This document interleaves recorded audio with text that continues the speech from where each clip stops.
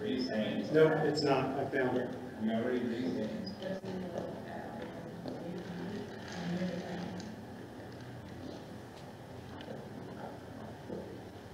Make an exception for a state representative or not, so.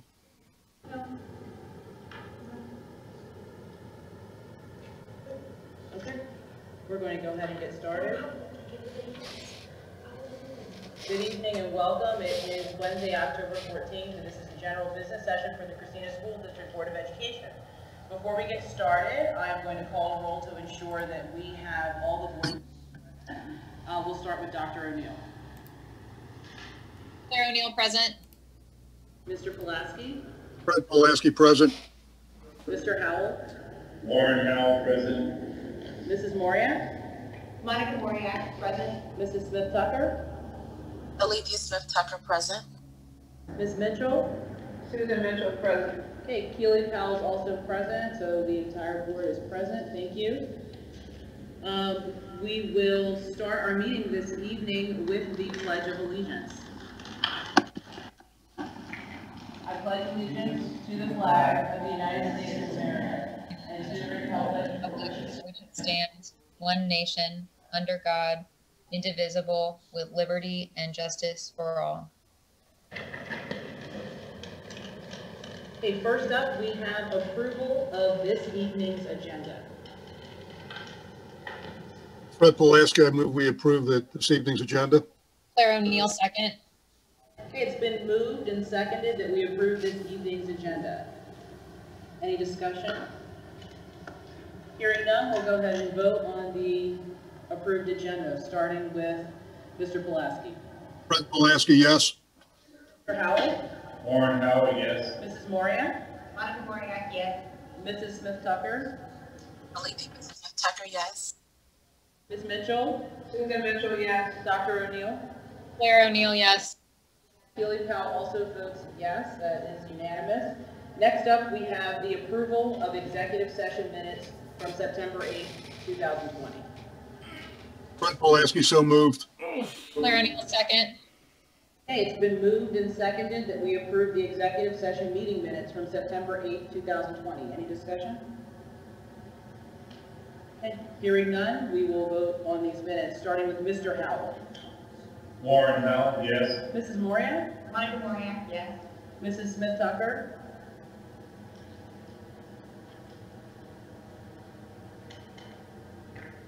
Mrs. Smith Tucker? Alethea Smith Tucker, yes. Susan Mitchell, yes. Dr. O'Neill? Claire O'Neill, yes. Mr. Pulaski? Fred Pulaski, yes. Keely Powell also votes yes, so that passes unanimously. Next up is approval of regular session meeting minutes, September 8th, 2020. Fred Pulaski, so moved. Claire O'Neill, second. Okay, it's been moved and seconded that we approve the regular session meeting minutes from September 8th, 2020. Any discussion? Hearing none, Dr. O'Neill. Claire O'Neill, yes. Mr. Pulaski. Fred Pulaski, yes. Mr. Howell. Warren Howell, yes. Mrs. Moriak. Monica Moriak, yes. Mrs. Smith Tucker. Alethea Smith Tucker, yes. Mitchell. Susan Mitchell, yes. Okay, Keely Powell also votes yes. That's unanimous approval. Next up, approval of executive session meeting minutes from September 22nd, 2020. Fred Pulaski, so moved. Monica Moriak, second. Okay, it's been moved and seconded that we approve the executive session meeting minutes from September 22nd, 2020. Is there any discussion? Okay, hearing none, we'll start with voting on these. Mrs. Moriak. Monica Moriak, yes. Mrs. Smith Tucker. Alethea Smith Tucker, yes. Mitchell. Susan Mitchell, I was absent, so I abstained. Okay, Dr. O'Neill. Claire O'Neill, yes. Mr. Pulaski. Fred Pulaski, yes. Warren Howell, yes. Keely Powell also votes yes. That's 6 yes, 0 no, 1 abstention. Next up, approval of regular session meeting minutes, September 22nd, 2020. Fred Pulaski, so moved. Claire O'Neill, second. It's been moved and seconded that we approve the regular session meeting minutes from September 22nd, 2020. Is there any discussion? Okay, hearing none. Dr. O'Neill? Claire O'Neill, yes. Mr. Pulaski? Fred Pulaski, yes. Mr. Howell? Warren Howell, yes. Mrs. Moriak? Monica Moriak, yes. Mrs. Smith Tucker? Alethea Smith Tucker, yes. Mitchell? Susan Mitchell abstained.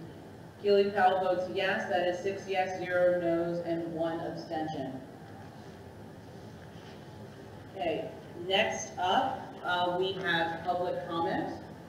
Before we get started with public comment, I just want to remind everyone that our public comment is being recorded this evening. We have a lot of people who are up tonight to give public comment, and we thank you for addressing the board.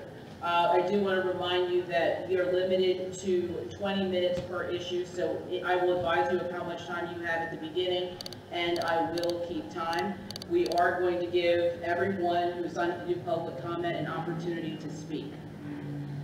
The first person that we have up this evening is Elizabeth Page. And she has been unmuted. Okay, Ms. Page, the floor is yours for 3 minutes. Thank you. Members of the board and Dr. Shelton, thank you for recognizing me to speak this evening. There are several district policies that I would like to address. Policy Section 0 sets the tone and tenor for the rest of the policy manual by outlining the mission and beliefs of the district. It reads as follows. Our mission is to educate each student to succeed through expectations of excellence, safe working and learning environments, respect for diversity, and caring and knowledgeable staff members. I'm not a doctor, and I didn't even go to the Facebook School of Medicine. However, I believe we are nowhere close enough to safe working and learning environments. I believe this because the board and district have completely failed in providing appropriate communication to the public. We don't know what hybrid will look like, but we do know that teachers are being told not to tell us. I can't imagine that even you believe it is safe to send students back into buildings based on your agenda this evening.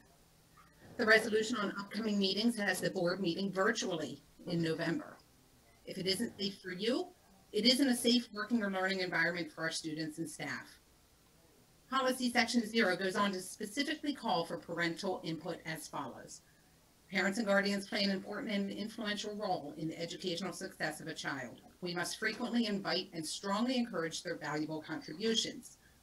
I'd like you to please provide evidence where the board and district have done this, and do so without citing the survey that basically only asked if we would be putting our children on buses or driving them to school. Our theory of action, also listed in Policy Section 0, says HR policies and practices shall support all employees in achieving Christina's student performance goals. Please note that it does not say should or may, it says shall. I know personally of and have seen many public stories of many of our talented and valuable staff members not being supported by HR policies and practices. Stories of them being condescended to and not listened to. Why gut district leadership to replace it with more of the same? Moving on to Policy 1.20 regarding social media use by members of the board. It requires that you not respond to any postings regarding the board or district business, or respond to any question or inquiry posted, and again, the word shall refer any questions to the superintendent of schools to address. If a member of the public who voted, or not, as many members were not voted in by the public, for a member of the board, ask them a direct question, whether on social media, email, telephone, or at the grocery store on a Sunday, they should not be required to refer that to the superintendent. What will you all do if the question or concern is about the superintendent? Will you be violating the policy you all voted for if you don't forward it to him to handle? You are public officials. You would be well served to be reminded of the public piece of that every single month. Thank you. Thank you. Next up, we have Liz Mays with 3 minutes. And she has been unmuted. Thank you. For those who don't know me, my name is Liz Mays, and I work with the Brennan School, part of the Delaware Autism Program. I've been vocal since the start of the school year regarding my concerns for student and staff safety for returning to face-to-face instruction, particularly in my specialized program. I had not planned to speak tonight as I feel that my words at this point don't sway opinions. However, what I have learned is that by speaking out, people are listening. Maybe not the ones you want to hear your message, maybe ones you never thought your message would reach, but people are listening. I would like to take this time to say while I still do not think we are ready to return to in-person instruction on 1026 for specialized programs, that I firmly believe that this is not the fault of the Brennan administration. I want to thank the administrators from our program for their hard work, flexibility, professionalism, and support during this time. Principal Heather Calkins has led by example and hosted numerous meetings to listen to staff concerns and answer questions. I personally have had the pleasure to work on a health and wellness committee for our school with one of our assistants, Principals Patty Knapp. Patty has gone above and beyond to understand the unique concerns and safety measures for our staff and students during the pandemic. I know the board approves administrative appointments, and I would just like you all to know that I am proud to work in a school with this administrative team. It's not the fault of the Brennan administrative team that 6 days prior to our students slated to return, we don't feel ready. We cannot create schedules or coordinate related service and therapies because we don't know transportation times. It's not their fault that staff has concerns about ventilations in buildings where mold has been discovered. That's a larger issue. So I would like to publicly thank the Brennan administration team for all of their efforts to support staff and families during this time. These are my words tonight, but in Zooms over and over again, I've heard it echoed by so many other staff members thanking our administrators. I would like to say thank you to all who are listening tonight. Thank you very much for your comment. Next up, we have Gary Coles. Gary Coles is not in the meeting this evening, but the next person is. Okay, next up we have Rebecca Aronson with 6 minutes due to some donated time, speaking about staff shortages. Good evening. My name is Rebecca Aronson. I'm a teacher in the Christina School District. When we first shut down, I emailed Governor Carney asking if a return to the classroom for special populations could be considered. I know how important in-person direct instruction is for students with special needs. My coworkers and I talked about how we were experiencing grief over leaving our classrooms with our students. But as we gear up to go back, I have serious concerns about how we can do that safely. We know that 3 of the most important factors that help limit the spread of COVID is wearing a mask, socially distancing, and limiting the amount of people you're around. In the Christina School District, we are now asking young children who have a very difficult time keeping masks on, if at all, to come in and be with staff who cannot socially distance from toddler and provide any meaningful instruction. Specialists, teachers, and paras will potentially have been around dozens of different people every day because we simply will not have enough staff to cover classrooms that have a teacher out. We just don't. Staff have always moved from one classroom to another and one building to another to cover absences. There's no way that won't happen when we go back, especially in the midst of a pandemic and during flu season. Moving staff around will only cause a need for more students and staff to be quarantined when positive cases come out, because they will. We've seen where schools are opening, there are positive cases, including in Delaware.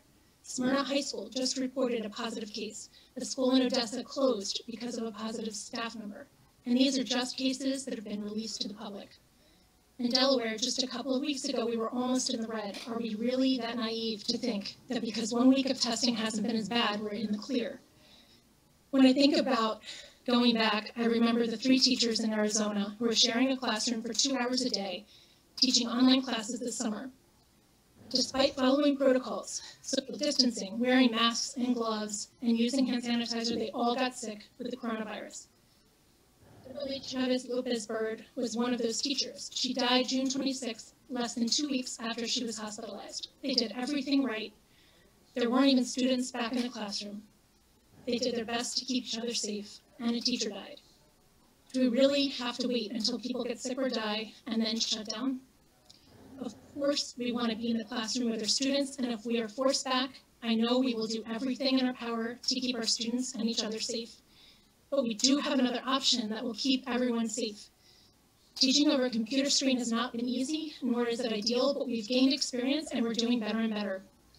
We can commit to remote learning and spend our energy and our focus on making that as effective as possible until it is truly safe to return. Thank you for listening. Thank you very much. Next up, we have Akeisha Stuckey with 3 minutes. I don't see Akeisha Stuckey, I do see Ms. Briere.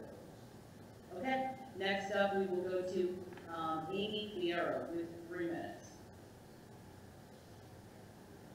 Ms. Fierro, the floor is yours.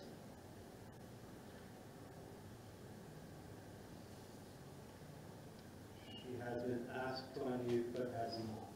Okay, Ms. Fierro, if you're listening, you are up for public comment. The floor is yours.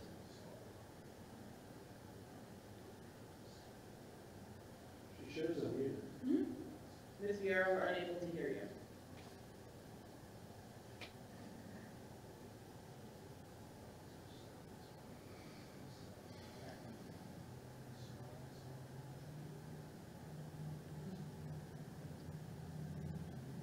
I can't hear her. And she fed back to me. So Mary Stewart is not, oh, she went off again. Ms. Fierro.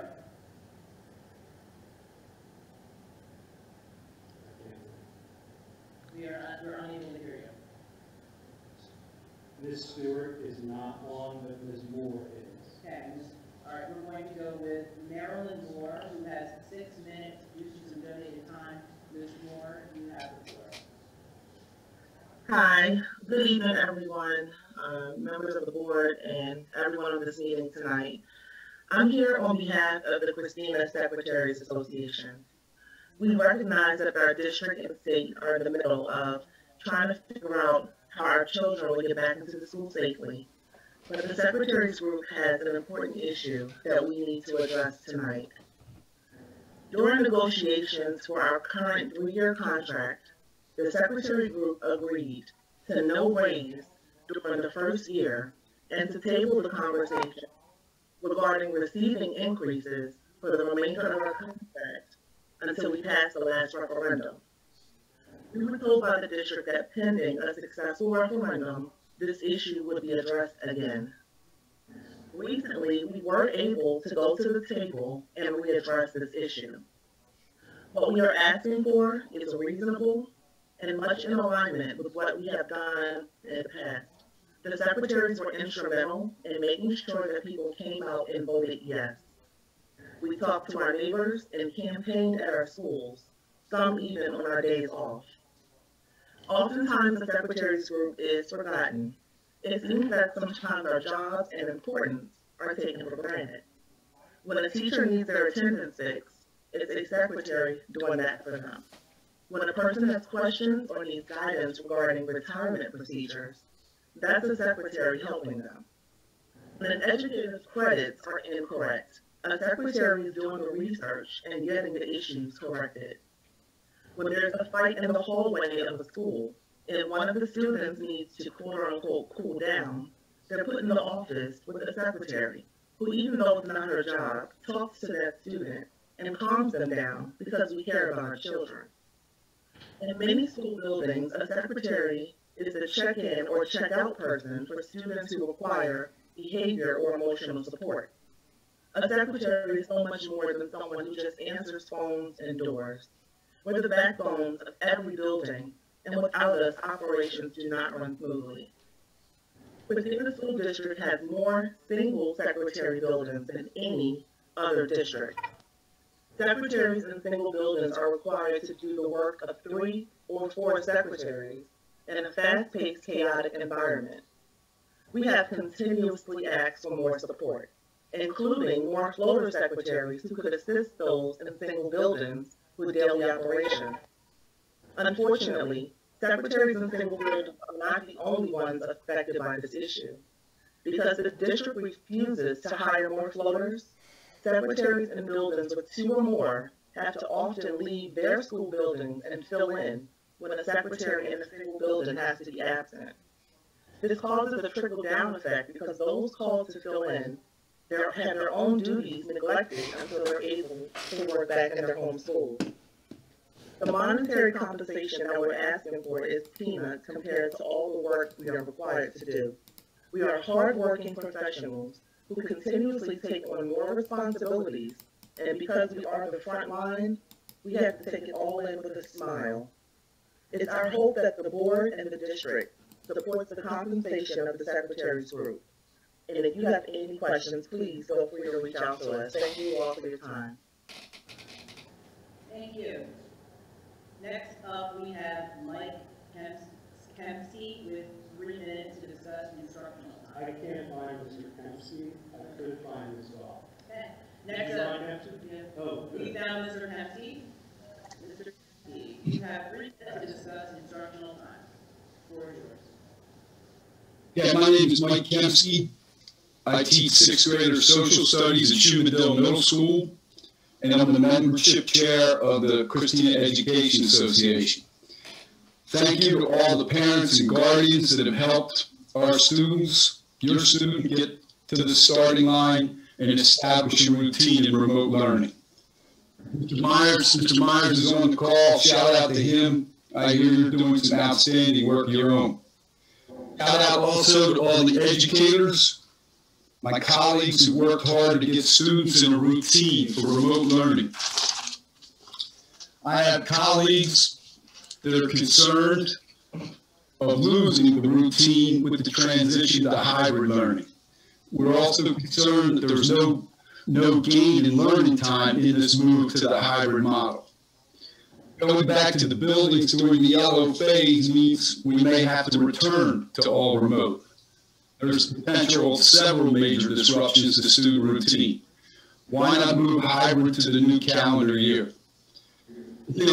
Close with particularly stressful and anxious time, and this is for my colleagues.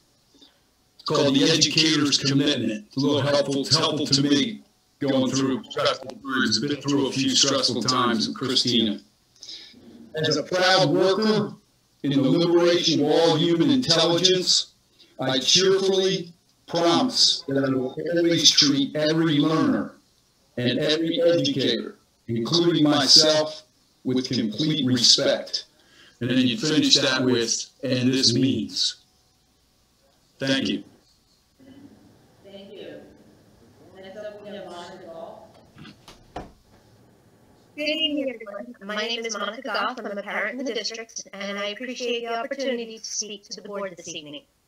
While I commend the board and the district for trying to come up with a plan that serves as many students as possible under the constantly changing circumstances, I feel that parents such as myself have been put in a position to make decisions that impact our children with inadequate information. One example is that information about hybrid schooling and virtual academy plans has come through the grapevine from other parents.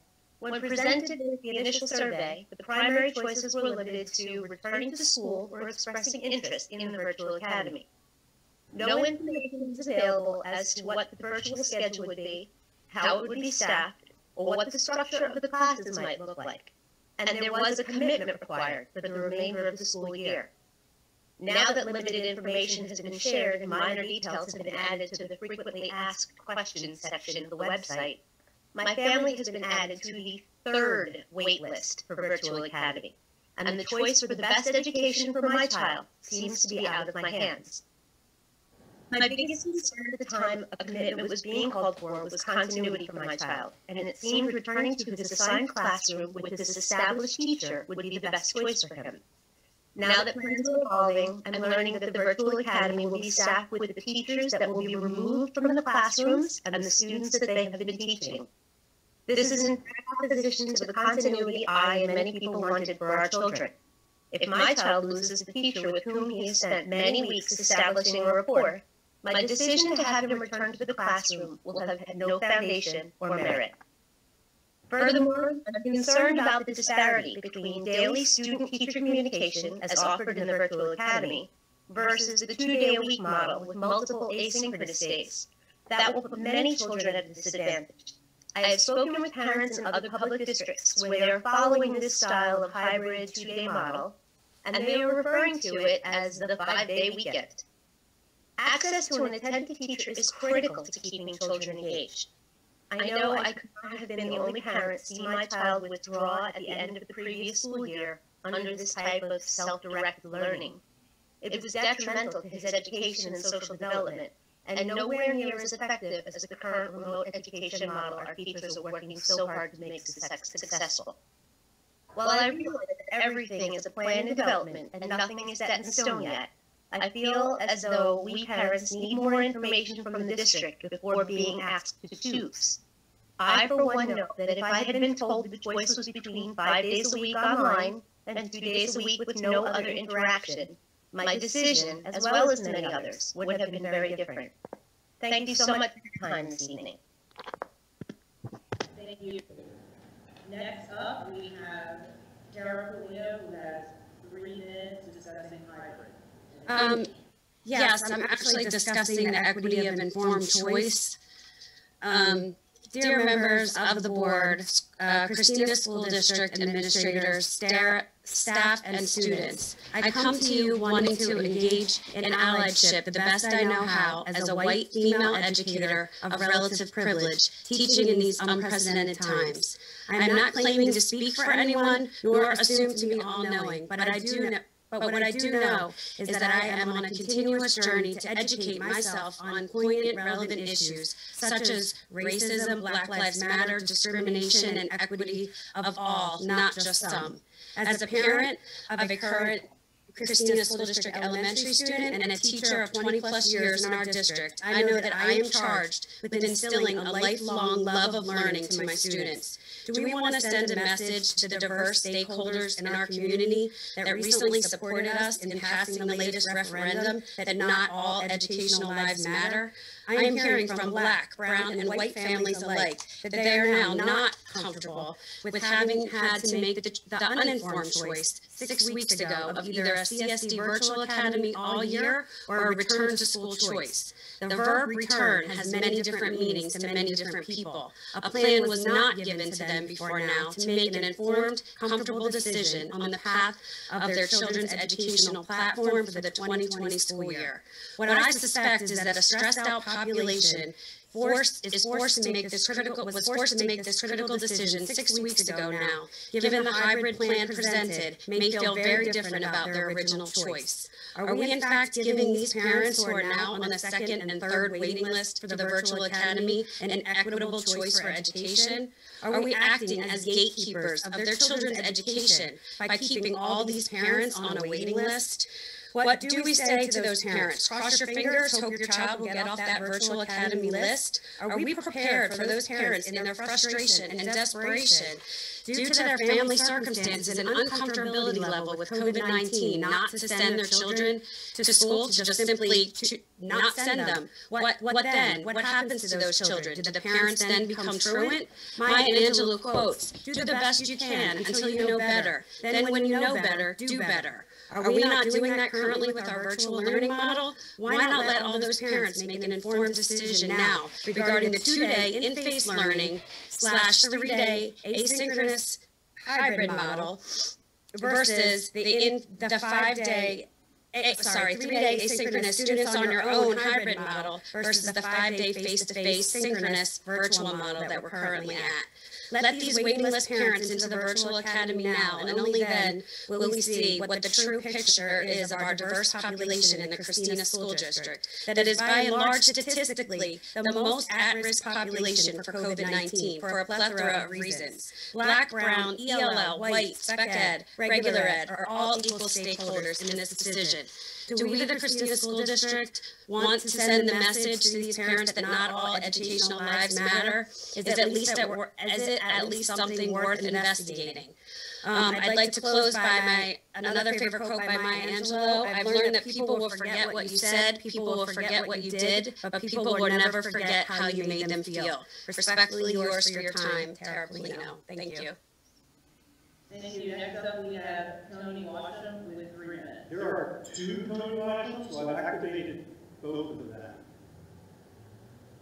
Tony Washam with 3 minutes, the word is yours.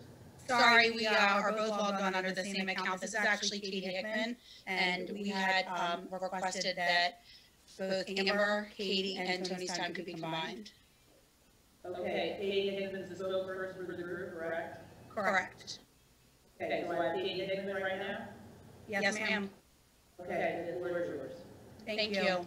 So I first just want to say to all the teachers on this call that you are appreciated, you are valued, and you deserve better. As I approach this conversation tonight, I look at the question of how 2 days of teacher instruction in person is better than 5 days of virtual learning. There's got to be a better solution, and if there's not, why are we rushing to get back to in person? Wanting a return to normal because of the inconveniences and not when it's truly safe is a huge issue. And I quote, statewide officials announced that 123 total cases of coronaviruses were reported in schools between September 1st and October 8th, representing an increase of 50 cases from last week's report. Child care facilities have seen 15 students and 11 staff test positive with the virus during this time. Private K-12 schools report 31 students and 12 staff. And public K-12 schools report 11 students and 43 staff. This is according to data released by the Division of Public Health. We feel like the loudest voices were heard for this push to in person, and it's not necessarily reflective of the majority of what the community wants. There's no right solution that works for everyone to make it an ideal situation, but there surely is a better one than the options given to us today.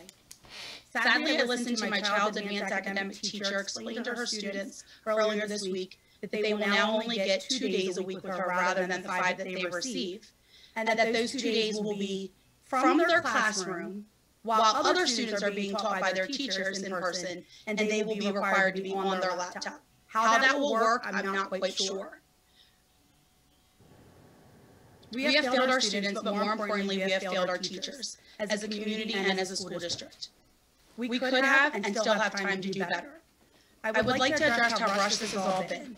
I appreciate the improved communications and surveys from last fall, rather than from last spring. But when you sift through it all, we've never been given a clear picture of what hybrid options would look like.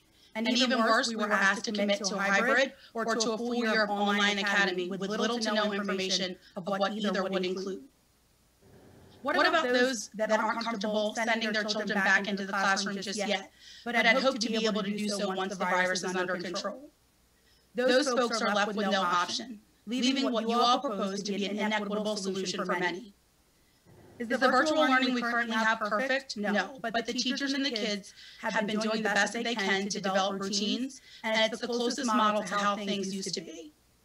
Sitting in a class, however, all day long, socially distanced, not able to do partner work, group work, unable to eat in the cafeteria, this is not back to normal.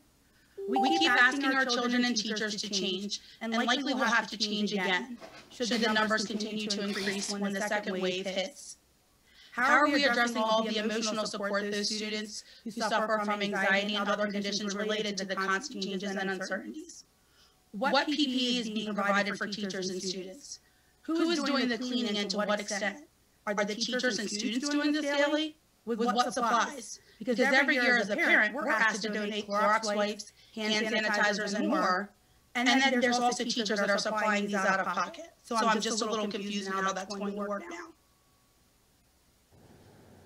While we're frustrated as parents and community members, we are also disappointed in the lack of information shared with the teachers, the ones who keep having to figure this all out in the moment, with the expectation for them to just keep teaching no matter what the circumstance without the proper support of trainings for new online platforms, time to prepare for those changes, and what's worse, the opportunity to truly be involved in the decisions that affect them the most.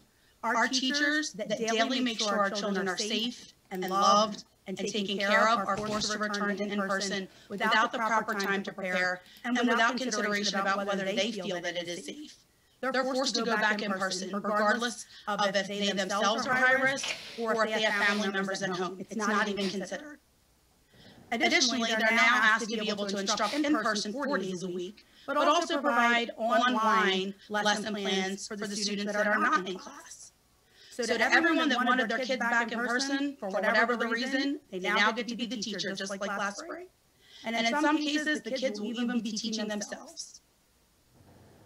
Some people have argued that child care facilities or learning centers have had kids back in the building, and so therefore we should too. But what this argument fails to consider is that these places have been operating from a very controlled and structured place. Having 50 kids at the most total is much easier to manage than hundreds in a building. By having kids back in schools and then still needing to go to these daycares and community centers for the other 3 days increases the likelihood of spreading the virus even faster should someone become infected. People haven't committed to tracing recommendations or even mask mandates, and we've yet to hear the plan or protocol in place for our district on what happens when someone does test positive in school. I've read about schools where mandatory quarantines are in place regardless if you test positive or negative.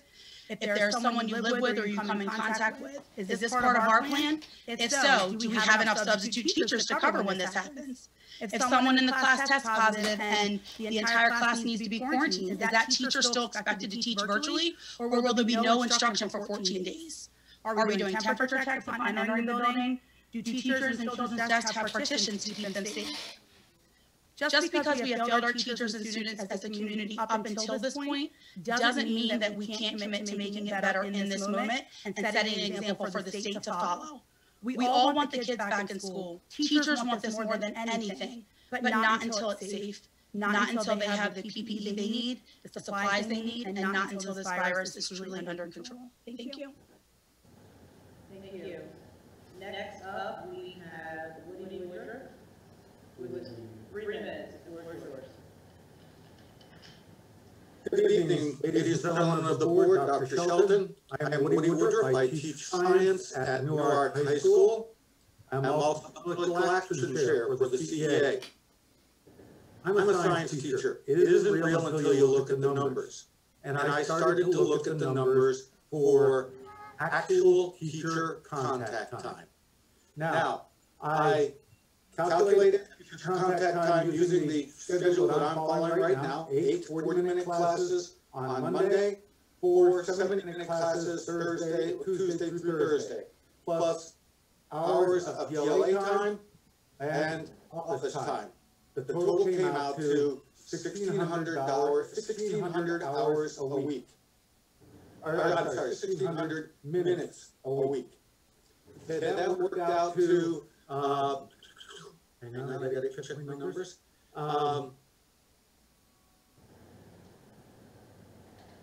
26 hours and 40 minutes. Okay, that's remote teaching contact time. I was shown a sample schedule by my principal, who said this isn't set in stone, don't count on it as being real, but it had the 2 days in, 3 days out, and I kind of went, all right, we'll use the same basic schedule. Teacher contact time went from 1,600 minutes to 560 minutes. It went from basically 17 hours to 9 hours. Now, parents want teacher contact time. That's their big deal. They wanted kids to go back to school so they could be with their teachers.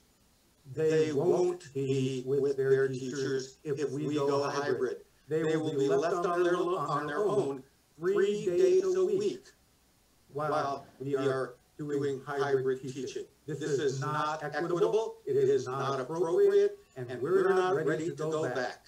I thank you for your time, I thank you for your attention, and if you'd like to check my numbers, I'd be happy to show them to you. Thank you. Next up, we have Elizabeth Page with 3 minutes of donated time with a total of 6 minutes. Thank you. I'd like to close your eyes and imagine with me for a minute. Imagine you are a single parent and a dedicated educator who has given his entire career to the Christina School District. You spent all summer preparing for the unknown while trying to convince your own child that everything was going to be okay. You start school by teaching from home while your child learns from home. It is awful for everyone, but you figure it out because you're dedicated to your craft and to your family. You're then forced back into your building because your FFCRA was denied by the district, because someone Googled daycares for you, which is not how FFCRA works. And you, by all your best efforts to be safe, contract COVID, and you pass it to a student who gave you a sneak attack hug. And student's grandma who lives with him dies of COVID. This does not have to be how the story ends, but I'm afraid it will be, because the first half is absolutely true. And the district is setting up for the second half of that story to be true as well. All of you in the room together at Eden, put a mask on. It's distance and a mask, not or. You should all be role modeling the behavior you expect to see in our schools when we return. And also, keep your heads out of your hands when the public is addressing you. Pretend to care. Fake it till you mean. Thank you. Next up, we have Kyle Lynch. He has 6 minutes to donate time. And I will unmute.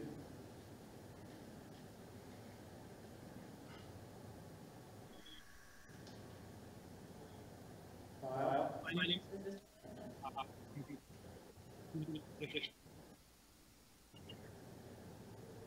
Mr. Lynch, are having difficulty hearing you? Can you hear me now? Yes, thank you. My name is Kyle Lynch. I live in the Christina School District and I work in the Christina School District. I thank the board for hearing my concerns as well as the concerns of others who have asked me to be their voice. Staff and administration have worked tirelessly on our reopening plan, but staff still don't have a complete plan. It is unclear when buses will arrive and depart or even how long the student day will be. There are still questions about meals, and staff have expressed to me questions about where they will be able to eat and if they will have coverage so that they can have lunch. Looking at proposed hybrid schedules, there is a concern that students will get less synchronous instruction, and questions of the limited personal instruction will make up excuse me, if the limited in-person instruction will make up for the loss of synchronous hours. The only decision that seems to be set in stone is who tests the waters. On October 12th, Dr. Shelton writes, "It is our intention to bring back the students of our special needs programs on October 26th. Should all go well, we will continue to bring in cohorts of students over the next few weeks until we have everyone successfully incorporated into some level of face-to-face instruction. If all goes well, if all goes well, we're testing a plan that we haven't finished on our students with the most to lose, our most delicate and needy students. The return schedule adds 5 grades a week, 5 grades a week later, and doesn't return 3rd, 4th, and 10th and 11th graders until the week of November 23rd. Dr. Shelton goes on to write, in all cases, we are determined to provide a safe environment for all of our staff and our students. All of our staff and our students. I sincerely hope that is the district's aim. I believe that the safest thing for our students and all of our staff is to have a plan completed and understood before we return. Not just a map of the first 2 days, but a map of what each day will look like for our staff and our students. Educators deserve to know exactly what is going to be in place so they can plan the most effective instruction. Parents deserve to know exactly what is going to be in place so they can choose what is best for their students and plan for childcare. Staff need to have a complete plan so they will be able to focus on following guidelines and educating students when they return. Building the plane as we crash to the ground isn't something we have to do. It's something we're choosing to do. I will speak only briefly on the safety of returning at all. And anyone that wishes to know already knows that in the past few days the hospitalizations in Delaware have increased. And anyone that chooses to look can read the reports by the Mayo Clinic about lasting brain, liver, and lung damage in people who have recovered even from mild cases of COVID-19. We as adults can choose to do what we wish with this information. But I remind the adults leading this district that we are making this decision for innocent children. We are in charge of their safekeeping. Please ensure your decision is truly in the best interest of the students and their safety, and not just what sounds good when you say it in a meeting or printed on a website.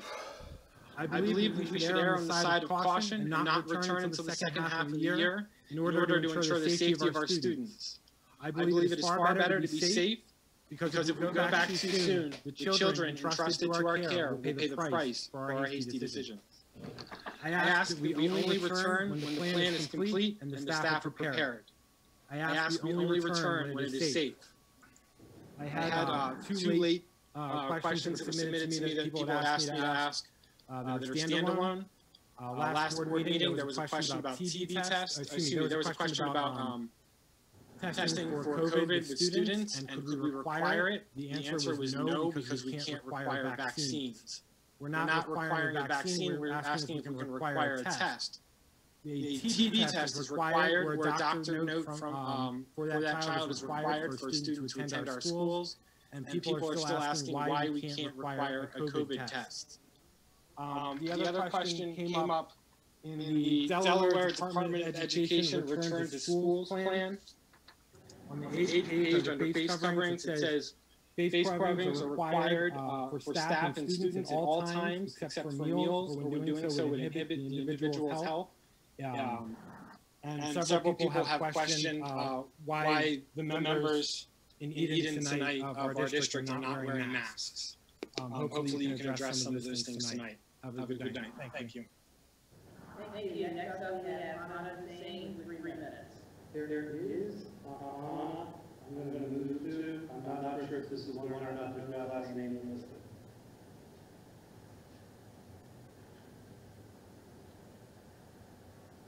And they are not unmuting, so I'm going to assume that it is not them.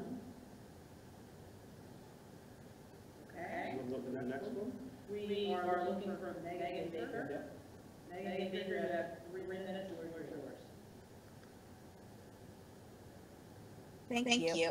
I am a kindergarten teacher with the Christina School District. I've been a teacher for 12 years, and I thank you again for this opportunity. I'm here to voice my deep concerns over the hybrid model and the size of hybrid cohorts, and them being allowed to be greater than 10. Should we eventually be able to return to school as one whole class? Hybrid cohorts of greater than 10 will mean large or very large class sizes. And that hinders not only safety, but also the ability to teach effectively. I feel that it is my duty to say something to the school board out of my deep concern for the safety and well-being of both our students and our staff. I am extremely concerned not only about the cohort sizes exceeding 10, but also about the expectation that in the hybrid model, students will need to sit at a desk for 7 hours a day. Now, I teach kindergarten, and I've never met a kindergarten student who could meet that expectation. I want to return to school as soon as possible, but I also believe that unless our district can commit to smaller cohort sizes and perhaps explore a half-day, 5-day model in lieu of hybrid, that the best thing is to remain virtual for the time being. Expecting students to remain seated for 7 hours, which is something I don't even think I could do as a full-grown adult. Expecting them to remain seated for 7 hours with limited movement and limited interaction is not appropriate for their emotional or physical well-being. In closing, I am very concerned for our students and staff, but thank you for your time. Thank you. Next up, we have Elizabeth Biddle with 3 minutes. Floor is yours. She is in this position, but not on the Okay, Elizabeth Biddle, floor is yours, 3 minutes.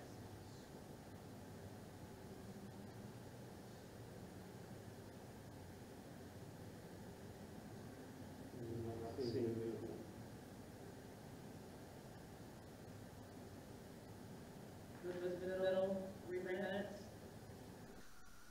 Okay. We're looking for Nick Curtis, who has 3 minutes. She is open.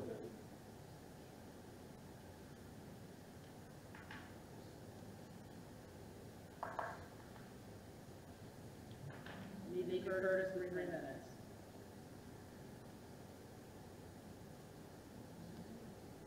Okay, we're looking for Lynn Dooley, who has 3 minutes. She is open. All right. There's your show.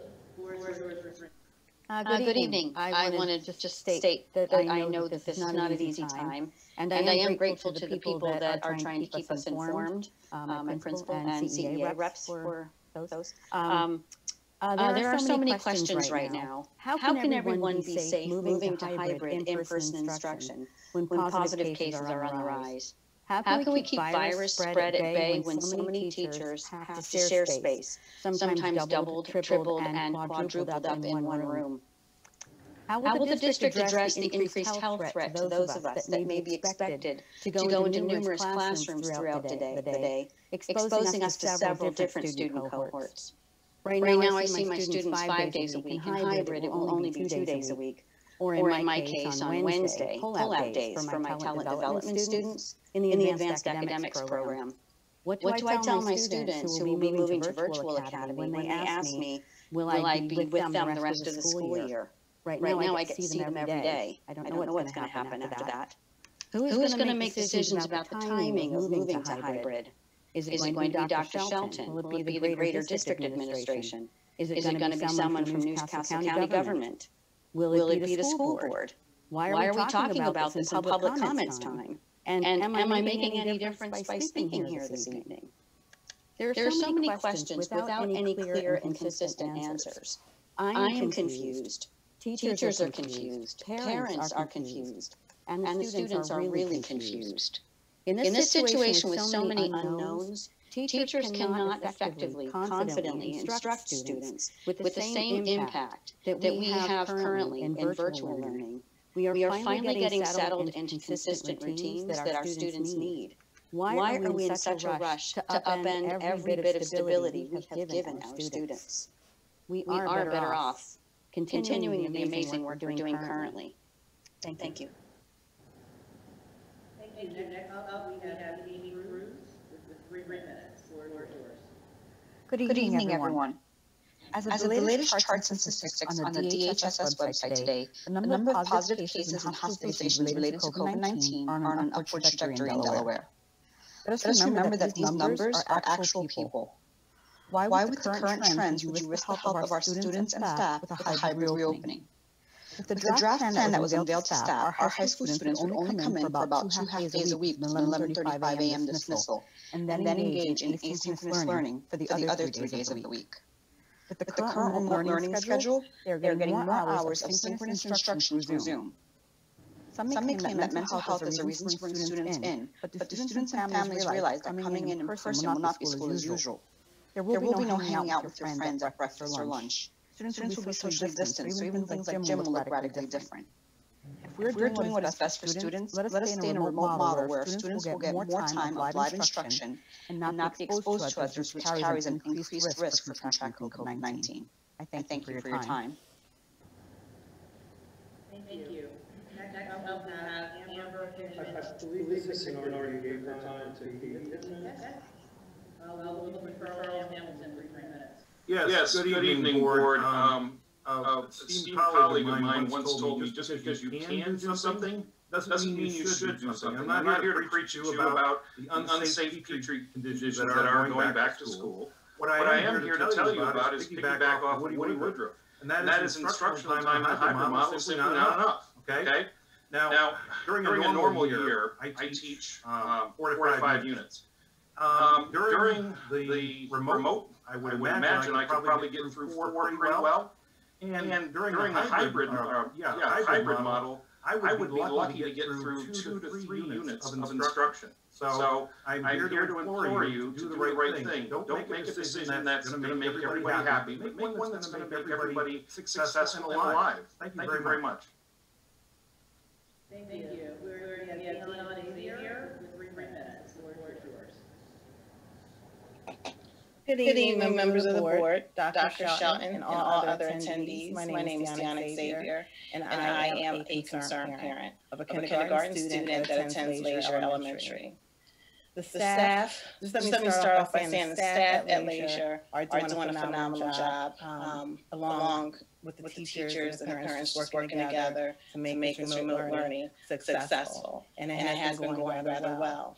I am very concerned about the plans moving forward regarding reopening schools. I was not comfortable at the time to permanently decide whether my child was going to be virtually taught for the whole school year with the information that I had at that time. But I'm definitely not comfortable sending my daughter into the school building. In my opinion, we are not ready to send our kids back, and it's not safe for students nor staff. We closed schools down on March 13th with less cases, and COVID is not yet under control heading into this flu season.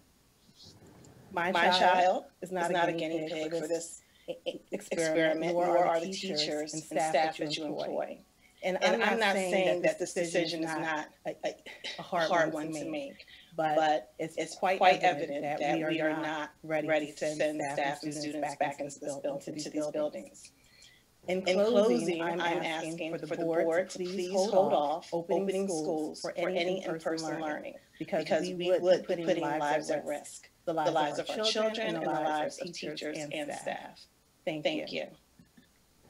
Thank you. Next up, we have Sarah Curtis for 3 minutes. As a parent of a Downs Elementary student, I want to start by saying I really have so much gratitude for all that you do.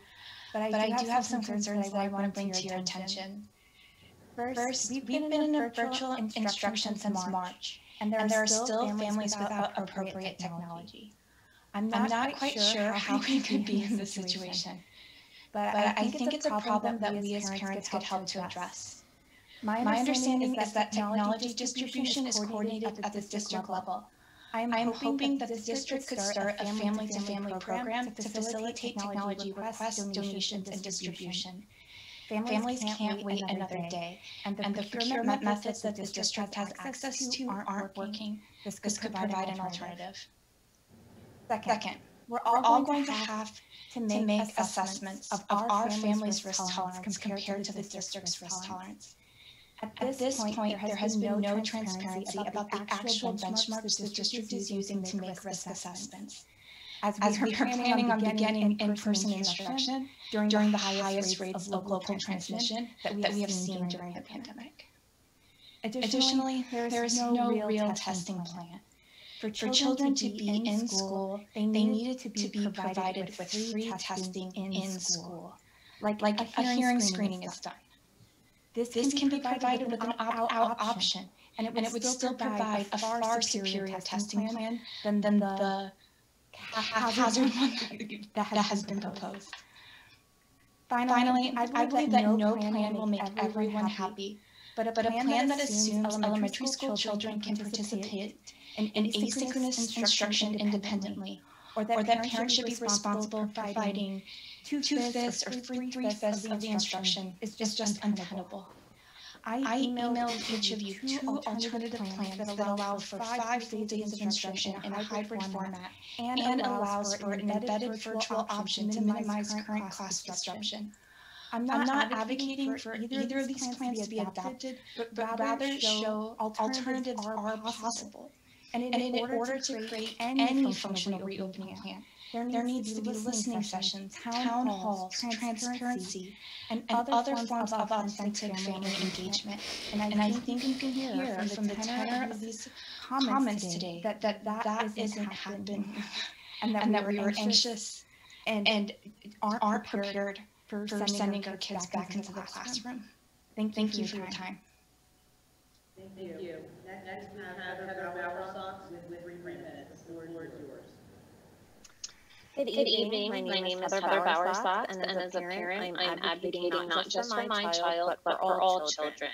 When you have children who have excelled in school since kindergarten, that are honor roll students, or students that have tested above average on state testing, that are now failing classes, that speaks volumes. That shows that the current remote learning is failing the students. Remote learning isn't for every child. If parents want to keep their children in the virtual academy, let them. But for the parents whose children thrive in an in-school setting, allow them to go back to school. Sports should never be put before education. The fact that the students are allowed to go to the school to practice and play sports but cannot go for an education is not logical. Unfortunately, due to the lack of education they are currently receiving, some parents, including myself, have had to hire a tutor to help our children because they are failing one or more subjects. Other states and even private schools have gone back, and the children are elated and thriving. As a district, you are denying these children the proper education they deserve, need, and are entitled to by law. Thank you for your time. Thank you. Next, we have Ellen McKinley. Could not find Ellen McKinley. I couldn't find that. Okay, next we have Connie Butler and have 3 minutes. Good evening, Dr. Powell, Dr. Shelton, and the rest of the board members. I am speaking tonight on behalf of the Christina Secretaries Association regarding the reopening of schools. One of our major concerns is people from all walks of life will be entering our buildings, and us not knowing the situation that they have left before coming into our buildings. It should be a concern for all of us since COVID-19 is still relevant and prevalent. As we just heard, more staff members from our Christina family have tested positive for COVID-19. While we all understand that education is necessary for our students, what extra precautions or guarantees are being implemented to prevent the continual spread of COVID-19 within Christina's family once everyone returns to our buildings? I know you cannot answer that question with a guarantee or promise, but please keep in mind that we are still in phase 2, and this virus is still spreading. Thank you for listening. Thank you. Next, we have Elliot Safer. Sorry if I didn't pronounce your name. 3 minutes. Hi, thank you. Thank you for allowing me the time to speak. This is actually the first board meeting I've ever attended. I'm a mother of a first grader at Downs Elementary who's in the Chinese immersion program. I live in Newark, and I also am faculty at the University of Delaware, where we have gone almost virtually this whole fall semester, and we are sending all of our students who are on campus home after November. And I felt compelled to speak today because I can't foresee a situation where we would think it would be safe to send our young kids back to school right now. On behalf of my family, I want to just emphasize that my son is very severely asthmatic. He has reactive airway disease. We've been in the hospital on oxygen, just regular colds. And so the idea of sending him in at all right now is just not going to happen for us. And at the expense, he would have to get pulled out of his Chinese immersion program because our choice would be to send him to the virtual academy if we get accepted. So you can imagine that we understand that everything is very inconvenient for most people, but by essentially denying him the ability to continue in the Chinese immersion program by having him go virtually, we're essentially saying that we're not going to be inclusive for students who are in these special health-related situations and not allowing them to complete a program. And I think that is something that we should be thinking about. It's not just, my student, right? There are many other people who are in situations where they have health concerns themselves or people that they live with, that the idea of going back right now is just not feasible. Believe me. I definitely would love to send my student back, and I know that would be the best option for him to learn. However, I will say I think that the staff and teachers at Downs Elementary are doing a fantastic job. This fall, I feel like we're finally getting the hang of how everything is going, and I've seen a lot of wonderful progress in my son's ability to read and write. His math skills are doing great. He's getting 100% on his exams, and I couldn't be more proud of him. And I just want to say that I appreciate so much his teachers. And I think right now this is the best option we have. The idea of ending all of it, where he might have different teachers and different classmates, or even if we were to go back hybrid, it's just completely limiting how much instruction he would be getting. It's not a better plan than what we have right now. I think we should be focusing on what works. Right now, this is working for many parents. And if we want some kids to go back virtually, we do this at the university where we teach synchronous instruction in the classroom as well as virtually for people that are listening in from other campuses. We can do that with the technology I believe that exists already in Christina School District. So I'll thank you for listening, and please consider these comments. Next up, we have Casey Von sorry if I'm mispronouncing your name, 3 minutes. That's okay. Thank you for your time. I am a parent of 2 elementary students. I feel it is time to voice my thoughts on the matter. The children want and need in-school learning. There are a lot of students that cannot learn in a virtual classroom atmosphere between distractions, technology issues, or for other reasons. Some students, like my own, have a 504 or an IEP plan. The teachers are doing their best, but they need to be in school for a proper education. Students, including myself, my children, are falling more behind and need a true phase-2 classroom instruction. If private schools, businesses, daycare centers can open, so should public schools. There is a way for schools to open safely for families that wish to return to in-school learning. Teachers are essential and need to report back to the school just like every other essential profession. You have offered a virtual academy for those who want to stay home, but also have limited the capacity, and families are put on waiting lists. This would be good for teachers that are at risk for the ability to teach virtually, which is great, but you need to open in-school learning for the students that do not want virtual and do not do well with virtual classrooms. There isn't a perfect solution for families, students, and staff, but I feel you are only offering a one-sided solution. Your plans are only helping families and teachers that do not want to return. What about the ones that do? At this point, I feel it's a form of discrimination against the students that need in-school learning.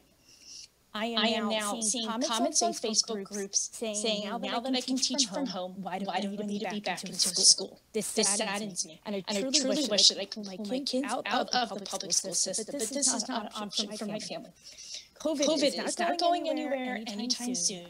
That may be one thing that everyone on this call agrees on. That said, we cannot keep the students home forever and wait for this to go away. You are failing our kids' future.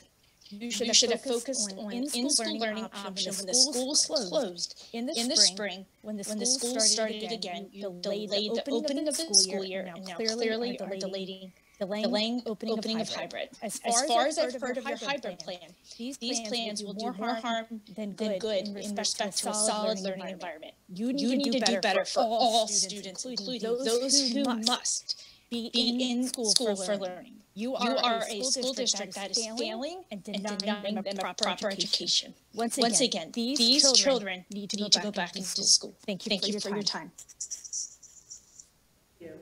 Next up, we have Claudia Cruz. Claudia Cruz is on this evening. Okay. Watson Williams. Okay.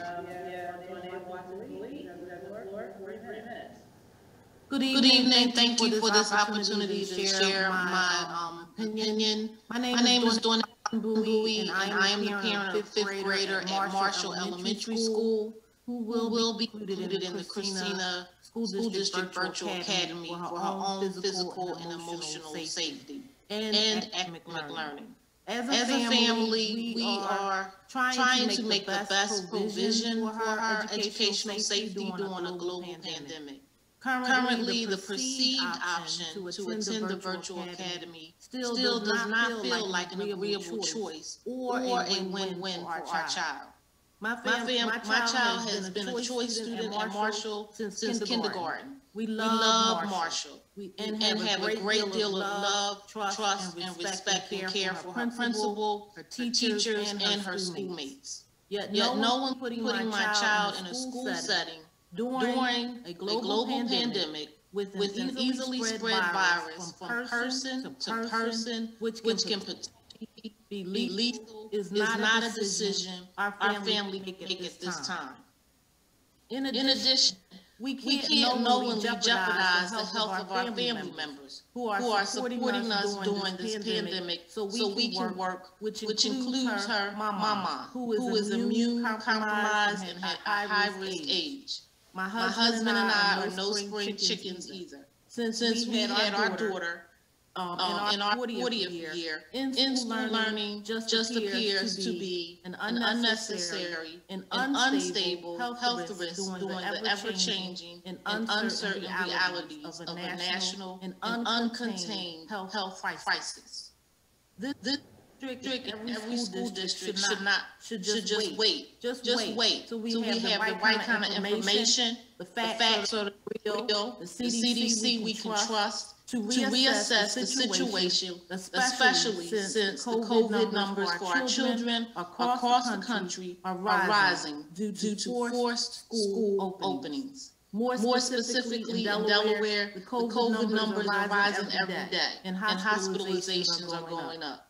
With this in mind, it is unfortunate that we as a community have to make the difference that does not put the academic stability and safety of first, considering the risks in this type of situation.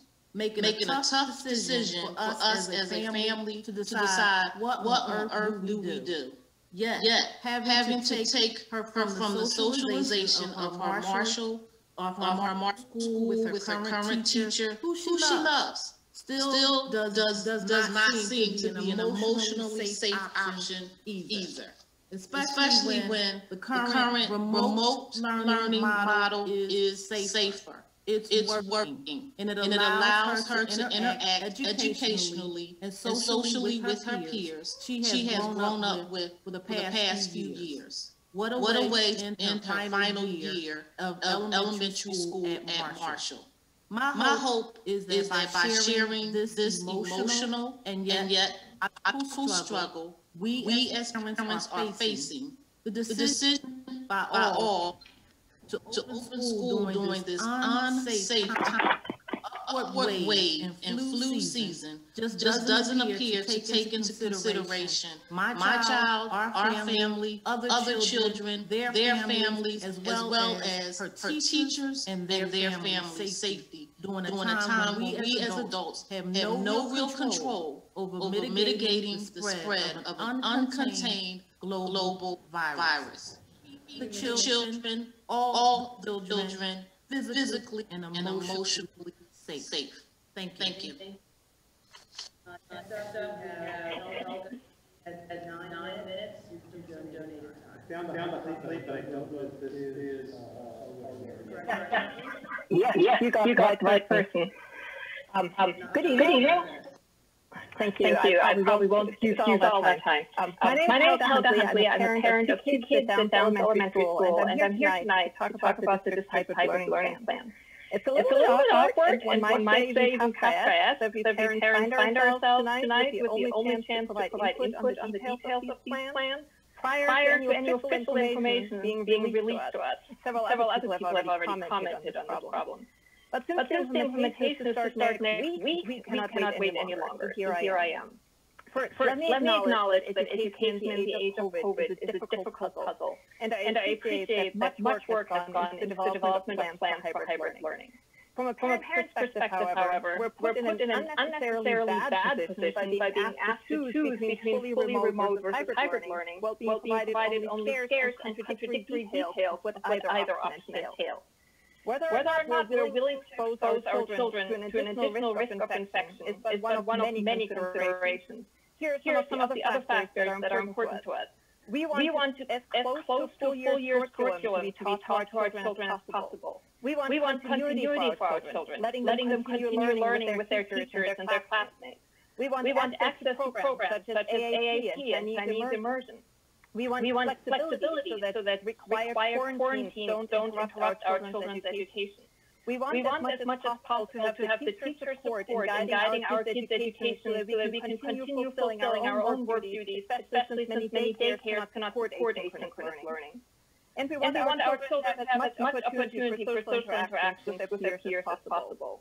The proposed choices from what we have heard cannot meet these needs, as the hybrid model reduces instruction and social interaction to less than half the week, while the virtual academy pulls students out of their circle of friends and deprives them of special programs.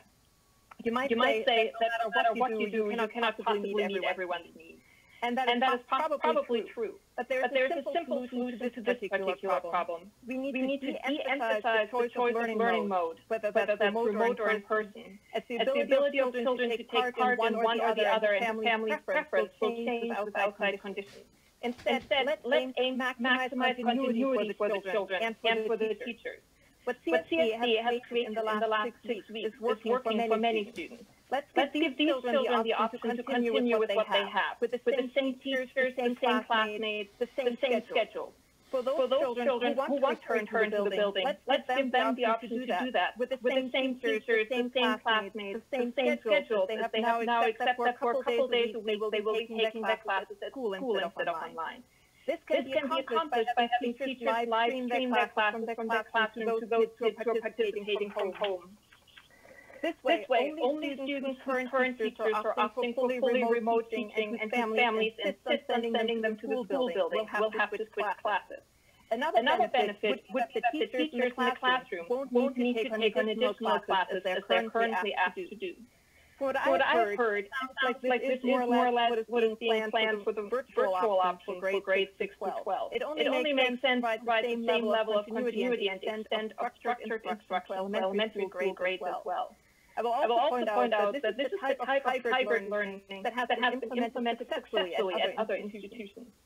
Lastly, let me add, please take the time to consult us parents before rushing to implement any kind of hybrid learning model. There is no reason to rush into opening the schools right now, as COVID statistics are worse than they were at the beginning of the school year, including infection rates of school-aged children that continue to climb. And as we are approaching the holiday season, when people are likely to want to travel and spend time with their elderly relatives, let's take our time to craft a workable plan together that we can then be fully prepared to implement after the holiday break in January. Thank you very much for your attention.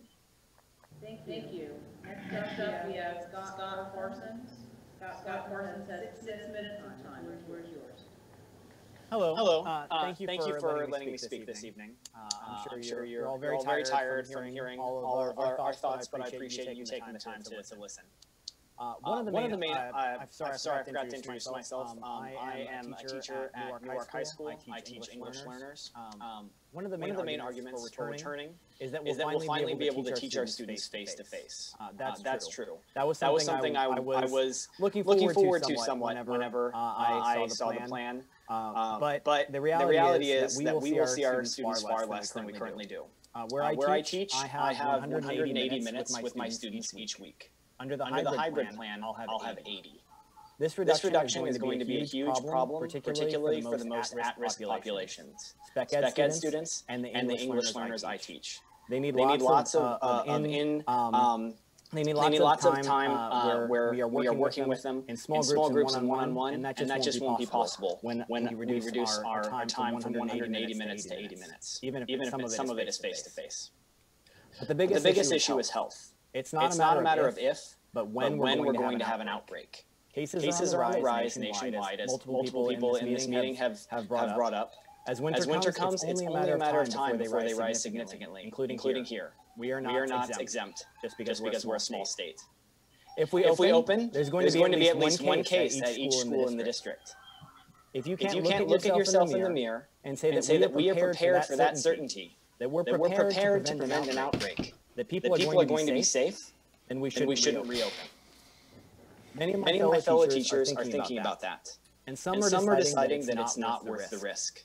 I know several teachers in the district with health conditions who are seriously considering retiring early or quitting the teaching profession altogether. This is something you as board members need to seriously consider. We already have a shortage of qualified teachers in this state. We don't need to make that worse. Thank you for your time. Thank you. Next up, we have Stephanie Parkley with 9 minutes. Thank you. Can you hear me? Yes, we can. Thank you. I want you to know that I'm speaking both as a staff member of the Christina School District and also as a parent of a Christina School District elementary student. This unique school year, Christina School District has said that they have a plan. They had a lot of really great people working on this plan, and I'm sure it's a really great plan. Maybe even a big plan. But parents have to commit to either the virtual academy or hybrid plan before even knowing the details of said plan. With conveniently been added to the district's reopening website only very recently. That was done today. I checked yesterday and didn't see it, and now it is there. As a staff member, I have been told to get childcare ready for my kids. Yet up until this morning, no one could even tell me if next October 21st would be asynchronous from home or from the school buildings. I have been told that the hybrid draft plan by my administrators, what the hybrid draft plan is by my administrators, and then told at a district ELAPD, that's not what's going to be. Let's look at this great plan. Students will 2 days of synchronous instruction and 3 days of asynchronous learning. Email Mr. Shelton claims that those 2 days of instruction, that the quality instruction will be better than the current 5 days of synchronous instruction. It won't be better for students. I will be covering 2 math lessons a week compared to the 5 math lessons I am currently covering. Coming to my classroom, there will be no group work. There will be no use of math manipulatives because they would need to be disinfected all the time. There will be all group instruction. Won't even get to see most of my face because I will be wearing a mask as well as a shield as well as any other protective gear I can use to protect myself.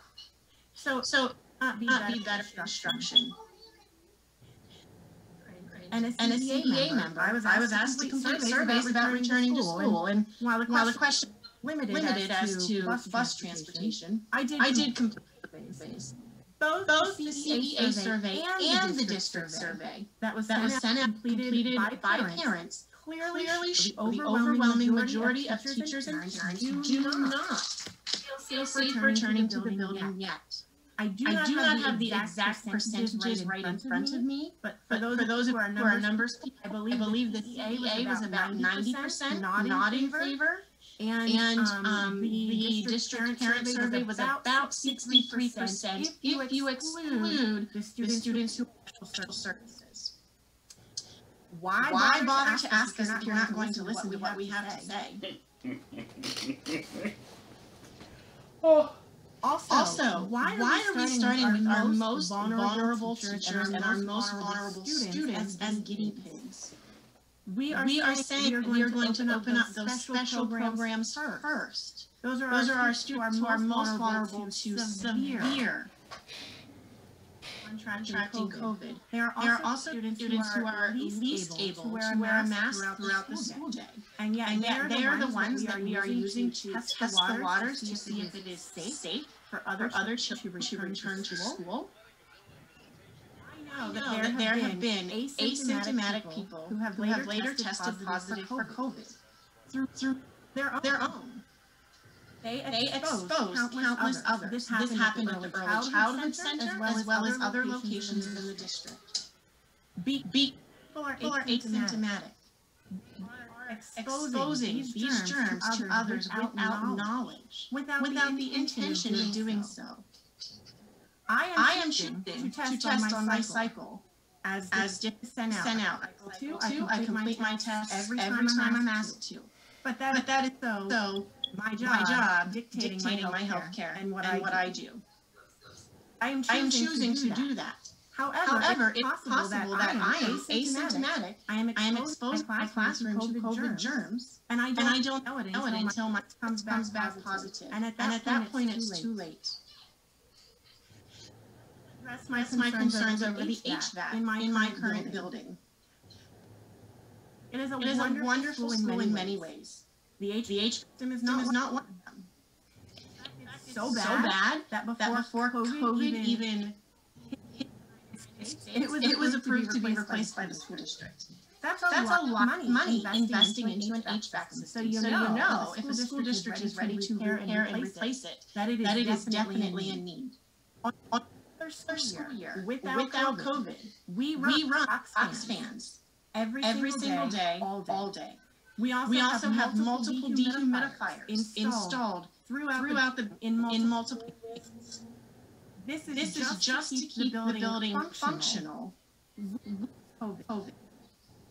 Despite this, there's still mold growing in the building occasionally.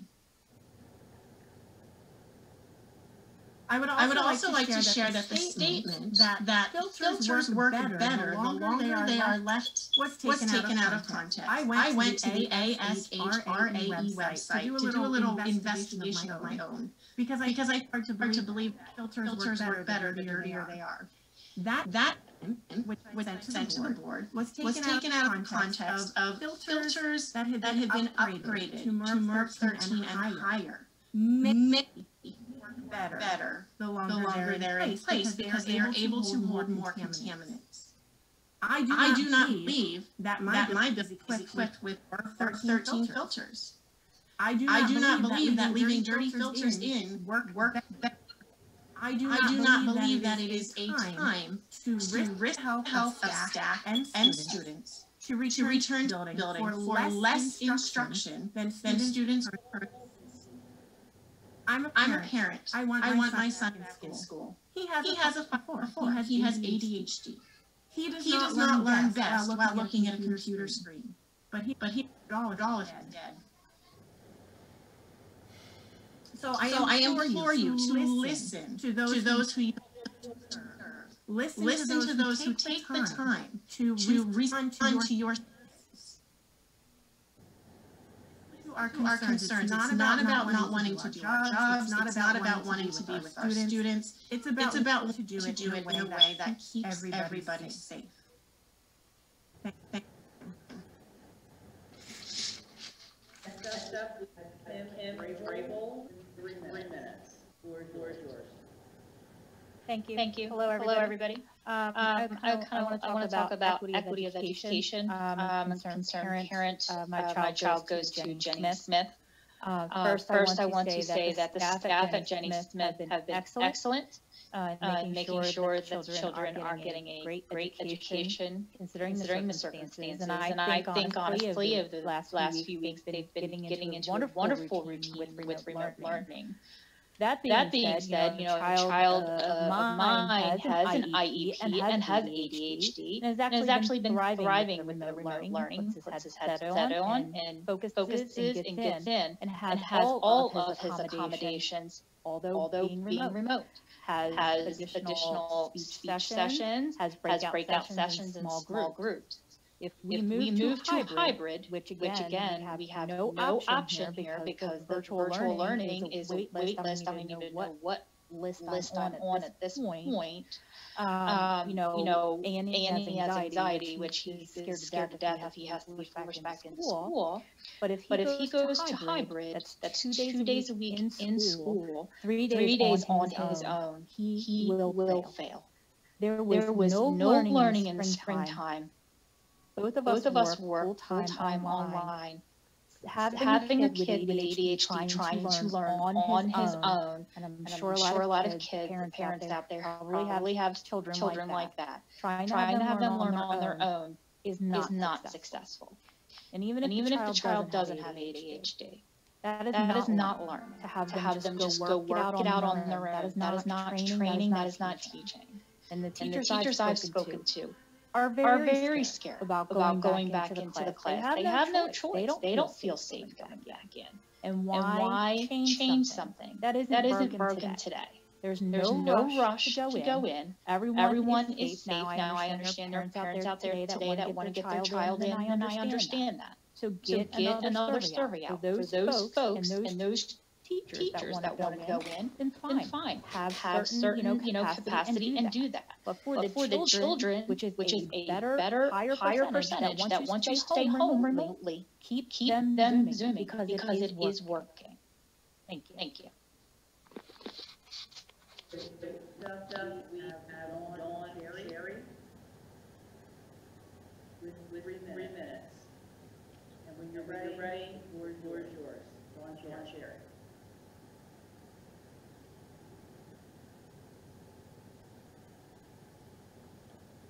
Dawn Sherry.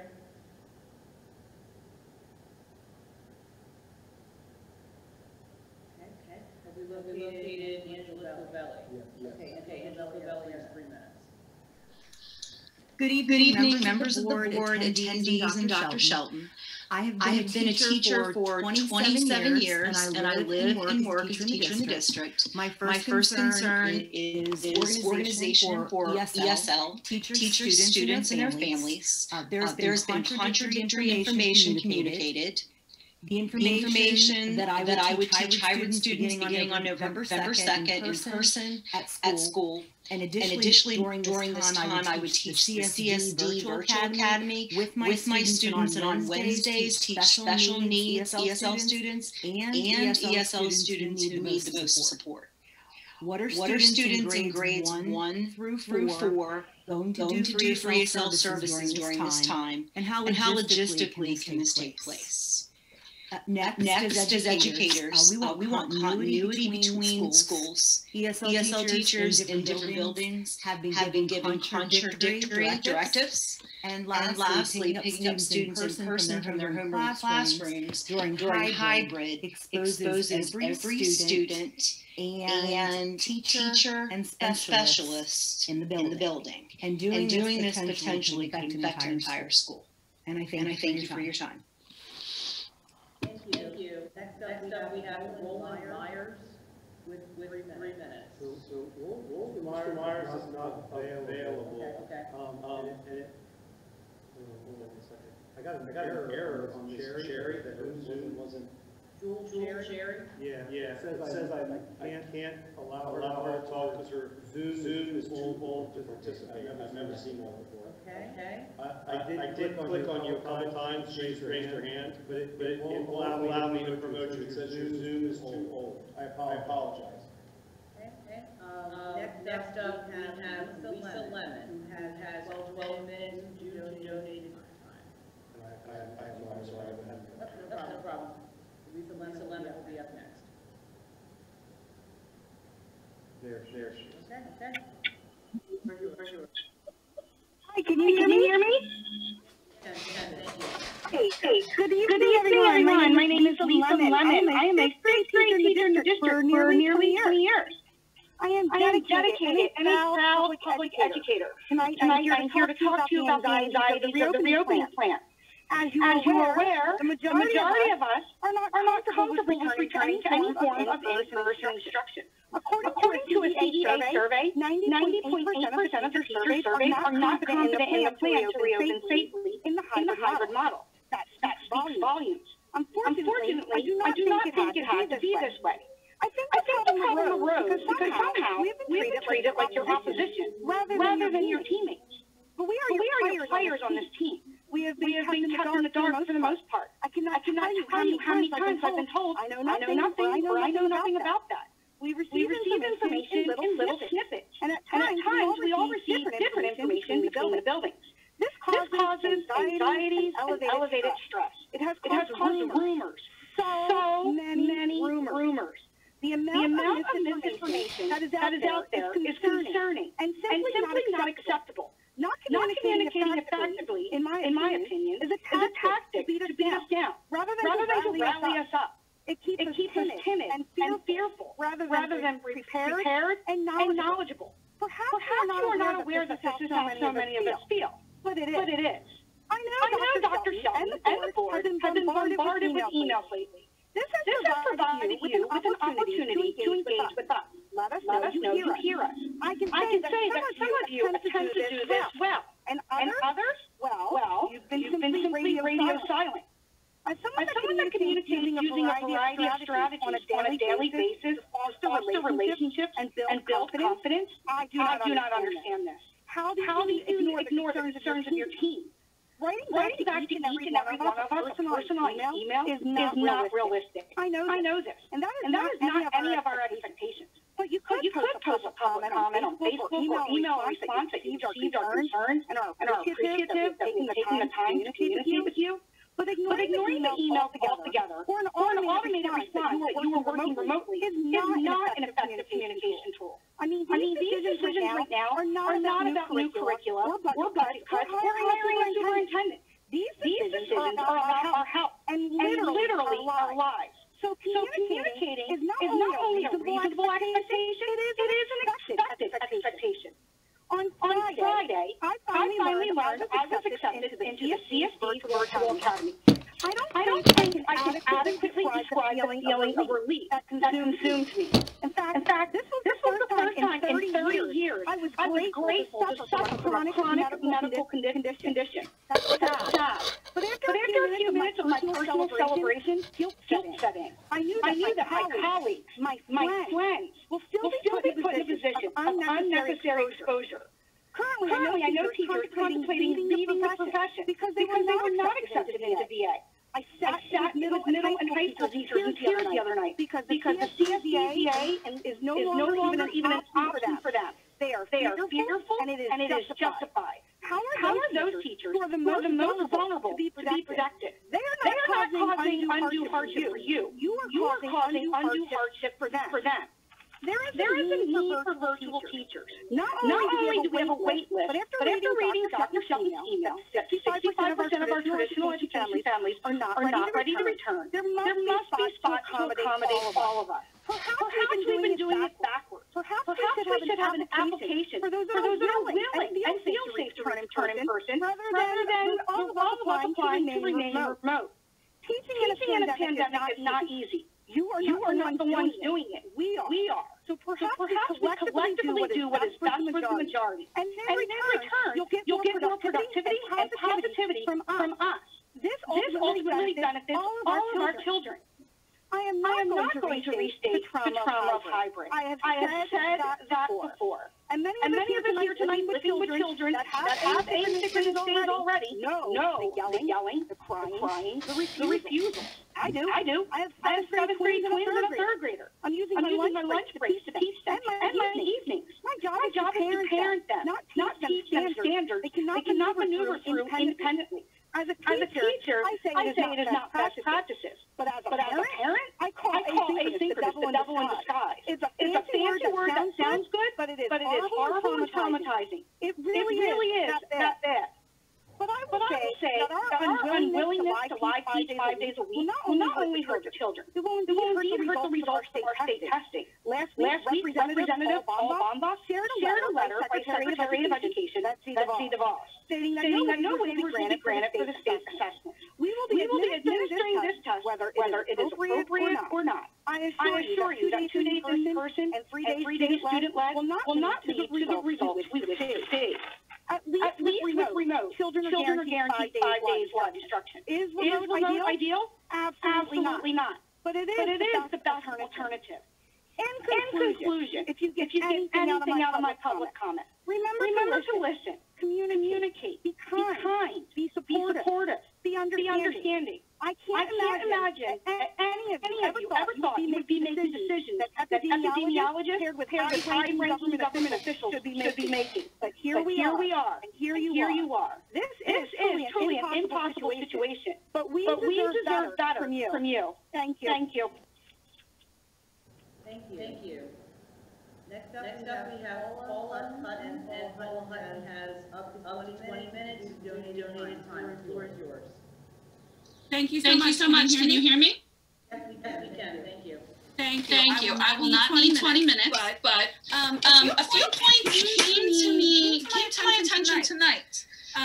First of all, I will say my name is Paula Hutton, 22 years, teacher in the district. I'm a little bit concerned about the format of this as a webinar. It feels very autocratic that the members of the audience that are speaking cannot be seen, nor can we chat. Perhaps if we were able to chat with the host, we would be able to work out these audio issues. Instead, you just move on without regard to that person who wanted to speak. Is that really how we want to model behavior for students? At the beginning of the meeting, I also heard Paul Bombach, a state representative, ask to speak tonight after the 6 p.m. deadline. His request was denied. We are your community, and we deserve to be seen while we are speaking. We deserve to know who is listening and see those members of our community. So that's a little bit upsetting to me. Second point that came up right before the meeting tonight, I find it not a coincidence that Dr. Shelton published the hybrid plan on the district website just an hour and a half before this meeting. You have heard tonight from plenty of staff speaking about the hybrid plan, but very few parents. Parents were deprived of this information for weeks, and they were not able to make comment. It's very unfair. I hope the board realizes that parent community should have had the opportunity to get that information, to digest it. It's very cumbersome. Teachers have been giving, sketchy information, I would say at best, and we were really told not to share the plan. So I have to say kudos to those parents who dug to find answers and spoke tonight, because I'm really impressed, and I thank you, parents, for being involved. So what I really came to talk about was hybrid and the technology involved in that. Technology was my topic. Hybrid is not a good trade-off. This district is not ready for it. Cohorts coming to school 2 days a week means that students are giving up 5 days of face-to-face time with the teacher. It means that teachers will not be readily available to Zoom with those at home. And let me tell you, our virtual classes are going really well. Much better than I expected that they would go for my Brookside fifth graders. My kids are, they're a tough population, but they are rocking it. We have, my team has nearly 100% attendance in my Zooms. They participate, they are on for 3 to 4 hours of live Zoom instruction. Kids that are having trouble, they're coming to office hours, we're troubleshooting, we're fixing problems. Every week, it's getting better and better. So when I read Dr. Shelton's plan today, he released, it says the quality of instruction will be better in those 2 days. I disagree. There will be a lot of mask breaks, there will be a lot of hand washing breaks, there will be a lot of talking about masks and procedures, and bottom line, it's increased risk. It doesn't need to happen. What we're doing is working. When students switch to hybrid, I'll have to focus on those kids in front of me at the expense of meeting with everyone 5 days a week. Our current technology will not allow students at home to participate in live instruction. Simply opening a Zoom on a laptop is not effective instruction. You have 3 to 4 people running your Zoom tonight. They will not be able to hear the lesson, see the information. They won't be able to raise their hands. They won't be able to add to the discussion. Zoom is not easy. I also need you to know the laptop that I am currently using is my own personal MacBook, because the computers that the teachers in my building are using are 9 years old. They shut down, they freeze, it's random. There's no way to Zoom with kids at school and at home with these devices. You can't have more than a few tabs open or they die. So the district's response to this concern is that we can bring our own devices. What? Really? What job can't give you the tools to do your job? Except for education. And I understand. I've been around a long time. I know we don't have money. But if we don't have the tools to do our job, we can't do it. So another thing we've heard, apparently we can get a web code and we can bring our personal device and hook it up at school to the state system, which we've never ever been allowed to do before. And hook it up. No. I am not risking my personal $1,200 computer in a room of fifth graders. I should be giving the necessary technology to do my job. That's just bottom line. The other thing we need to think about is students. Students do not have the appropriate technology. Students are told they must bring their devices back and forth during hybrid. No paper. We have deployed devices that are just as old as the ones I'm using. They are literally falling apart. Keys missing. They are so old. They are hanging on by a thread and certainly will not fare well in transportation. Then there are the students that don't have a district-issued computer yet. Over half of our students are working from home on their own personal device. Laptop, tablet, whatever it is. Desktop, Parents are not going to be sending these back and forth to school. If I'm not willing to risk my device as an adult, there's no way a parent is going to send their child with a very expensive laptop that belongs to them personally. So my question is, how are students going to be able to work in the classroom if they don't have a device? Because we are out. We are tapped out. We have given out every last device that we can. But the good news here is it's working. My kids all have a device. My fifth graders are on every day. They are happy to see me. They are working. They are learning. We have taken our first math test. We have taken reading things. We are learning.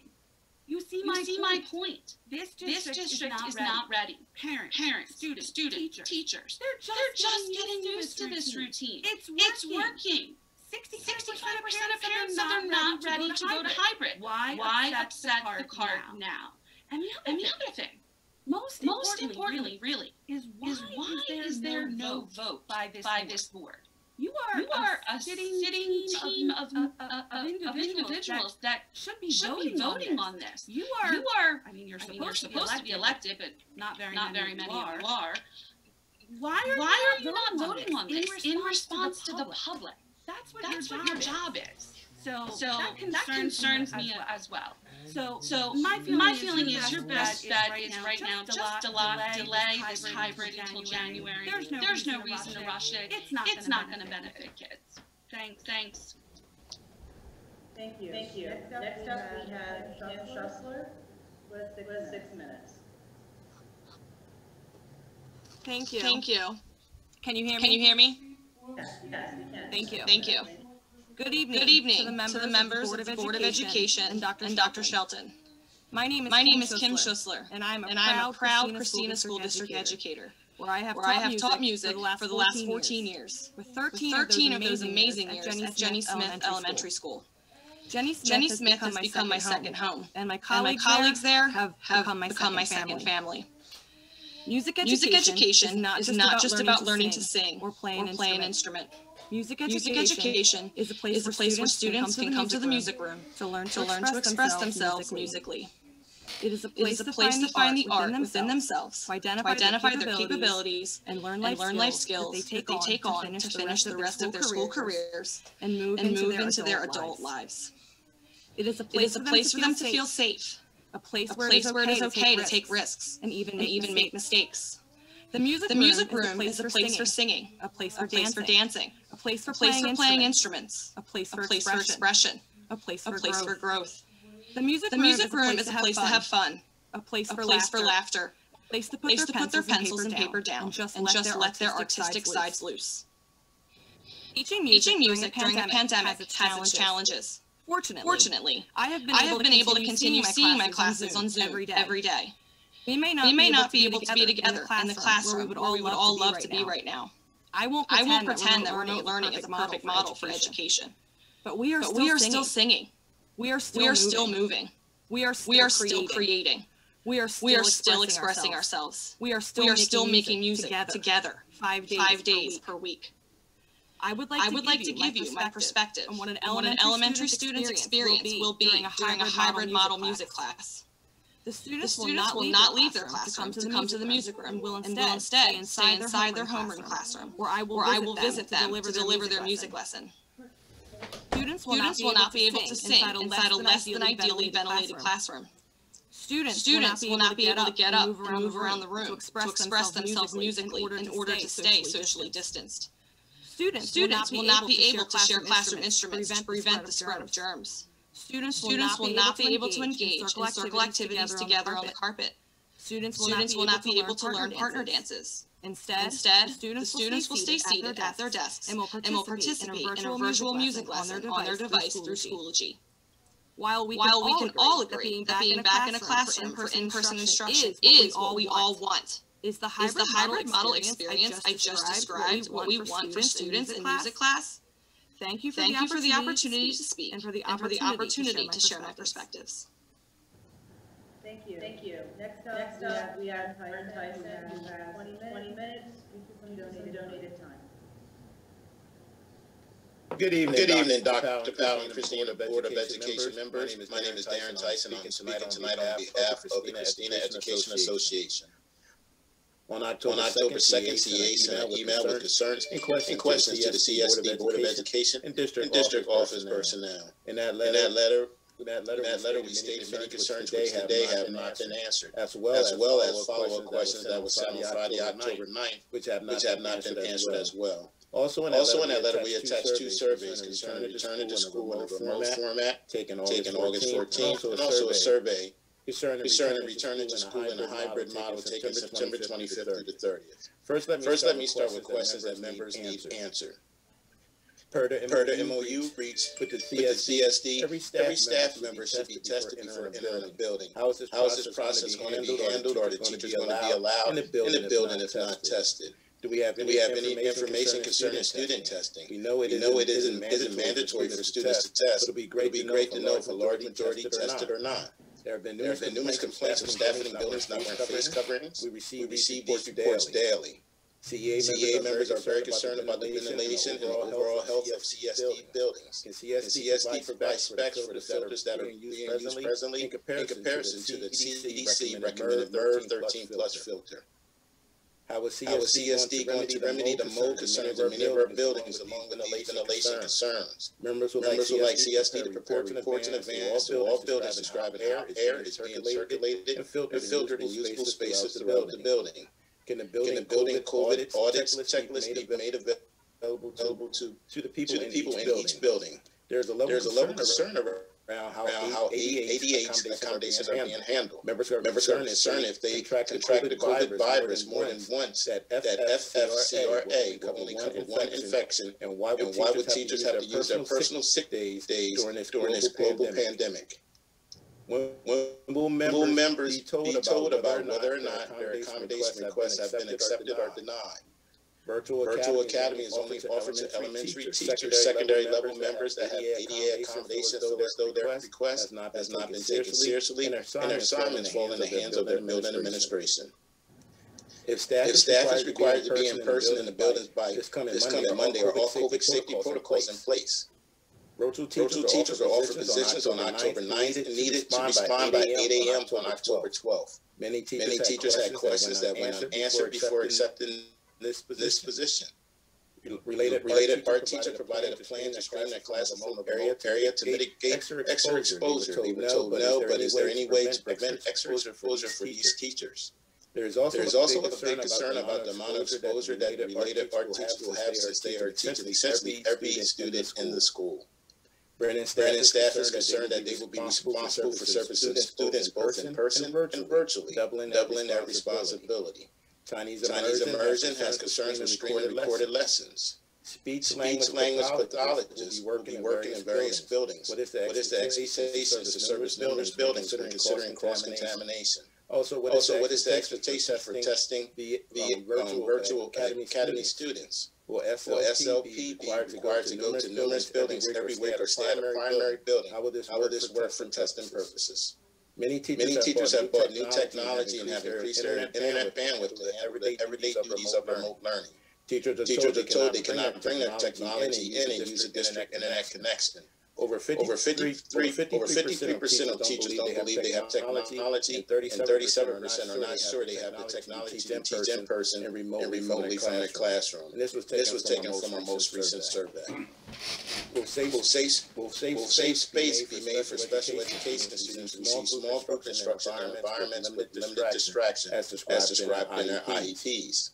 When will safety protocols, guidelines, PPE be provided for programs like emotional support classrooms or non-BAP classrooms who have students with physically aggressive or intrusive behaviors and or limited understanding of need for social distancing? It was our understanding that teachers would either teach in a hybrid model, in person or virtually, not both.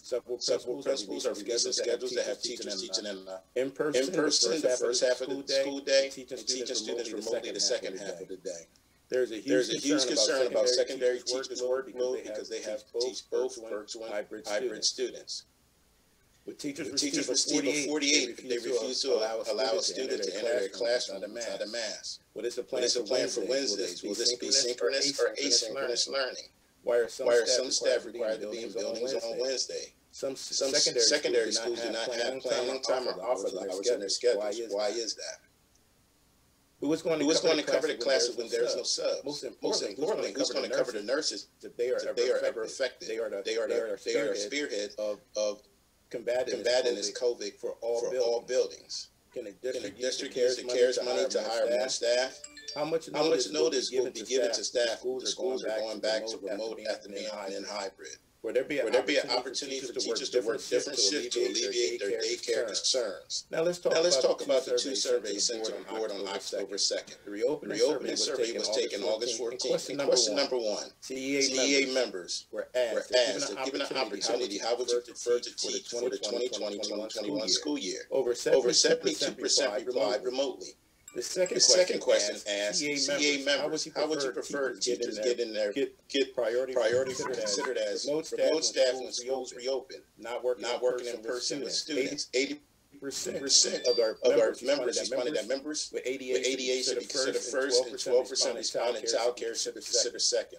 There were three around COVID-19 testing.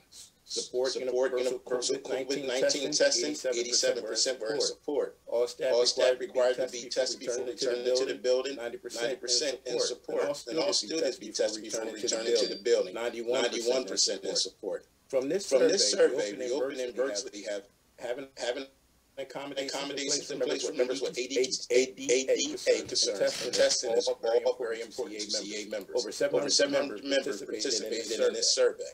The second survey taken September 25th to the 30th. The fifth question asked, do you feel necessary improvements have been made, infrastructure, daily procedures, and safety protocols in your building to allow for a safe return? 58.7% responded no.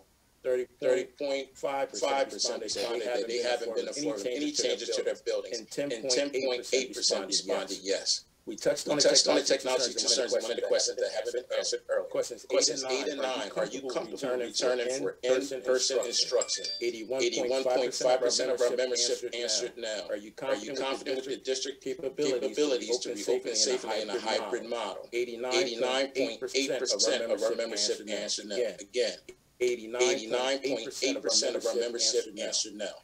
Over 900 members participated in that survey. From the surveys taken, CEA members would like to continue remotely. There's a lot of concerns that must be hashed out before our 1,177 members feel comfortable returning in a hybrid mode. COVID numbers are rising in Delaware, and this isn't about not wanting to service our children. We believe the best way to service our students is through remote learning. It's about being safe. Of the 1,177 members of CEA, 611 are over the age of 45. These are the ages that are most susceptible to this virus. That is over half of our membership. If there is 1,177 CEA members, 450 paraprofessionals, 92 secretaries, 171 food service workers, and 190 custodians. We're looking at the amount of employees in CES and Christina School District. An outbreak of any kind could possibly affect over 2,000 families, not individuals. One person that contracts the virus is one too many, and anyone who loses their life, that is one too many as well. Life is more important than try to rush something that just isn't ready. Please think of your own families when making a decision, and think of all our families affected by this decision. It's about being safe, not being sorry. Thank you for your time, and God bless. Finally, Elizabeth Van Allen with 9 minutes.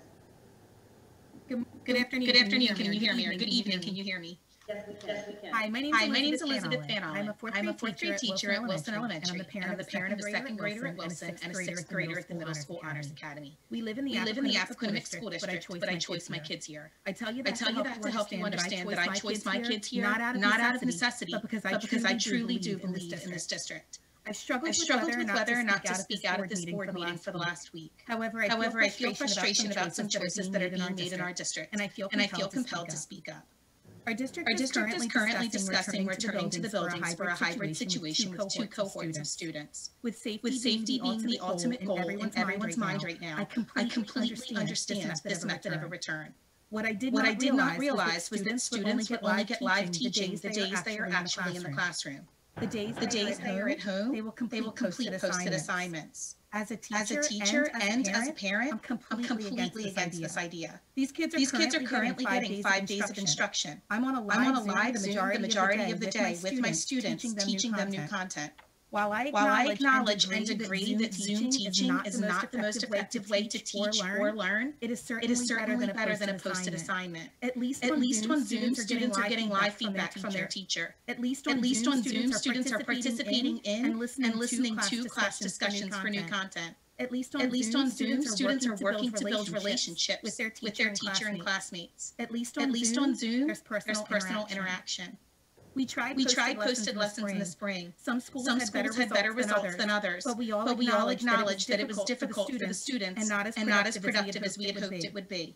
Please tell me what K-3 student will be able to independently and successfully navigate Schoology, read or listen to their teacher's directions, and complete assignments. I know my personal second grader won't be able to. That means we're going to be counting on parents and families to help their children on those posted assignments at best. Or have students just not show up on Schoology to complete that independent work at worst. Currently, I'm able to put my personal second grader on his Zoom at 9 a.m. He is then independent for his entire day because I'm on my own Zoom teaching my own students. His teacher manages to hold his attention and direct him to what he needs to do. He is getting 5 days of new content, and he's learning. Why would we contemplate moving to a model where the kids are going to get less? Why would we consider taking our kids from 5 days of new instruction to 2 days of new instruction? Did the standards change this year? Are the children only responsible for learning half of the standards for their grade level this year? Because that's what this amounts to. Teachers aren't going to be able to teach new content on a posted lesson day. There is no way these students are going to learn a completely new concept through a pre-recorded lesson. Have you tried to make one? Check out my Schoology page. I've made a ton. A pre-recorded lesson is basically a pre-recorded teacher think loud. The content is taught, but that's it. They don't get peer dialogue. They don't get rich conversation. They don't get to hear peers talk about multiple strategies for solving a problem. These kids need live interaction, either in person or on Zoom. I've heard that the virtual academy will be live instruction all 5 days. I did not choose the virtual academy as I know that online learning is not the ideal situation for my personal children. I was also uncomfortable with having to commit to an entire year at the time. Now I feel frustrated that I cheated my children out of learning time. Virtual, they would have received 5 days of instruction, but hybrid they'll only receive 2. I ask myself how that is equitable, and I'm unable to come up with an answer. I appreciate the time you've given me in listening to this, especially since I'm last, and you've heard over 2 hours now of public comment. So I really genuinely do appreciate it. I appreciate the service that you provide for our students. I know you have their best interest in mind, and that's why I feel the need to speak out. As a teacher, I cannot sit by and allow a decision that I don't think is in the best interest of the students to be made without at least expressing my concern. Please understand that I am not advocating that we only consider staying remote, but there has to be a better plan than a hybrid model that requires students to learn or work independently for half of their school week. Good enough isn't good enough for me as a teacher, nor as a parent. The parents of my students expect more of me, and I expect more of this district. Thank you for your time. Thank you. That concludes our public comment for this evening. Next agenda item we have is the Citizen Budget Oversight Committee report.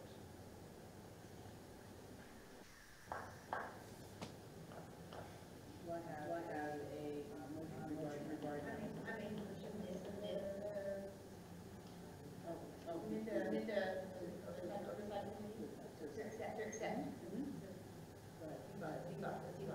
Okay, so I hear a motion to accept the Citizen Budget Oversight Committee report. Do I have a second? Thank you. It's been seconded that we accept the Citizen Budget Oversight Committee report. Is there any discussion? Okay. I want to point out that if changes the way the budget report made there are important changes that the board as part of the more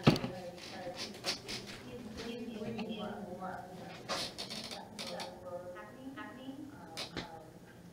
The other information is essentially cover sheet of the financial information that is also presented at the agenda.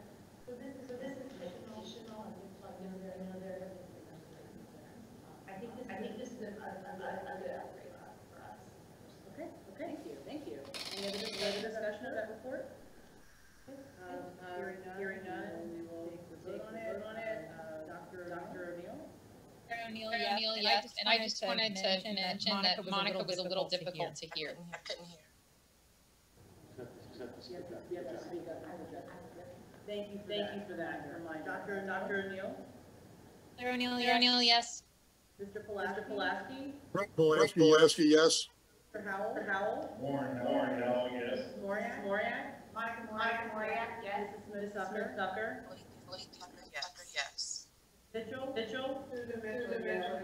Billy Powell also votes yes, this passes unanimously. Next up is the superintendent's report.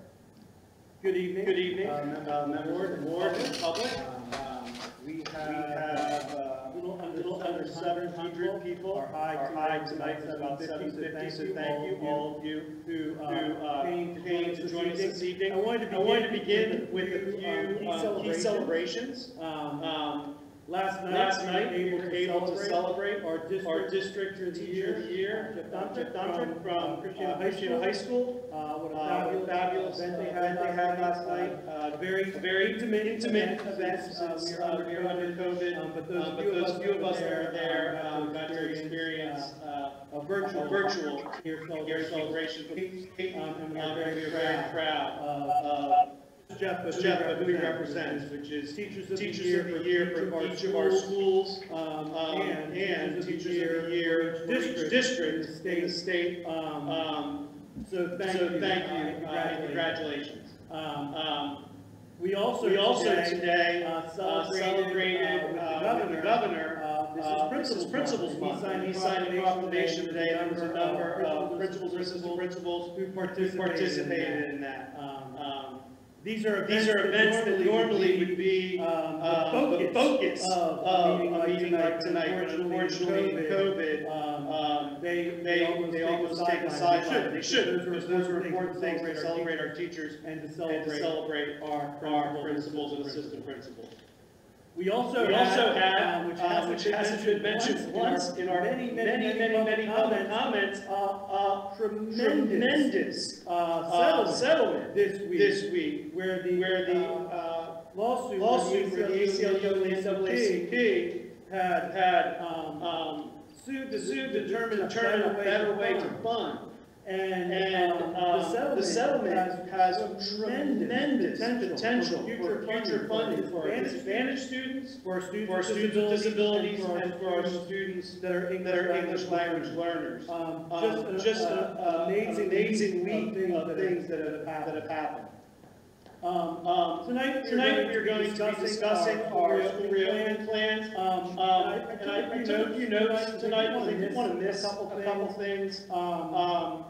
So we were on a call today. I'm a member of a group that meets weekly with the governor, members of Name the Education Organization. And I think the executive director of TSEA comment really relevant today. There are a number of districts that have already begun in-person instruction. And he said the hardest part right now is people dealing with the unknown. And in the districts that are already back, all that anxiety is gone away. And there's actually one of the districts, there was a discussion actually, all the comments talked about, where there was a single case. Had nothing to do with the school itself, it happened in the community, but the student was in school. There was no community spread. There was discussion of should we shut back down just to be extra cautious with this one student. But precautions were in place, and DPH did advise it. There was no community spread, and the teachers there didn't want to go back to remote. They wanted to stay. Because once you get your kids face to face, that's how you want to be. We have been working closely with our groups. There's a number of plans and suggestions that were made tonight that we brought up to our TSCA very long we had last week. We answered 55 questions that were proposed to us, and got through all of them during that meeting. And some of the specific examples that we brought up tonight that might make our hybrid model better, the SCA didn't believe would be the right solution. So we modified our plan from the original based on that feedback, based on input, as we have different meetings with our work groups, and kept adding, subtracting, and trying to make sure all of the questions were answered, which is why a plan that we thought we had put out last week didn't get out until today. But it's our hope that tonight we're going to get a very brief introduction. We are going to have an additional meeting with staff week, which we'll hear more about, and another meeting with families next week, and we hope to be able to answer questions. I do absolutely agree that there is no perfect plan, and I do also agree that there is potential with the initial setup of our plan we'll hear about tonight to have potentially less direct interaction for some of our students. But we also know that about 10% of our students are not interacting at all. They don't have engagement in school and are not in attendance on our Zoom meeting. And while there are some absolute wins that we found, by the time this is over, we will be one-to-one, something that the district has pushed against in the past, but many of our teachers really were in favor of, and we will have that when this is over and those devices all arrive. We also know that there are students that engage better in this particular environment. We also know that there are students that do not. And in our survey that we did, 70% of our students are families that had students in special programs wanted their students back in school immediately. That is the reason why that was the first cohort chosen, because that is where our highest prevalence of students, families wishing their students to return was. The other thing that I think is critically important as we talk about reopening, and we talk about as hoping things go well, we're not just talking about the health of our community. And while a week, 2 weeks ago, we had a predicted rise in cases, as of late, actually, it's gone down. The number of cases is increasing. While that is true, because it is impossible for the number of cases to decrease, it can only go up. The percent positive has leveled back off, and we're seeing better numbers. Tonight we have with us our liaison from GPH. She's going to speak after the reopening plan is talked about. Answer questions for the board, and she can talk potentially more about those numbers. Finally, it's really important for people to understand that the hybrid plan that's forward is step one. The hope is as we come in, teachers will want to live stream more and more often. The hope is that we will have people that can get more and more face time for whether it is students with disabilities who come in for days, or whether it's we're able to increase the number of students that we can have in based on the conditions on the ground. We hope that we will continue to increase the number. We have to take a step one before we can return. One of the things that we noticed, and has been talked about a few times, is there wasn't a tremendous interest in our virtual academy, yet here we want to continue in the remote option, which doesn't make a lot of sense to me, because the remote option and the virtual academy would be the same. If we had had 70% of our students apply for the virtual academy, we would also have 70% of our teachers, and most of our classes would have stayed together. It would have been the opposite, actually, of what we have now. It's because families are saying they did not want to be in a remote environment that we are looking at a hybrid model as a necessary step to getting back. A lot of people talked about the waiting list. The reason why they talk about wait list 1, wait list 2, and wait list 3 is because the students in wait list 1 and 2 have already been brought in our elementary level. And wait list 3, we are planning to bring in, and as we bring them in, we bring in staff to cover. We still don't have density in our secondary, which is why they have not been able to go to a true hybrid model. I was going to talk more about that later. If we were to have that interest, that high level of interest in virtual learning and being remote, then potentially we would be able to offer that true model. But currently we don't have that density. I just want to make sure that we're not misrepresenting the things that are really going on. While I absolutely agree we should be getting information out sooner, that is our goal, always has been. It is the communication with our staff, with our CEA, with our Para Association, and with the community. I do a community meeting almost every single night. It's all that information that is coming into our plan, and the reason why it's taking us so long to get it out is we wanted to make sure we answered all of those questions before we published it. So with that, I'm going to introduce staff who are going to begin our school reopening updates. Next slide, please.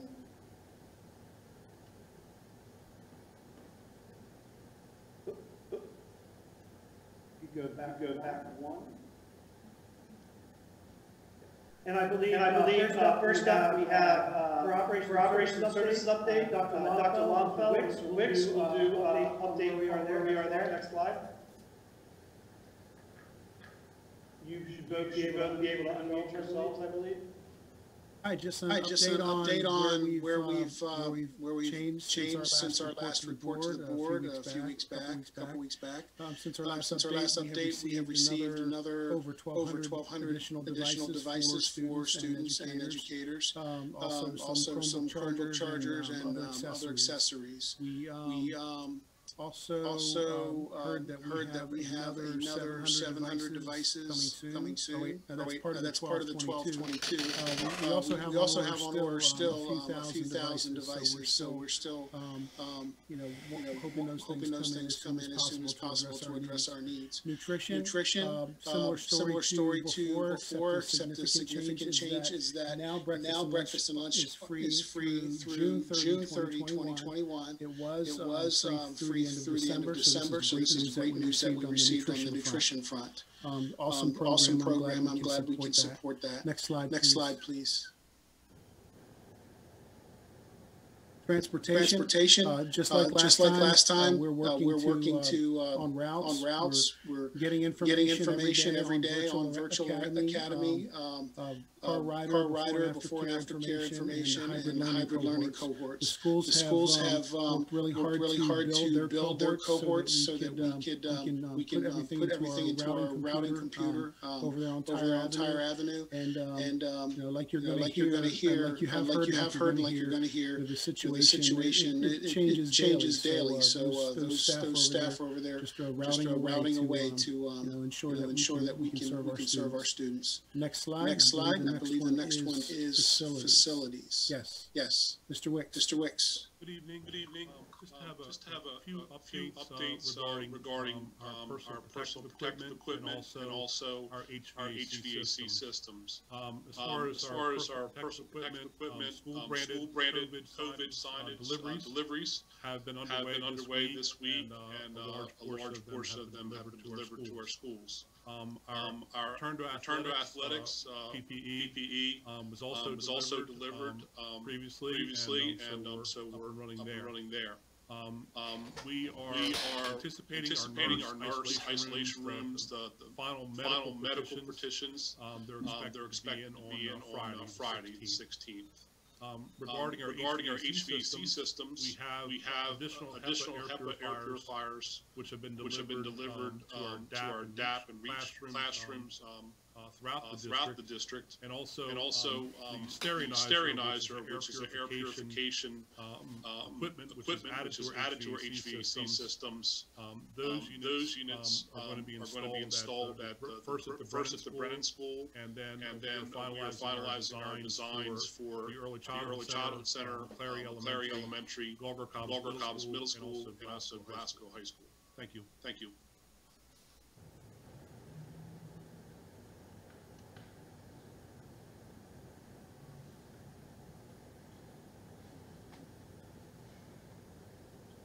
So athletics is up and running in the district as was noted earlier. The State Board of Education opened athletics began on October 3rd. Those are the numbers of students participating. I did a little correction yesterday, and was very happy to see participation, and our students were out on the practice field wearing their masks appropriately as they have been asked to do. Things are looking good out our athletic field. Next slide, please. Hey, Dr. Shelton, just a question on that, if you will. Some of the numbers aren't enough participants to field teams. You can't play soccer with only 10 players, or field hockey with only 8. So what shall we do about those? Mr. Ivory, would you like to speak to that? Can you hear me? You're not, but you did, but we can't hear you, Dean.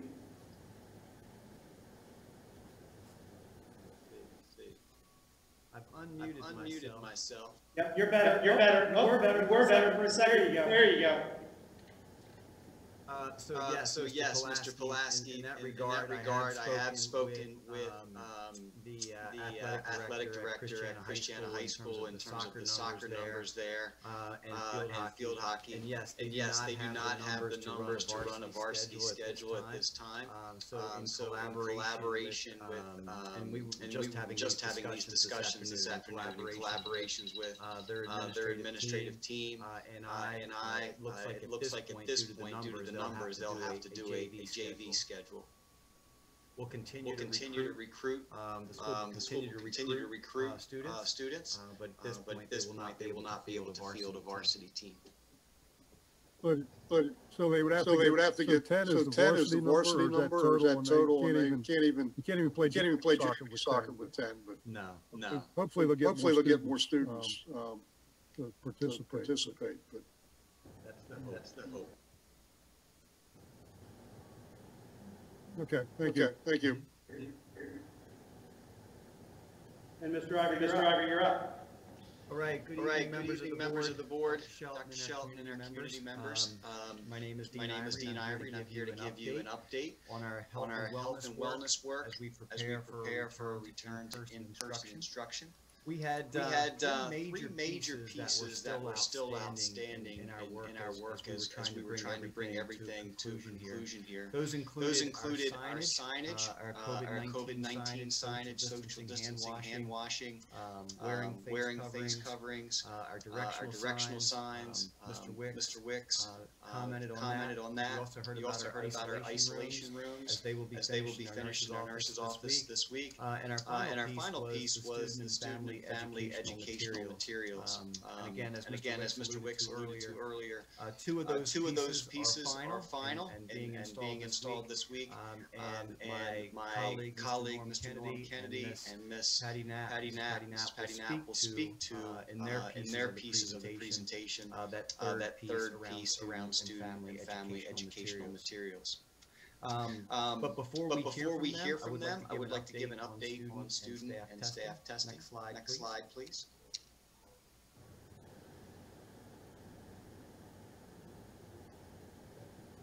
So from our last meeting, staff testing is continuing and will continue throughout the school year with at least 25% of our staff being tested monthly. It is also important to note that staff can request a test kit at any given time as an employee of the state of Delaware. Those kits are mailed directly to the employee's home and completed at home via Vault Medical. Additionally, last week and this week, our students are participating in COVID testing. The numbers of students tested are listed on the slide. As you can see, we had a testing site that finished this evening at the Drew Administration Building. Testing ran until about 7:30 each night. So I don't have those numbers as of yet, but I will certainly update our report when those numbers come in tomorrow. Special shout out to our school nurses for their work in hosting the events put on by Newcastle County for our students. I did visit the Glasgow event. Nurse Marty Diffley and her team had a very successful turnout. I was one of the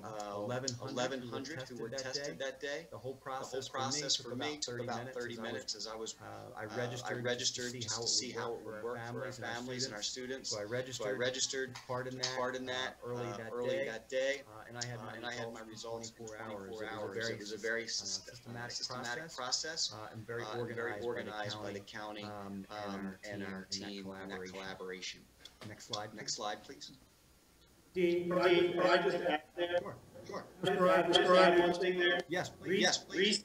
The state has also opened up the bulk testing for our students and families. So now available on the DPH website, our families can sign up and have the bulk test, the same one that the teachers are using, sent to their home. You can do the test in your home, send it through UPS, and you have the results within 48 hours. I've never even had to wait 48 hours for mine. I've tested 3 times now.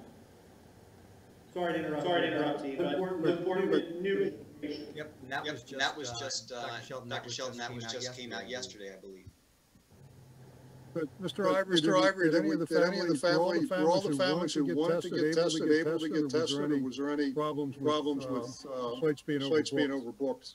To my knowledge, no. They were anticipating being able to serve a couple thousand per site. I know the Glasgow site. When I left there, it was probably close to 5:30, 6 o'clock that evening. The line was wrapped around the building, but it was seemed to be going fairly well. Like I said, I was by the time I pulled in to the time I pulled out, I timed it. It was just under 30 minutes. I haven't heard that folks that wanted to be tested couldn't. It did go pretty quickly. I've been through the sites twice, and they do a real good job of it. So, Dr. Shelton, were you going to add something else?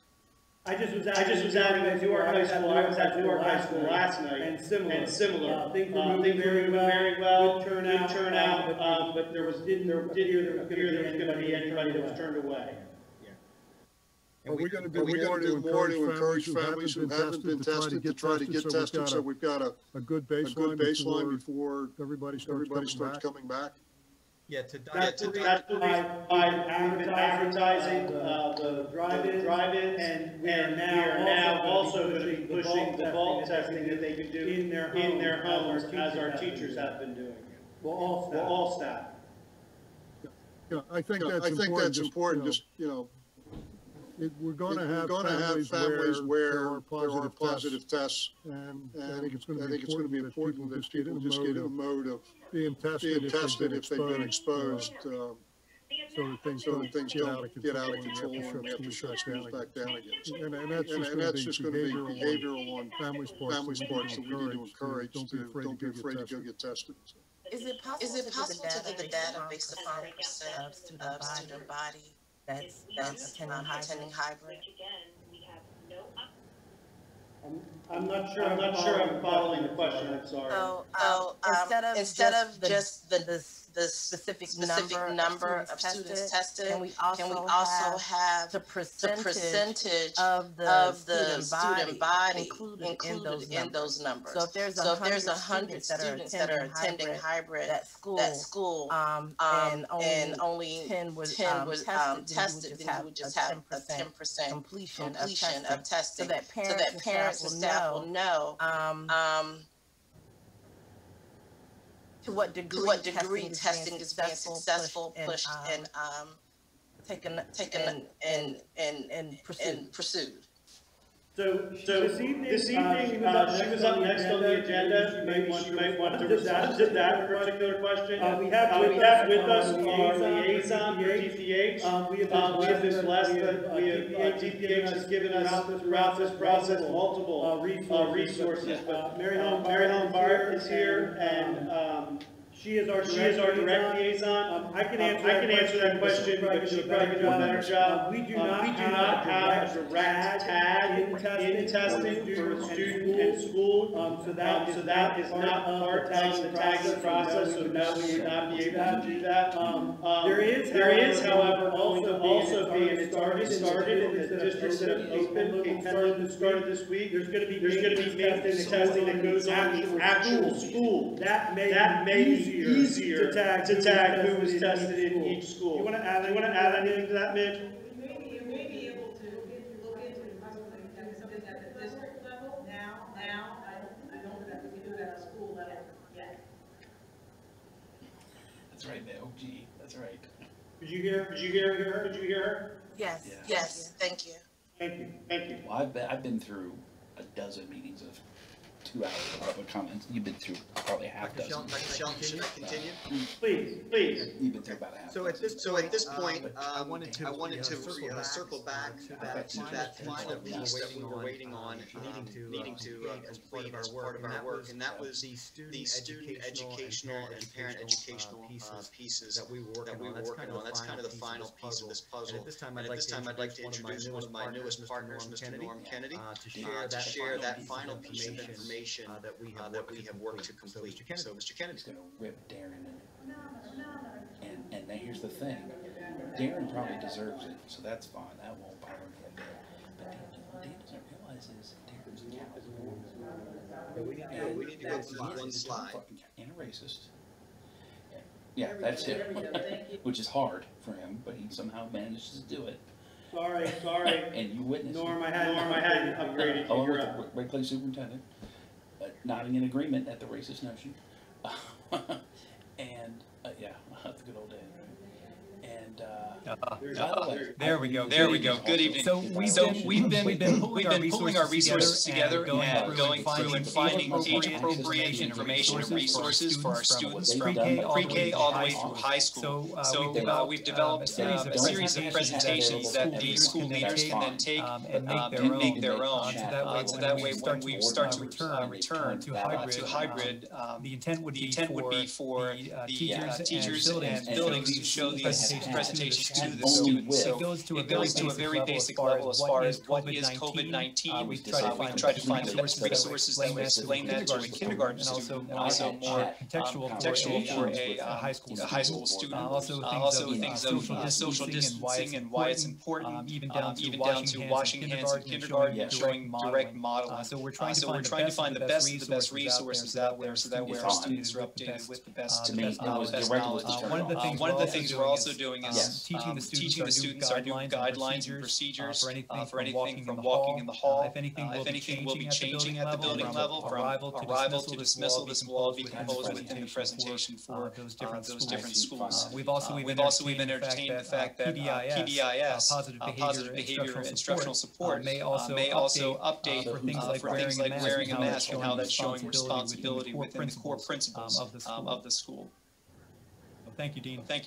Great, thank you, Mr. Kennedy. I would also like to add that our Christina School District Health and Wellness page, there's a snapshot that is on the slide, and that again is our folder for our student and family informational tools.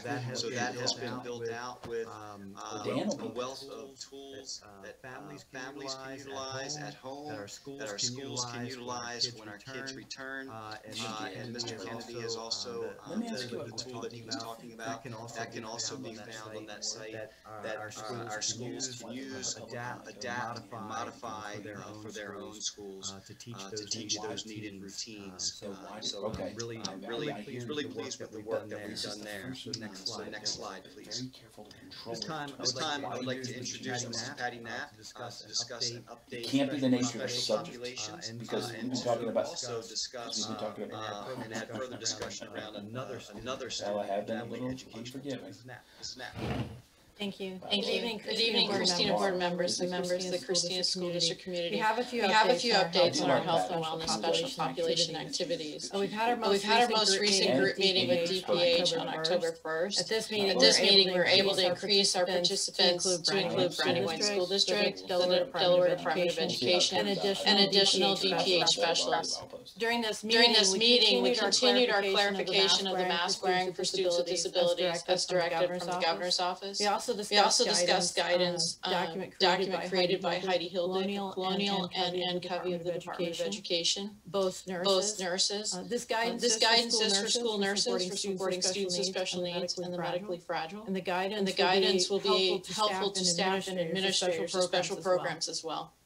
We also shared the work that we're doing to educate our staff and families. The committee is scheduled to meet again this Thursday, which is tomorrow, and continue to meet bi-weekly as our districts begin providing in-person instruction for students with special needs. As a next step for our district, we've begun training our staff working with students with special needs. Since last Friday, we've had over 450 staff and administrators complete the health and safety training protocol for special populations and early childhood staff. And this training was developed using the CDC and Delaware DPH guidelines. We also included an opportunity for our staff to ask further questions to help increase their understanding of the health and safety expectations. Starting this week, we will begin providing all of our, it'll probably be next week, but all of our district families and the parent education document that we created covering the general safety measures our schools and programs are taking based on the CDC and DPH guidelines. Our goal is to provide families with health and safety information in a comprehensive way, and our school leaders have the ability to see if the messaging is getting out to their families. Thank you. Thank you. Patty, and that tool will be very helpful for our school leaders. That will go out next week, as Patty said, and then our school leaders will push that information out, not only for our special population, but for all of our populations, so our families know exactly what the expectations are as they prepare for a return to in-person instruction. So Dr. Shelton, that concludes our health and wellness update. So, Mr. Ivory, just a question, and I appreciate all the information put together. It's on the website. It's going to be transmitted to parents and family. We have a loop-back process to make sure that the parents are actually reading the information and trying to teach their children. My experience has been a lot of times you put information on the website, if people don't know to go look at it, they won't know it's there, and if you send it out, how do you know that people really reacting to it, reading it, understanding it, and knowing what the parents' expectations are for instructing their children about what the expectations are going to be when the children get to school? That's a great question, Mr. Pulaski. Patty, can you describe your tool again with a little more detail in terms of how interactive it is that parents will be interacting with those protocols? Sure, it's set up in a Google form, and so it allows them to go through different sections covering different categories that we've identified. And as they go through the document, as they get to the end of the document, there's an acknowledgement form. There are also links within it to different information if it's on hand sanitizing opt-out. And so as they get to the end, they enter their name and email, then they enter each of their students in their household and the school they attend. And then this information is collected and building administrators have access to see what families have gotten the information. And this allows them to be able to go back and reach the families who haven't seen it yet. That's good. That's what we need. And I know it's going to put work on some of the administrators in schools. They have to go after some parents lots of times until you finally get them to respond, or maybe you find out that you don't have good contact information for them anymore. So. And that was a very important thing that we had in there more than once, asking families to make sure their emergency contact is updated so that we have that information. Thank you. Thank you.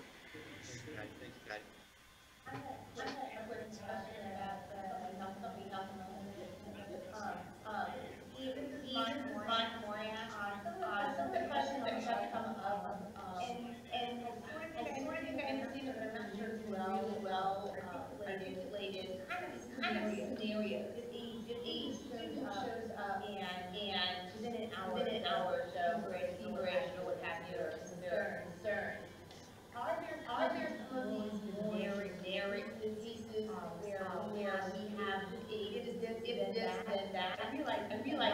not cover every scenario, but there are probably some basic that are asked often, like, I don't know what's gonna happen if a teacher is sick, or who's gonna be teaching this, or who's gonna quarantine, or how often will they be closed, and just all the tech is closed for 2 days because of that showed up, what's in there, but, do we have or can we set up a system where some of those if this and that scenarios, people can see that we thought that through.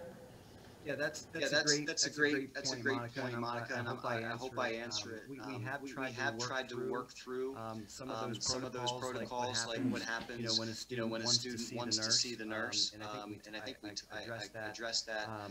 But the meetings all run together. But when a student needs to see the nurse, it's not the same protocol as it would have been before, pre-COVID, at the high school level. If Dean wanted to go to the nurse, the teacher would have signed my passbook. Dean could have ended up in the gymnasium, he could have ended up in the cafeteria, and then half an hour later, he could have ended up at the nurse's office. But at that point, Dean could have interacted with 25 or 30 of his friends and classmates. So even something as simple as I need to go see the nurse has to have a protocol and a process. So we worked through a triage piece for that, and then our health and wellness meeting today, we started looking at those various scenarios, and what we call it, Monica, is kind of a tabletop exercise.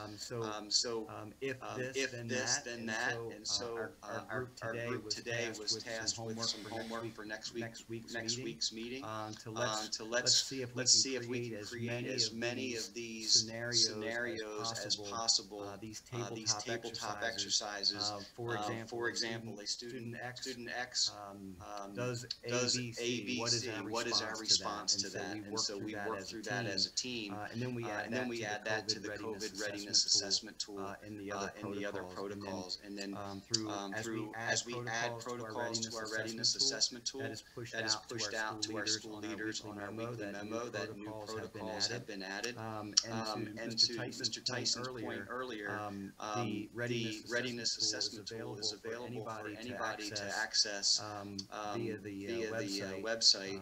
So all of those tools are available to access at any given time. Thank you very much. All right, I hear Dr. Akins is going to take us into our next section.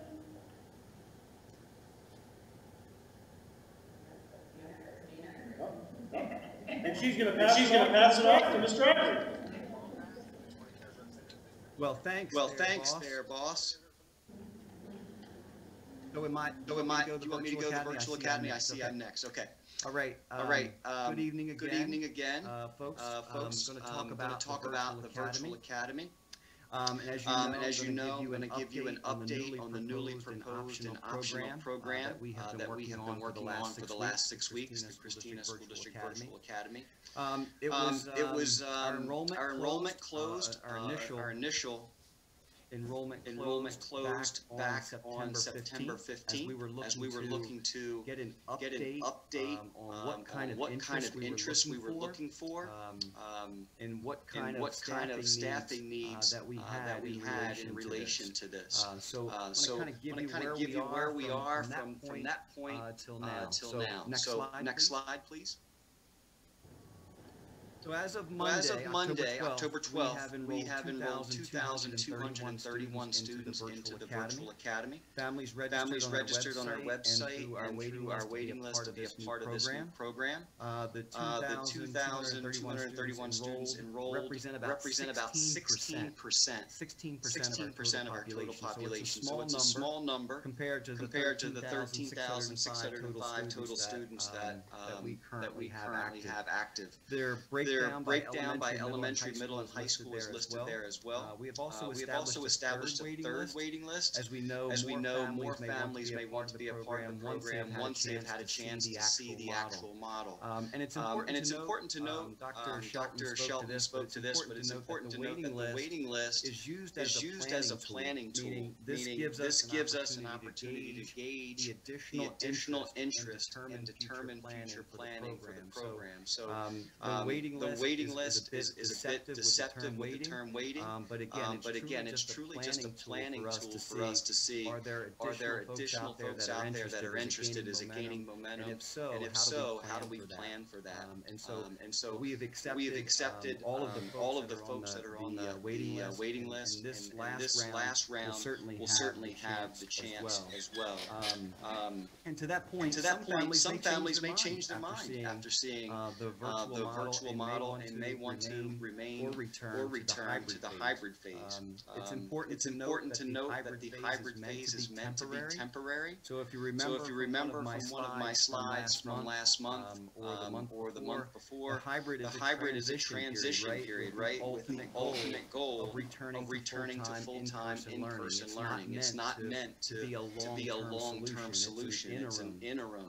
But the virtual academy would allow students to remain virtual for the entire year, regardless of the length of that interim hybrid period. I would also like to highlight that our website and our frequently asked questions section of our website have been updated. I'd like to acknowledge Latasha Johnson and Alva Mobley for being the best and most responsive public information office ever. Those two are truly great, and I would like to acknowledge all that they do. So thank you, Latasha. Thank you, Alva.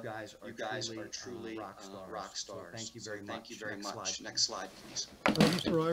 Ivory, just a question about virtual academy as the numbers grow. My understanding was originally that some of the curriculum like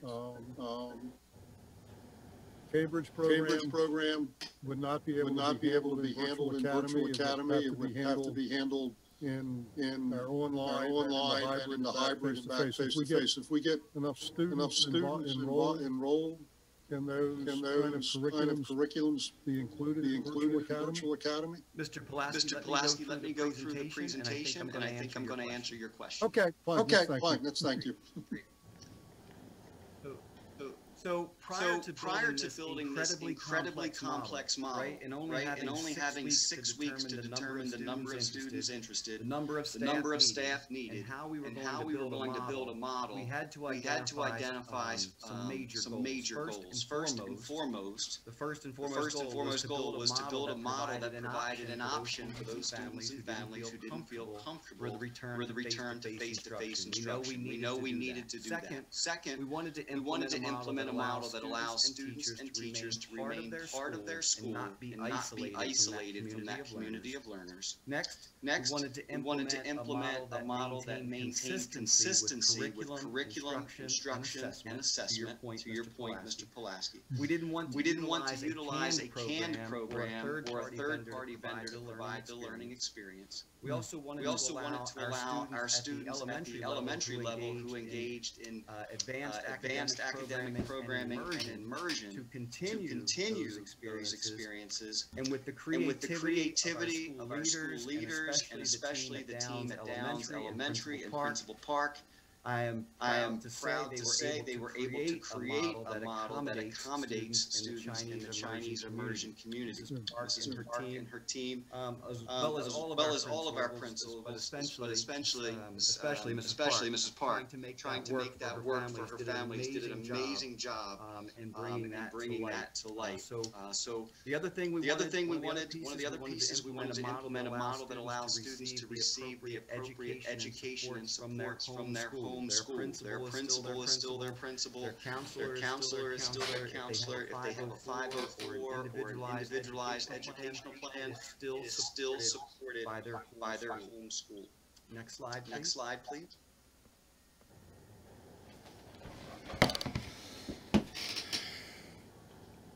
So at the high school level, specifically at the high school level, we wanted a model that would allow students to maintain their AP, dual enrollment at the middle school level, Honors Academy, honors courses, Cambridge, pre-AP, all those specialty courses such as career and technical education and career pathways, like immersion families. We heard from so many families that said, I want a virtual option. However, I don't want my child to lose his or her Cambridge class. I don't want my child to lose his or her AP teacher or that honors class. So we wanted a model that allowed for flexibility and consistency. Should we have to return to full remote, we don't want to have to switch back and forth and change again. We wanted a model that would adapt to the change in health conditions. We wanted to implement a model that was aligned with our hybrid plan and allowed students to finish their first marking period grades so their report card would not be impacted. And finally, we wanted a model that would allow for students to be successful because it's about them and it's for them, our Christina students. That's why we have worked so hard and so diligently to accomplish these goals. And I know people wanted this information 6 weeks ago. I heard the public comment. I understand the public comment. I'm a parent of 5 myself. So I get that. We really wanted to try to do it right and really accomplish all of these goals because we did hear your voice, right? We did hear we want these things, and these things were important to us. Our immersion program was important to us. Our Cambridge classes, our Honors Academy classes, our AP classes, they were important to us. So we did listen to what our families were telling us. And it's also important to note that we were not given additional teachers to create this model. We have not spent any additional money on teachers. We have not spent beyond our means. We have maintained our fiduciary responsibility by maximizing our resources based on our student enrollment. And that's really key. Dana Crumlish, Dr. Walmsley, Dr. Shelton, Mr. Hernandez, our tech department, specifically Al Hall and Laura Lowanis, our thought partners from DDOE, our elementary leaders have done a great job of collaborating and problem solving. Our secondary leaders have made this a reality. Mr. Kennedy, Mr. Wilkie have immediately stepped in and have been great assets and colleagues in problem solving. So it's important to note that this was a team effort. And now we may have accomplished our goals, and we've heard this all throughout public participation, but it's in no way perfect. Nothing about this pandemic can ever be perfect. However, we feel like it's a pretty good start. Next slide, please. In the essence of time, I'm only going to give a very high-level overview of the elementary and secondary models. We will share a very detailed presentation with all of our families during a family orientation on the 21st of October, so next week. These presentations will also be available on our website prior to that event so that families have an opportunity to look over it and have questions ready for when they come on to that town hall on the 21st. The elementary model pairs and in some cases groups schools together, right? This creative approach was necessary to provide the resources for our students. And again, maximizing our resources and being fiduciary responsible. So in this example, I am providing for you, it pairs West Park and Downs Elementary. And when we looked at the pairing, we looked at it from a geographical perspective first, and then the total number of student requests. So West Park Downs was a logical pairing. So in this first grade virtual academy classroom example, it will be taught by either a West Park or Downs elementary teacher. The two school leaders and teams will collaborate to determine how special and expressive arts will be incorporated into their day or week. And additionally, this is really key. The alignment to the hybrid model is key, as that Wednesday becomes an opportunity for synchronous instruction for potentially expressive arts, special services, small group instruction, and other supports. That Wednesday instructional time becomes critical both for the hybrid students and the virtual students to share resources, provide interventions, enrichment, and other support for all students. So there is definitely synchronous learning going on for all students on that Wednesday. As I mentioned, this model isn't perfect, and we heard that one of the concerns that we weren't able to address with the elementary model, that there will most likely be a transition to a new teacher. Therefore, we have coordinated the start of the virtual academy with the hybrid model and to coincide with the end of the first marking period. And we know relationships have been established, and we understand that there's certainly relationships with families and their teachers, and it breaks my heart that we have to change. But if the virtual model is the option, then that's the unfortunate part about that is there will most likely be a change in teacher. But we did not, however, want to disrupt the report card cycle for our students and their teachers. That was key. We wanted to make sure we maintained that report card cycle. So next slide, please. The secondary model was even more complex when you take into consideration the multiple teachers involved in a school schedule, the differentiated core curriculum, like we mentioned earlier, whether that be honors, Cambridge, AP, pre-AP, dual enrollment, honors academy, especially courses such as career and technical education, career pathways. Because of that, we couldn't utilize the same model as the elementary. We had to differentiate. So what we decided on was a virtual option. This model allows students to retain their current schedule, current teachers, and maintains consistency as well as flexibility should we have to return to a full remote. Now, in this model, like elementary, this model requires the hybrid and remote models to work simultaneously and cohesively. Again, to ensure our Wednesday of instruction is available for small group instruction, office hours, college and career activities, social and emotional learning activities, and opportunities for enrichment and remediation.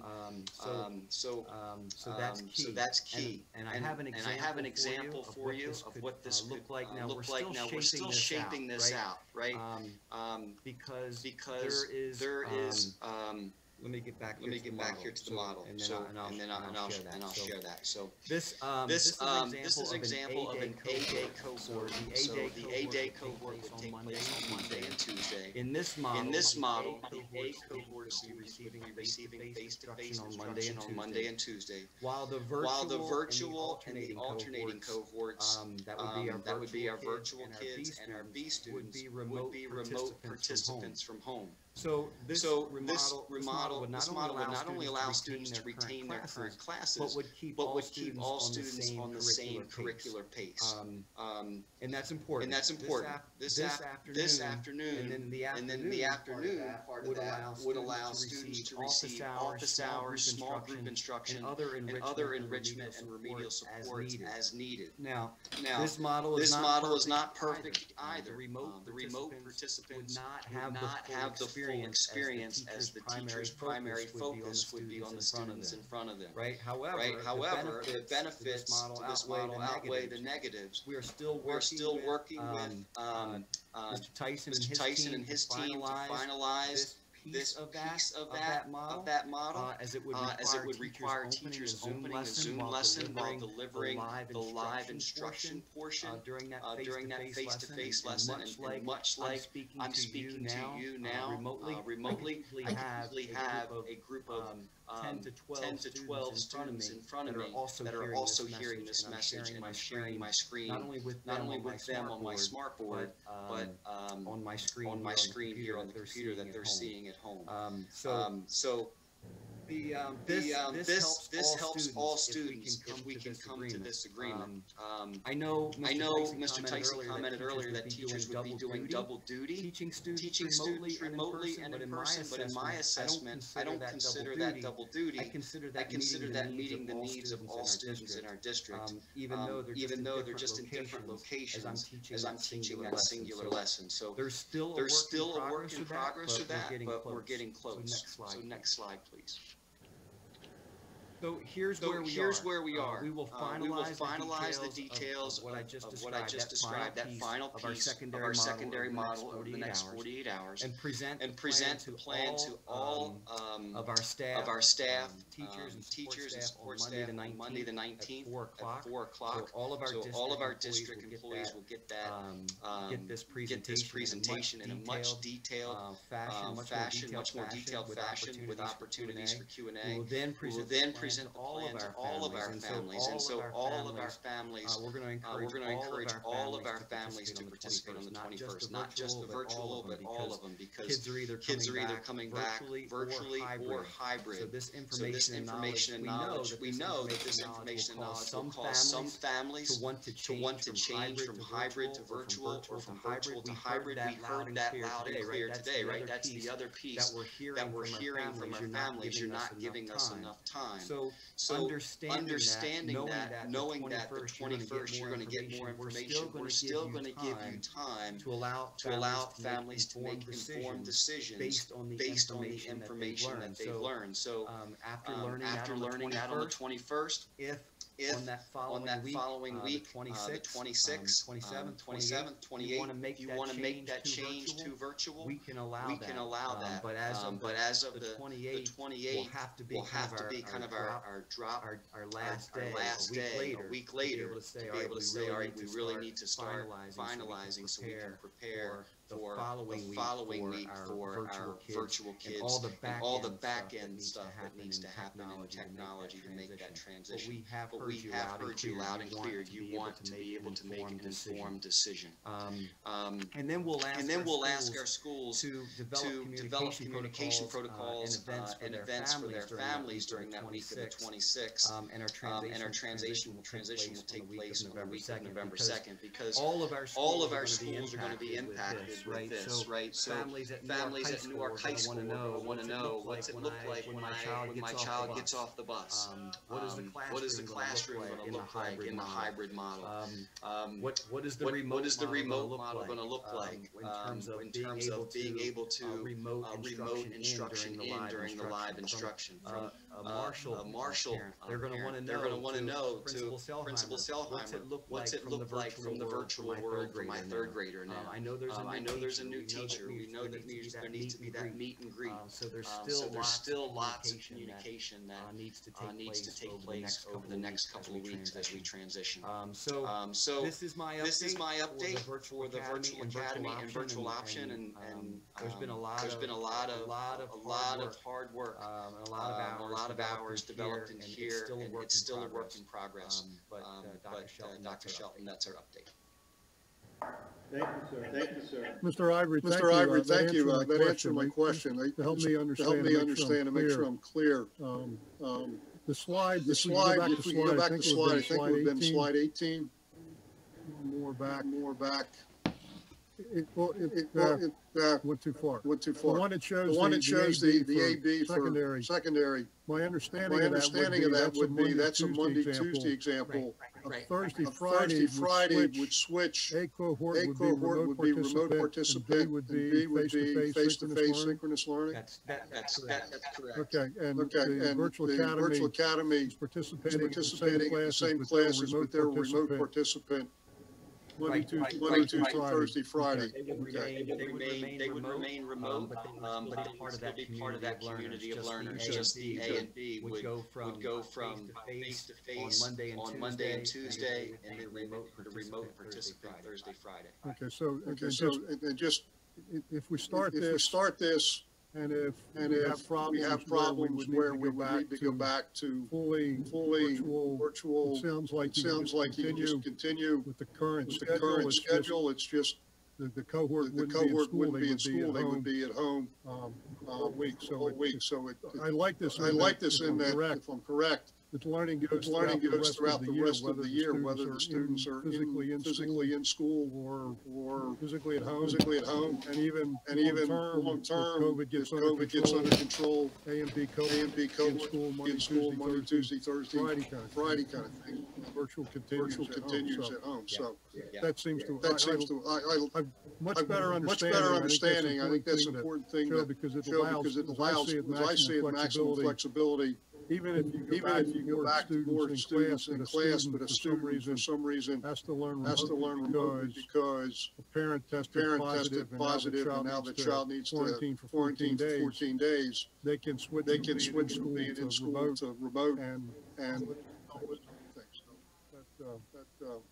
that's a whole lot better than what I had envisioned and from the little information I had before. So thank you very much for that. And that was like if you go back to our goals, right? We wanted something that was consistent but yet flexible. So right on the money. Good, thank you. I have a question. What I didn't hear from his presentation, a few things. One, I thought there were going to be community partners listed so that parents who needed support for the remote learners would have an opportunity to take those partners out through the school district. And also of all of the HVACs that are being updated, how many remain, and how many have been successfully updated? Getting the information without getting first the total, what has been completed and what remains to be completed doesn't allow us to actually get a good context of the progress and what's left. I can answer the question about community partners, and then Mr. Wicks will have to answer the question around the HVAC updates. But the community partners, I believe the community partners are part of the hybrid model. And we had Dr. Akins has some community partners that she's worked with and developed for childcare, some learning pods. But we didn't develop any community partners yet for the virtual academy. So where can parents find that information about those community partners for the hybrid? I think that's going to be answered in Dr. Akins' presentation. Oh, we still have more presentations. Yeah, so this was just on the, and then Dr. Akins will speak to the hybrid model specifically. Right, and we'll apply all community partners and those that are running the parents are doing next, but I can't speak to those. Dean, I have one quick question. It looks like it's going to be the virtual academy, their secondary virtual part. Are they going to have an opportunity to participate as opposed to just watching? Or is that something that's still being worked out? It's a great point. So we're still fleshing that out, and we've asked for feedback from our CEA partners, and unlike some of the messaging that we heard earlier, we are trying to work collaboratively, and really try to work as a team collaboratively on some of these issues. So we hope to have that finalized to that piece and that point, Monica, within the next 48 hours. Thank you. And one more question, Dean. This is Alethea. How were the parents engaged to participate in the committees? So Alethea, are you talking about the health and wellness committees or specifically the virtual academy? Well, I thought all across the committees there were going to be opportunities for parent involvement, and I wanted to know how were parents sought out to be a part of those committees.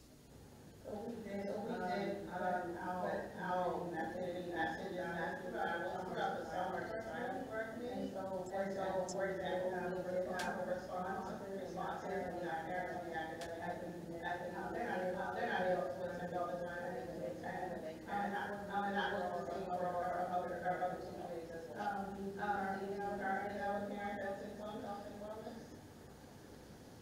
I'm having a hard time hearing you, Dr. Akins. Your teacher voice. Currently have a parent that sits on the health and wellness committee. So one parent? In addition, The question was for Mr. Ivory. She has parents on academic and equity committee, and was asking Mr. Ivory if he has parents on his committee. No, we didn't. We didn't get any help. We didn't get any parents on our committee.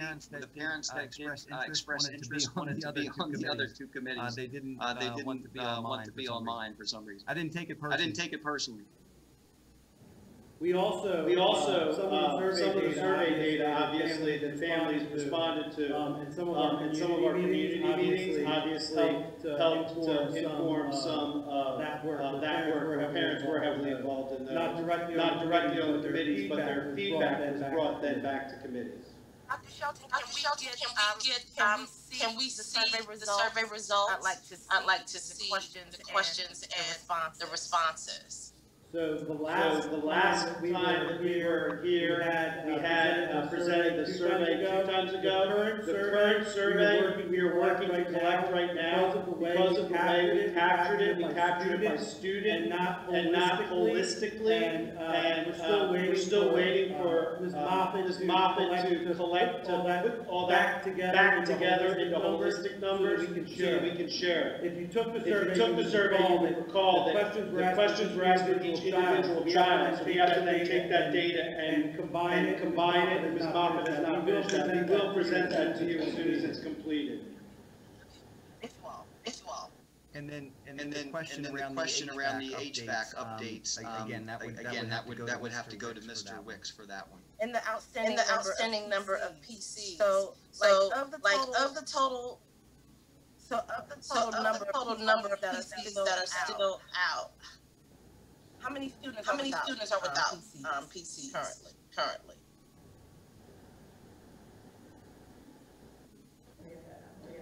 So, Mr. Wicks, do you want to get the first question, because we passed it twice, and then we'll get back to that question. Sure. I believe the question you were asking is, have we been across our district as far as updating our HVAC systems? Is that the question? So how many HVACs exist in the school district? What's the total number of HVAC systems? And then how many systems have been updated? Okay, so each building has its own HVAC system, and that's a combination of usually most classrooms in our district have what's called a unit ventilator, and you'll see them normally near the outside wall, where that brings in a portion of fresh air from the outside, and then a portion of air which circulates in the room. So that's majority of our classrooms have that type of system. We have verified across our entire district that we are providing more than enough fresh air to provide healthy classrooms. For the number of students and teachers that are going to be in our classrooms. So we're actually above the code standard for that, as far as reaching our goal, providing fresh air to our classrooms. We have replaced all the filters in our units across our district. So every piece of HVAC equipment usually has a filter, at least one on it. We have replaced all of those filters across the district. Also, we are working with I believe it's 60 different companies to go across our district as far as number one, verifying proper operation of the equipment, and also number two is verifying proper set points of our controls. We're working with water controls, Albero, Train. Johnson Controls, statewide mechanical, and then another company which we've hired to speed up the process, which is ACS. So that's pretty much an update. We're continuing to maintain our equipment. That's a daily basis kind of thing. Where you change belts that wear out over a period of time. You look at proper operation of the equipment. But we've been across our entire district. Mr. Wicks, is it possible that maybe some other time that we can get an update on the number of HVAC systems that are in the schools? So and then how many have been completed, and then how many, and then of course we'll figure out how many still remain that need to be updated. Maybe I'm not understanding your question, but so every building has an HVAC system, right, with different pieces of equipment. Okay. Most of our classrooms have an individual unit which controls the temperature and ventilation of that classroom. So we probably have 1,600 different classrooms just around about across our district. You know, and every classroom in every area has some piece of HVAC equipment which serves that area. Okay. So then you're looking at it at the classroom level of evaluating each classroom's ventilation ability. Is that how I understand it? Majority of our classrooms are served by an individual unit. It's ventilators, actually what it's called. And they're usually by the outside wall of the classrooms. There are a minority of our classrooms that are served by a rooftop air handler unit, which goes to like a pod of 4 or 5 classrooms through ductwork. So we have two types of systems basically when we're concerned about ventilation. But we have replaced every filter across our district as far as filter changes go. We're also verifying that our outdoor air dampers are set to provide more than enough fresh air to provide healthy classrooms and healthy spaces across our district. So we've employed these different companies that I just mentioned to verify that very thing. So is there a checklist that says in leisure there's let's say 20 classrooms and all 20 classrooms has passed inspection? So basically we have what's called a building automation system. So when I say the word BAS, that's what it stands for. Some people call it an automatic temperature control system. And I can pull most of our buildings up except for some of the older systems that we're updating as far as the controls go. But I can pull up most of the systems across our district right on my computer.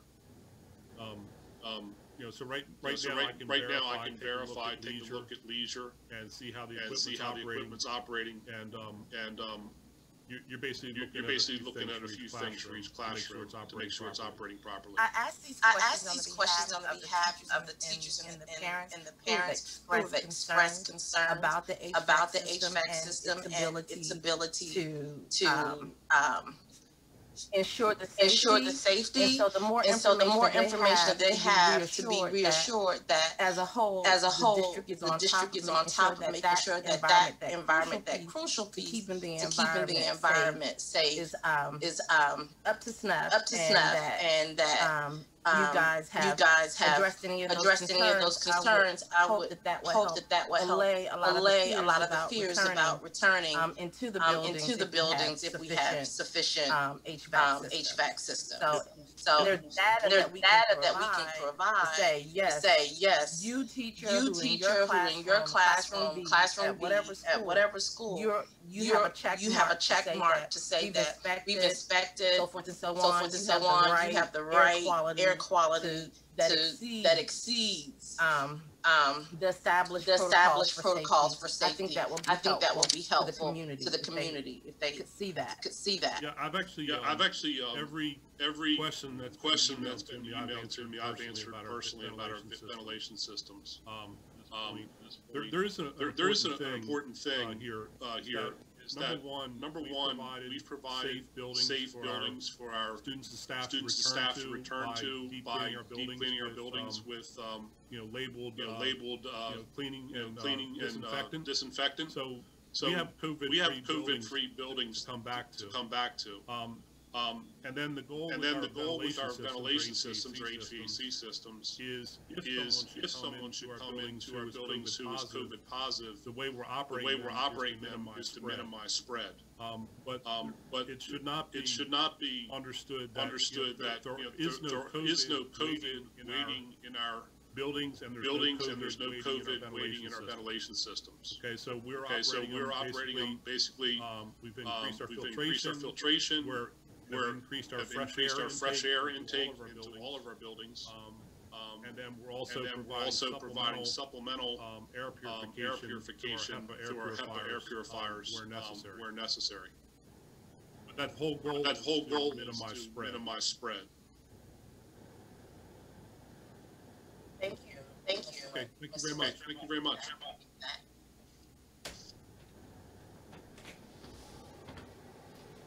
If there aren't any other questions on Virtual Academy, Dr. Aiken is up next with the hybrid model. Thank you. I'm gonna make sure I was enough. My voice here.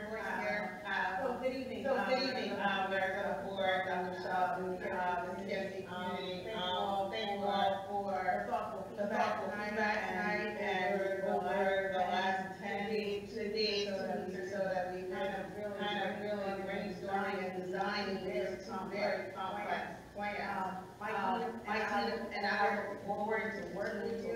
And we will continue to update sites regularly. So please continue to check back for those adjustments and revisions. I've raised some time to just acknowledge a lot of the team members that have just been doing so much work into these plans. I just want to echo that appreciation along with our academics and equity committee, the teachers, the paras, the child nutrition service workers, the secretaries, parents, the board members that are on that committee have just helped us vet and look through so much information. So again, teaching and learning team, the entire Csd community, and our committee, I thank you. So if you go to the next slide, I'll go ahead and share some highlights of this part two complex plan, hybrid return. Next slide, Alva.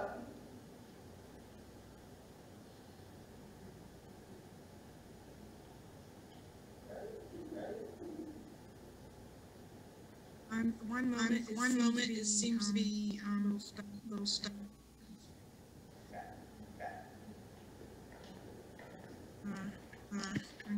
Brain's not moving. There it is. And I was planned for returning to school.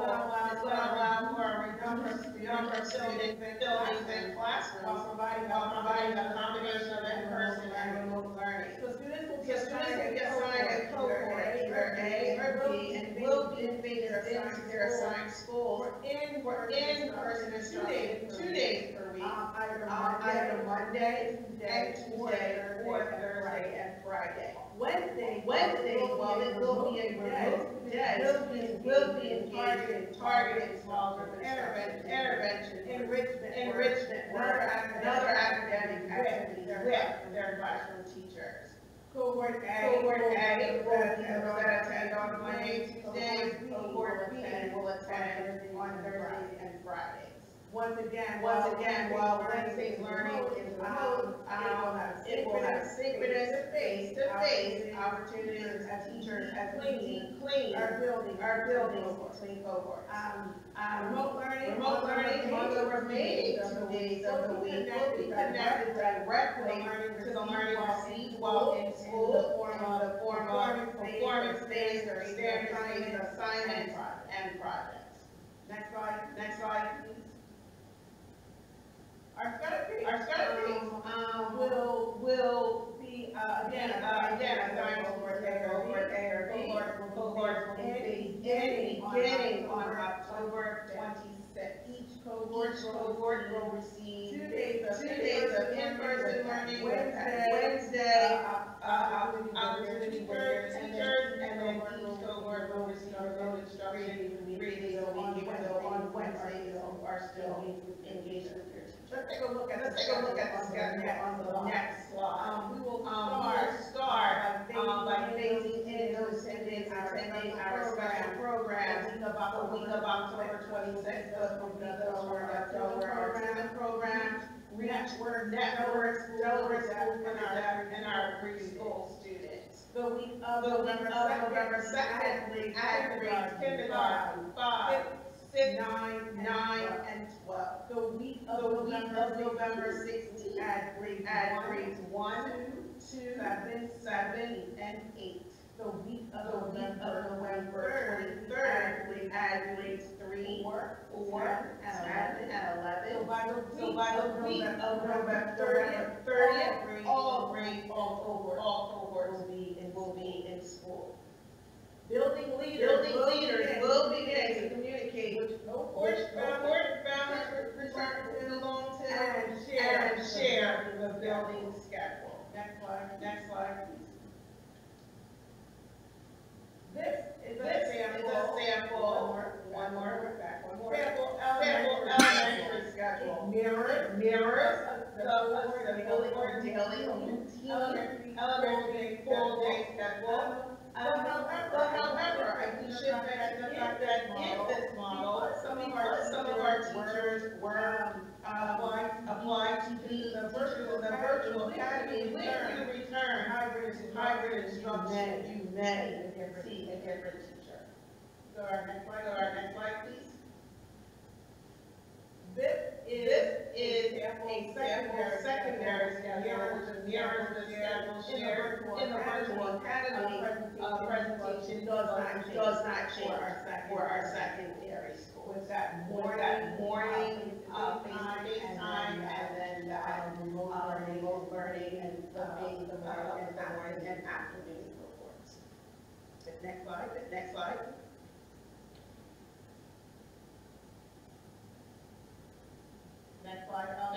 up. Bringing our staff and students back safely is our number one priority. This slide shows some of the adjustments we have made health and wellness towards a hybrid return. Hand sanitizer stations outside classroom doors.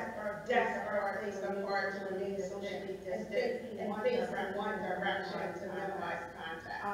We'll commit to adjusting and adapting the current state and the evolving conditions during this pandemic. We'll continually monitor data, recommendation, and guidance from public health and state and local authorities, and if needed, adjust our plans to reopen school.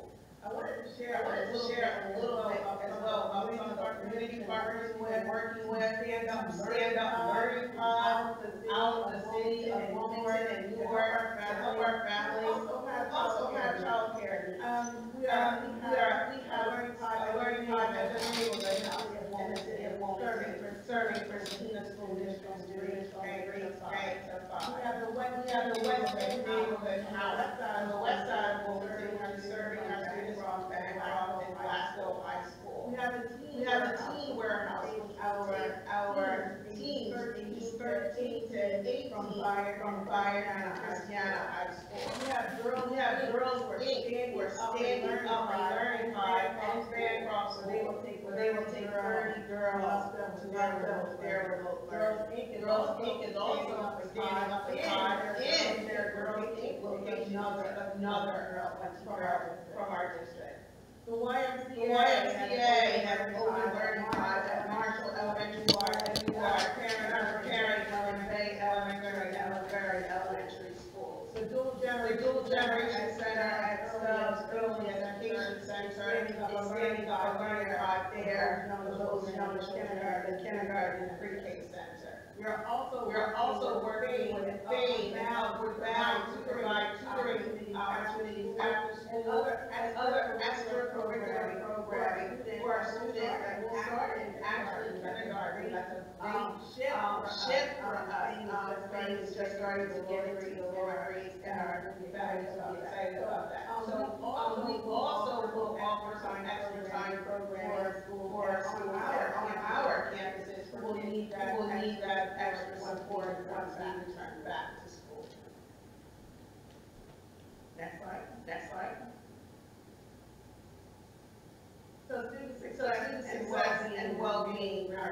our priority. That's our presentation for this evening. So at this time, are there any questions about the hybrid model? This is Fred Pulaski. Just want to be clear. Cohort A will be physically in class Monday and Tuesday. Wednesday, Thursday, and Friday they will have prepared presentations, learning that they can access on Zoom, but they will not have interface with teachers on Wednesday, Thursday, Friday while they're doing that Zoom training. Mr. Pulaski, they will have interaction on Wednesday, Thursday, and Friday will be a remote learning day. They'll be on their own Thursday and Friday to do that study. That's correct. Just from my understanding, is there any reason so I can help understand why the elementary couldn't be set up the same as high school, where students are in class 2 days, and the other 2 days they are virtually in the same class that the students are in the building? So we had to work through. There was a staffing impact to that model. So we can continue to look at that. But once we had teachers who were pulled out to teach the virtual academy, we then had to group the students with the teachers that are remaining in the building. I just think to address the concern that some parents have had that who's going to make sure that those elementary students on Thursday and Friday are really doing their work. You know, as opposed to having a interface, even though it's through Zoom with a teacher, that can monitor their attention, and there's something that they can stay with to make sure they're actually doing their work. Just one of the concerns if we could get it so that they were actually receiving instruction remotely the same time students in the classrooms were doing it. My gut tells me that's going to help things to keep the students engaged 5 days a week. So we'll have to see how it goes. Yes, I'm sorry. Thank you for that feedback. We will continue to look at that and make adjustments if we're able to. But the classroom teacher is still the classroom teacher for that cohort of students. So he or she is still looking at their assignments, checking the work, and providing that feedback. Okay, thank you. There was also a strong feeling amongst our elementary that they really wanted to see a full day, and you'll note that the model for secondary did not provide that. So the elementary students have in-person full day, which is an important thing for our families of elementary school students. You have to staff it differently for that to happen. And I understand. It's just I think the concern is that a third grade student who may be essentially on their own at home. Both parents work, but there's maybe they're with a neighbor that day, or grandparent there who isn't going to be able to help that much. How do you know they're really learning anything that day? And that's part of the concern, which I can understand. We just have to monitor and see how it goes, and do the best we can to try to get interface with students and keep them engaged 5 days a week. So. Dr. Shelton and how was attendance accounted for on those days? Are they considered in class even though they're not receiving instruction? And is there any way possible to reduce the loss of actual one-on-one learning time in terms of with the CARES budget. I'm sorry with all these questions at you at once. But do we have money in the CARES budget to at least offer some kind of curriculum, stimulation, PE class, something so that our young people are still learning, but learning in a different way, so that the younger ones aren't just sitting in front of class, in front of the monitor, but they're doing activities, crafts, something. STEM. I'm really concerned with the fact that such learning loss is happening, and you're only getting 2 days of actual in class synchronous learning. Why was that model chosen?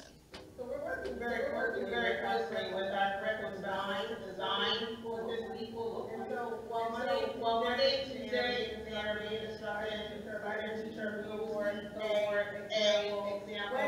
Wednesday, they are with their targeted small group instruction, intervention, and other academic work. And Thursday, Friday, those assignments that we just talked about, project-based work, standards-based work, are going to be assigned that learning along from Monday, Tuesday, and Wednesday, so that they're engaged in that learning. And certainly can look at options and be able to do that. About the CARES money around. So as far as lots of people throw, hey, we can just do it with CARES money. Unfortunately, that money was long ago spent and has been offered to be spent about 3 or 4 times. There's always the hope that additional federal dollars will come through. Unfortunately, this district was in Newcastle County the furthest behind in devices, and our CARES money, a great deal of it went to that. In addition, we had a very high need for food service. Went to that this summer, and staffing that had to be done. So. While it's a pot of money that everybody references, it was long ago spent in the Christina School District. We can only hope for additional monies to come through from the federal government, which get hinted on and not hinted on back and forth.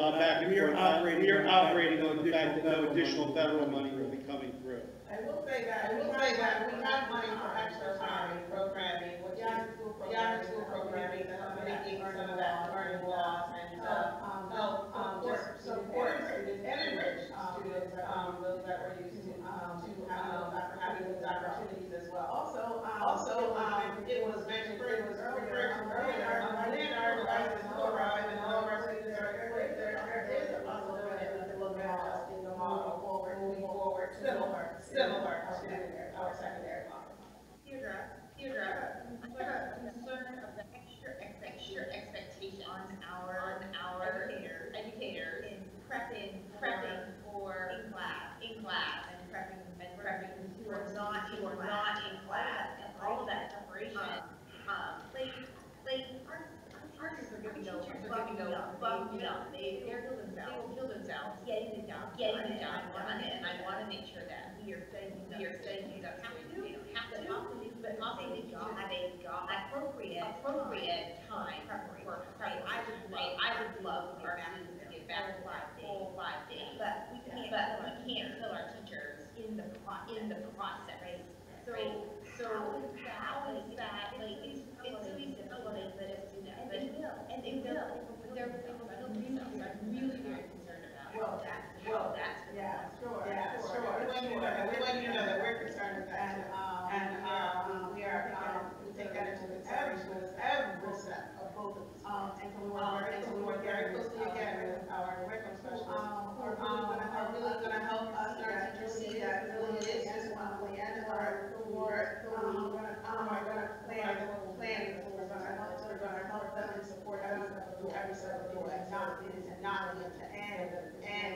But it is our intent to support them along the way, and have a curriculum specialist dive in and give them as much of that design and engineering for them as possible, so that they can take it. I would hope there are some good supporting opportunities out there that we're going to have a board have a flexibility with contract for. This is unique.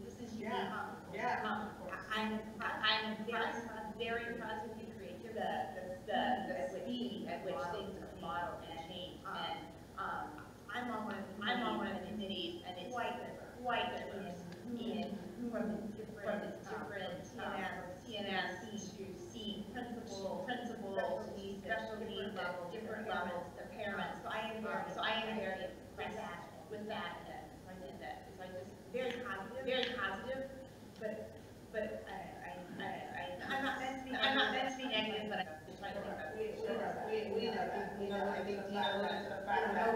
No plan is perfect. All of this is a heavy lift for all of our teachers that are on the line now, and those that are going to listen to this later. We know that we hear you, and understand that we are here for you. We want to do this with you. It's not our anything to right. We will be right. As I see it, I know the English could see slight change. It's a little different than I saw last week. So I'm very proud. Good job. On Wednesdays, the teacher will be working with targeted from both cohort A and cohort B. Correct. Dr. Akins, I have a question. If you and Ms. Mobley, if you wouldn't mind going back to the slide about secondary school schedule.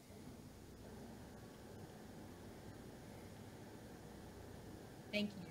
So, I was a little bit confused by this because it kind of looks like three different schedules. I wonder if you can. I wonder if I was just missing something in that moment. Could you walk me through what the difference is between the tiny schedules on the right and the big fat schedule on the left? And another question that I have is it seems like the schedule on the left only allows for 5 classes. So would this mean like that's what you get 5 classes, or maybe you could expand and have 10 classes and have 2 days of alternating blocks? Yeah, so it is a sample letters and flyers like there. But Dean, I'm going to ask you to look at this. Do I see Dean's picture? Yes. So your question is, the new archives was a different number of classes than Glasgow and Christiana, which is why this is a sample. Look at it with the new art lens, it doesn't look as clean. Right. Could you speak to the staff for us just to describe all our boxes there? Yes. So can you hear me? Okay. So it's a good question. As things have kind of morphed a little bit. This would be on the left-hand side of your screen, Ms. O'Neill. That would be the face-to-face model. So school drop-off would be around 7:30. Dismissal would be at 11:35, and the buses would leave at 12. Now this sample schedule was built utilizing the schedules of Christiana High School and Glasgow High School. That's why it looks a little different. So that's the sample is Christiana and Glasgow. So each block is 45 minutes. Contractually, we need to give 45 minutes for planning period. So in this block, on the left-hand side, shows the beginning and then each class, and then where the teacher's planning period would begin. And this idea of these remote learners that I spoke to, so block 1 and that's 7:30 to 8:15. The virtual academy students and the alternating cohort kids, in this case, the B students, would be remote learning while the A kids are getting that face-to-face instruction. And then in the afternoon, as an example, in the afternoon on that Monday, depending on how that discussion fleshes out with CEA on the idea of being able to remote in, the afternoon could look a little bit different.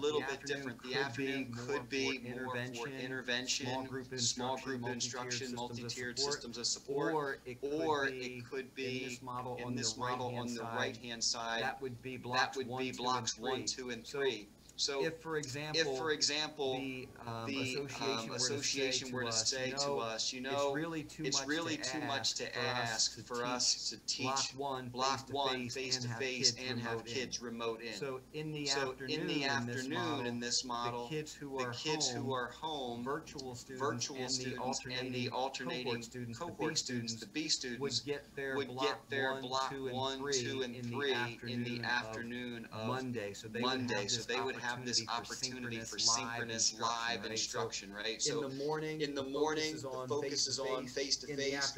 In the afternoon, it switches to remote for our virtual students. And then to be able to provide a chunk of time, we broke it down where there's 3 blocks on Monday and then the other 2 blocks on Tuesday. So over the course of 2 days, you're getting the live instruction and an opportunity for multi-tiered systems of support, those small group instructions on that Tuesday. And this is the A sample, right? So it would just flip on Thursday and Friday. Does that help? Does that help? Yes, it does. Yes, it does. I completely understand it now. Thank you.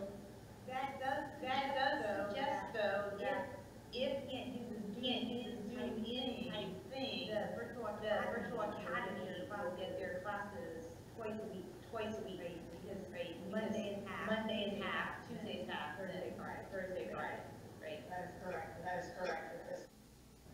So the idea would be that there would be something in the morning, right? So there has to be like this AM PM. It's not that they don't start until the PM, and so my discussions are if that's not if we can't remote in, there has to be something else at the school level for our alternating cohort and our remote kids that they're getting, right? And so what does that look like? And for me to say, well, it's just asynchronous time, that's really not appropriate. We need to have some structured time for our kids in the morning, whether that's college and career readiness, whether that's multi-tiered systems of support, whether that's something they need opportunities in that morning chunk, and in the afternoon chunk they can get that direct instruction. So even if they're only remoting in the morning, and obviously the teachers are focused on the face-to-face instruction. At least they're remoting in, and the language I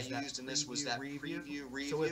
So if nothing else, I'm getting a preview of what Mrs. O'Neill is teaching in first block. I'm hearing it and I'm seeing it. I'm not the direct audience, but I'm hearing what she's saying, and I'm previewing the lesson. Then I know later that day her focus is going to go directly to me, and I'm ready for that, and I can ask questions to that. So, Mr. Ivory, if I may, what you're setting up with these kind of odd looking afternoon blocks is the opportunity for synchronous virtual instruction for the virtual cohort of the hybrid students. So even on days when you're home, the days not going to school, you still have the opportunity in the afternoon in this model for live virtual instruction with your cohort as part of your class. Correct. So that's the piece we're trying to flesh out. Like, what does that ultimately look like over the next couple days in our discussions with our collaborating partners? More to your collaborating partners will parents have a fee. This is Alethea. Will parents have to pay for this partnership? Is this something that's covered with the district? And I'm sorry, Ms. Alethea, what I was referring to is just our friends from CEA. We want to be mindful of the workload that we're putting on them, and what's really acceptable and doable from their thought process. So these collaborating partners are our CEA executive team working through that with their association and working through some of these potential solutions. But with every solution comes a barrier and a challenge, right? We're trying to take the best solution with the least barrier, which in this world is not easy in the times we're dealing with. I'm sorry, so Dr. Aikens, with those partners, how services be provided? In terms of the partnerships with the community, with the Y, with girls, and so forth, is this something that parents can sign up for and it's covered through the school district? Or is there a fee involved for signing up with the partners? Good question, thank you. All of the partners are studying except for YMCA. YMCA, which others were funded through the United Way. Right.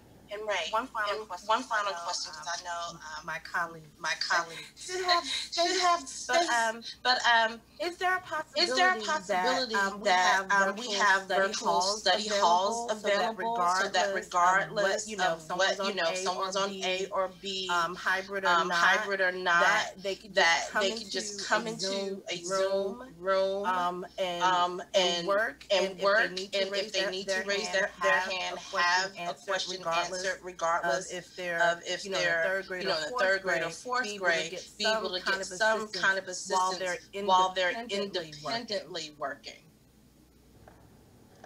We look at our schedule and have a staff available for that. I think it's a great suggestion, and I will definitely investigate that for us.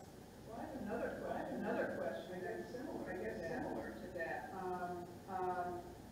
The technology that the students are talking now about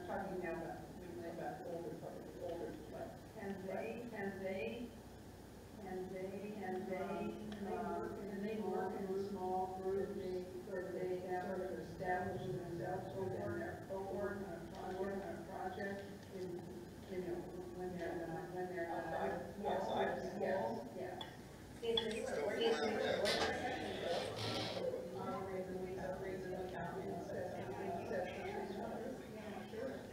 Which is another way to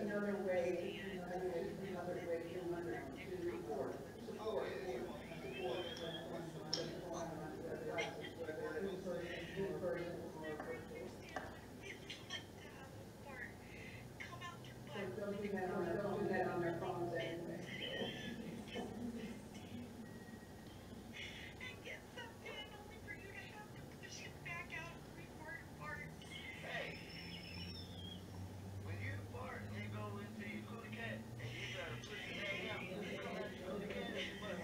So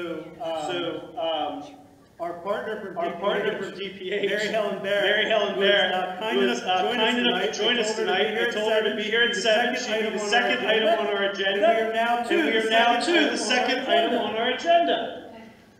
So, Mary Helen, thank you for coming. We truly appreciate it. And as we did say to everybody, project. I believe you had some data you wanted to put up on the screen. We can do if you want, or we'll skip that tonight. Thank you. Thank you. Very much. Fine voice.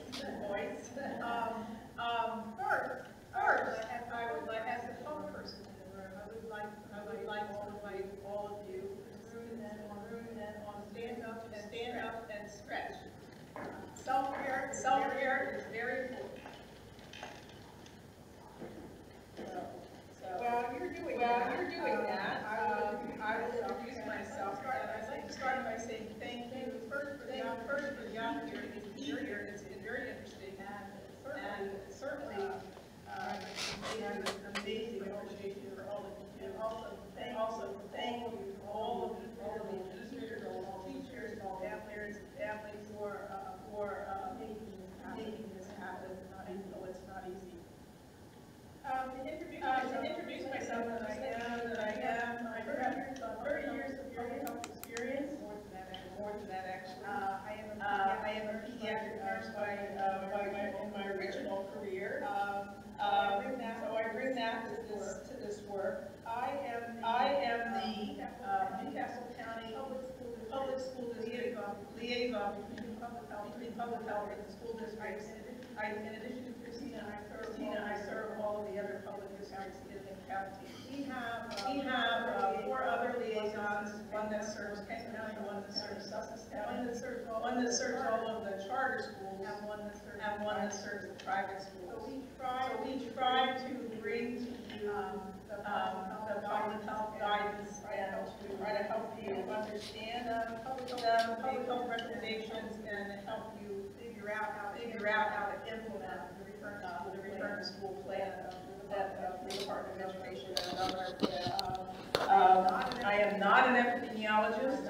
I'm not a medical expert, so I don't do the contact tracing, I don't do the disease investigation, but I do help you think through how you're going to handle those processes.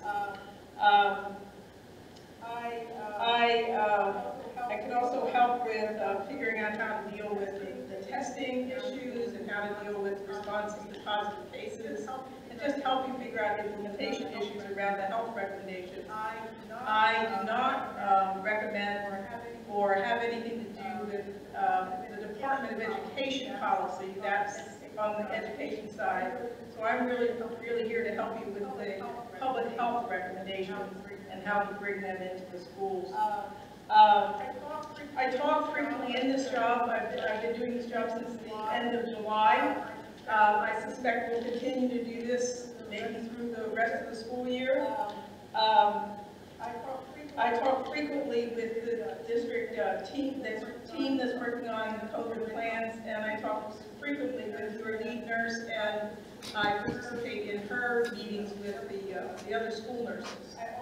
I also sit on the group that's working on how to handle children with special needs and how to bring learning with them and to deal with their special health issues. I can help connect you with other DPH leaders when you need, say, to hear from our chief medical director, when you need to hear from our chief on health systems and environmental health.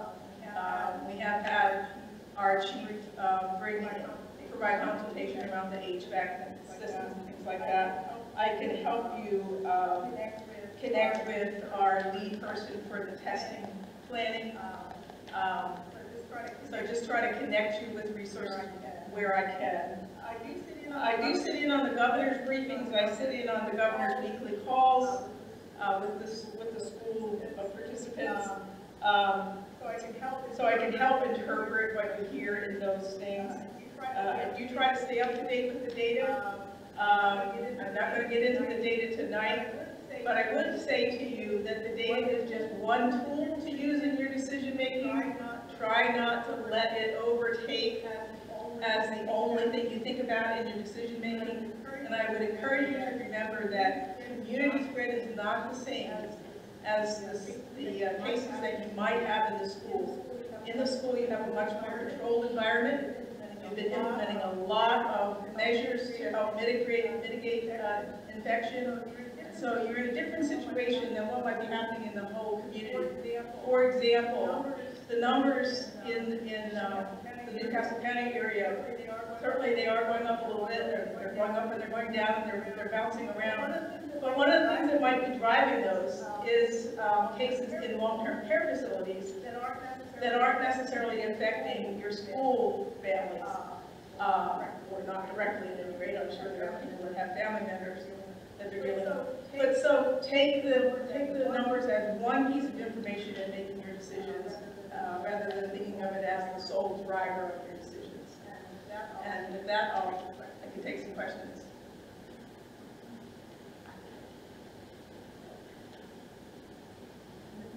And if you're completely worn out, I understand. I would say it was really, that's very helpful information. Yeah. Can you speak to the changes in the reporting? I was trying to understand, Delaware was one of the states that was reporting positive tests per person. So that if I got tested at 3 different times over a 2 or 3 month period, that was one person when we're looking at the percent of tested, right? We're looking for 15,000 tests a week, right? It's not the stuff, it's down to that. And the percentage, it didn't really matter anymore how often I got tested, because I was never in the denominator, right? And now they're switching 2% of actual tests. So if I get tested every week, I'm in that under the denominator. They're actually not switching. We're going to be doing both. Both. You're at it. And they both sort of give you a slightly different picture. So talk first about the percent positive as a percent of the total tests that have been done.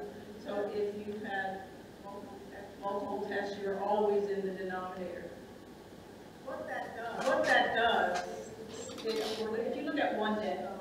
So there's 100 tests done today, and 5 people are positive, so that's 5% positive as a percent of the tests done. That equates to people as well as number of tests, because nobody gets tested more than once a day. So it's a good way to look at what's happening currently. What's the current disease load in the community as a current measure, as opposed to a cumulative measure. The other measure, when we started out doing the other measure, which was the percent of people who were positive as a percent of people tested.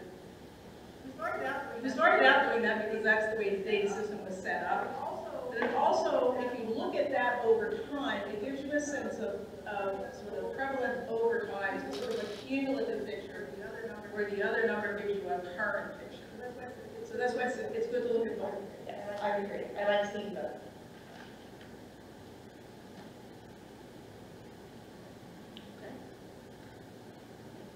Thank you so much for sticking. Thank you for sticking with us. It's been an experience, and I have to tell you, I am a graduate of Christiana High School, and so this is my home place. So it's been interesting to be part of it.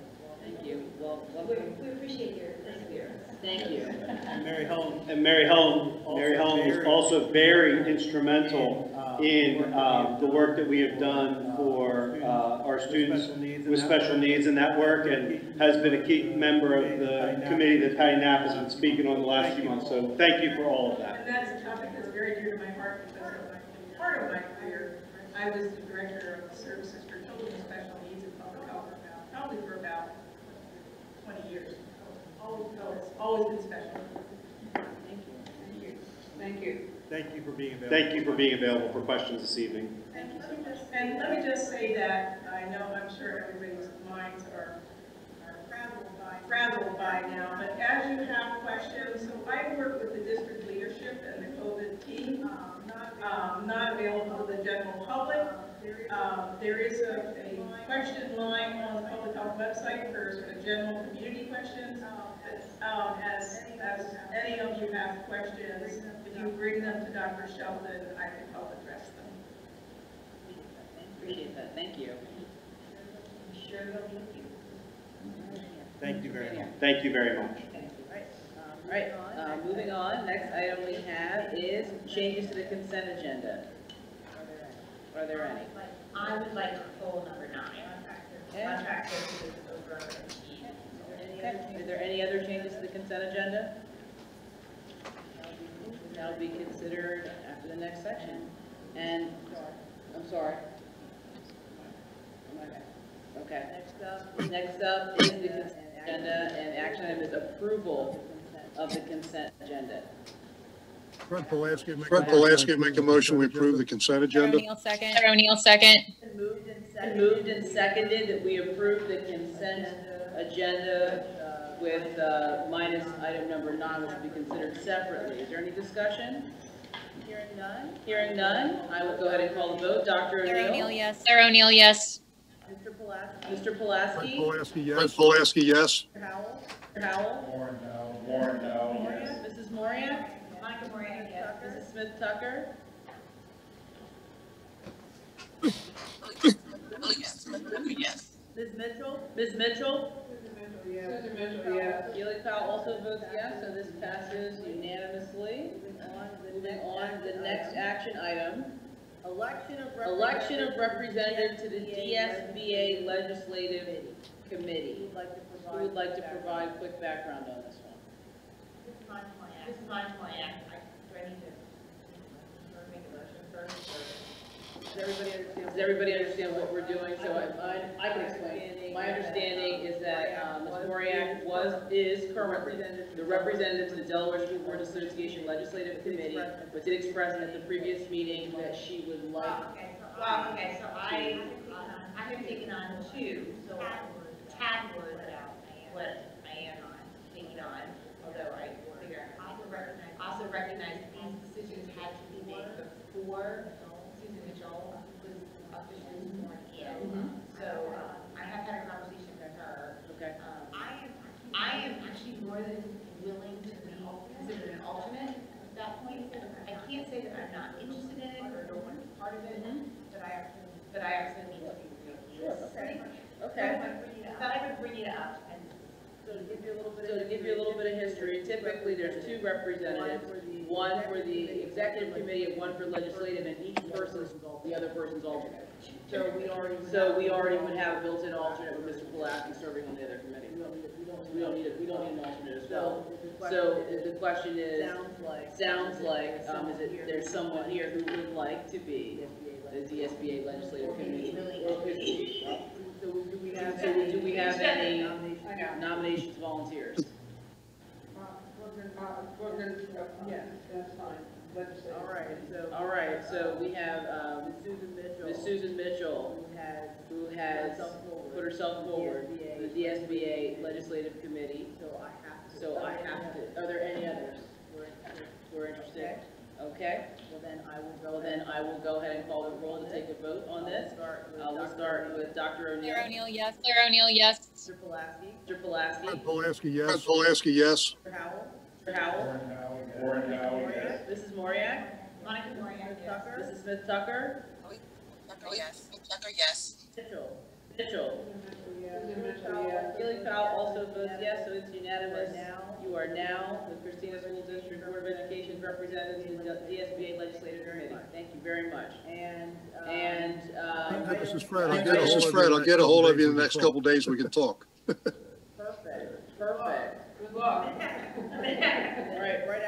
Right after that, the next item I have is election of alternate representatives to the DSBA Board of Directors. I'm sorry, as the Executive Committee, I misspoke there. So for the DSBA Board of Directors, again, historically, this has been just, there's two representatives and they're each other's alternate.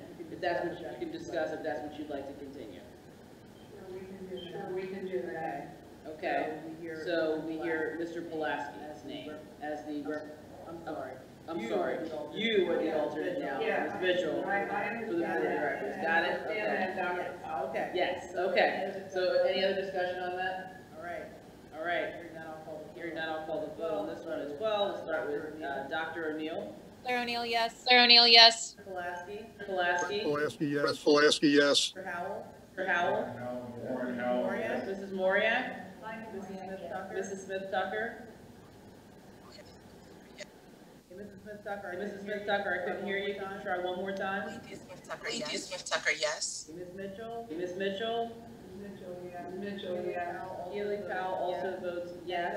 Next up, I have student expulsion recommendation as discussed in executive session. And I need a motion. This is my plan. I make a motion to accept the recommendation. Fred Pulaski, second. Fred Pulaski, second. Okay, it's been moved and seconded that we accept the student expulsion recommendation as discussed in executive session. I will go ahead now and take the vote on this matter. I will start with Mr. Pulaski. Fred Pulaski, yes. Fred Pulaski, yes. Mr. Howell. Mr. Howell. Warren Howell, yes. Mrs. Moriak. Monica Moriak, yes. Mrs. Smith Tucker.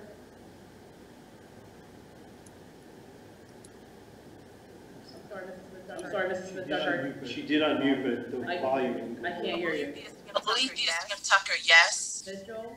Mitchell. Susan Mitchell, yes. Dr. Claire O'Neill. O'Neill, yes. Claire O'Neill, yes. Kelly Powell also votes yes, so this is unanimous. I do have to read a statement in for the record.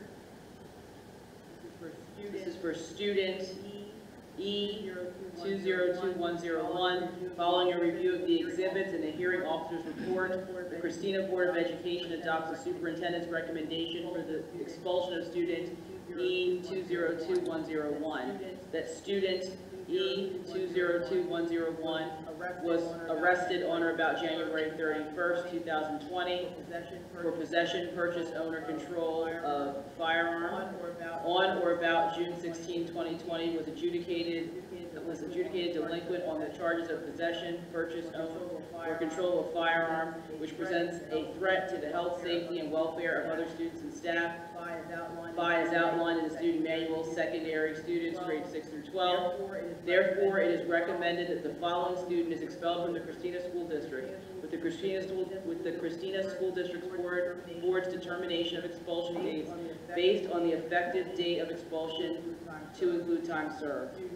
Student E-202101 to begin January 31st, 2020 through January 31st, 2021. And next up, I have administrative personnel recommendation. Mr. Walmsley will be presenting the recommendation. Dr. Walmsley. I apologize, Paul. You're fine. You're fine. Good evening, Dr. Shelton and members of the Christina School Board. With two administrative personnel recommendations this evening for the position of principal at McVeigh Elementary School. We would like to recommend Dr. Allie Hawkins. Dr. Hawkins holds a Bachelor of Science degree in elementary education, a Master's degree in educational leadership, and a doctorate in educational leadership. Dr. Hawkins is currently assistant principal at Middletown High School, where she supervises the math and art departments. She began her career as a classroom teacher in the Philadelphia School District. She became the principal in Southeast Delco School District, where she served there for 10 years. She spent the last 5 years as assistant principal in the Appoquinimink School District. And for the position of principal at Kirk Middle School, we'd like to Vinny holds a Bachelor of Science degree in education, a Master's degree in education leadership. He spent his entire career in the Christina School District, beginning as a teacher. The teacher who's twice named the Shoe Teacher of the Year. He into a dean of students position while at the same time completing a variety of leadership trainings. He served as an assistant principal at the Bayard School and most recently Newark High School since 2018, working closely with students and of course our families. So we're seeking the board's approval for these two positions this evening. I'll ask you make a motion to accept the administration's recommendation. Claire O'Neill, second. Okay, it's been moved and seconded that we accept the administration's recommendation for these positions. Any discussion? Thank you. Thank you. Hearing none, I'll go ahead and call the vote. Starting with Dr. Claire O'Neill, yes. Mr. Pulaski, yes. Mr. Howell. Mrs. Moriak. Mrs. Smith-Tucker. Alethea Smith-Tucker, yes. Mitchell. Keely Powell also votes yes, so that is unanimous. Moving on, modification to the approved 2020-2021 district calendar. Dr. Akins, are you taking this one? So we amended our calendar to indicate the new start date. We changed the open house date, and then we added a choice open house date for the district. We seek your approval for those changes to our calendar. Thank you. Any questions or discussion? Or yeah, I guess we can ask the questions at this stage. Do we need to make a motion first? Yes. Let's make a motion. I recommend that the Board of Education approve the modification to the approved 2020-2021 district calendar as presented by administration. Fred Pulaski, I'll second. Okay, it's been moved and seconded that we accept the modification to the approved 2020-2021 district calendar. Now, is there any discussion? Hearing none, I will go ahead and call the vote. We'll start with Mr. Howell. Warren Howell, yes. Mrs. Moriak. Monica Moriak, yes. Mrs. Smith-Tucker. Mrs. Smith-Tucker, yes. Mitchell. Claire Dr. O'Neill, yes. Fred Pulaski, yes. Lynn Powell also votes yes. This passes unanimously. Next up, we have amendments to preliminary budget. And Dr. Longfeld will be presenting.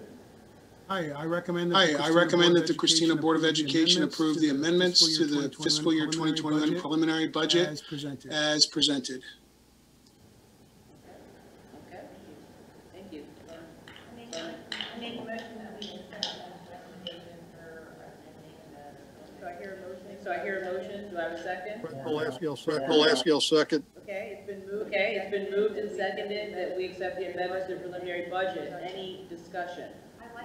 I like the changes that Chuck has brought in. I will say that a number of these, I believe, are because the state is now allowing for more very numbers or whatever the codes are. So it is nice that we can get granular with our data.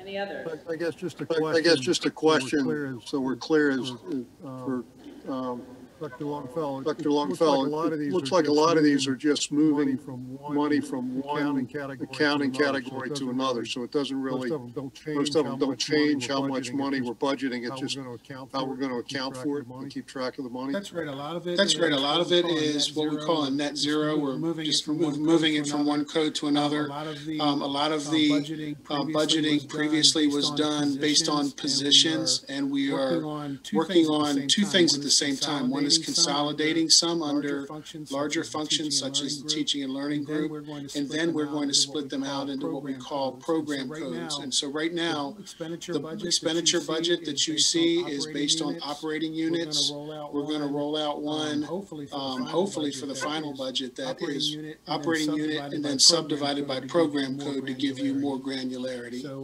So that's going on. Some of it's where we had money in the revenue budget, but it wasn't budgeted out in the expenditure budget yet. And so there's some of that kind of cleanup that goes on as well. Did you say that one more time? You had money in the revenue budget? Yes. Wasn't budgeted out. It wasn't budgeted out in the expenditure budget. What we do with our budgets in school districts is we ask the board to authorize a budget so that we have the authority to spend it on that budget. So one example of that is in the revenue budget, we had money for Wilmington schools. We didn't have a line in the expenditure budget to spend Wilmington schools money in 2021. And I was just going off of previous budgets. So that's clear. I'm sorry, Dr. Longfellow. When you say you didn't have a line, does that mean you didn't have an entry like in your book of logs for that expenditure, like a category? Right.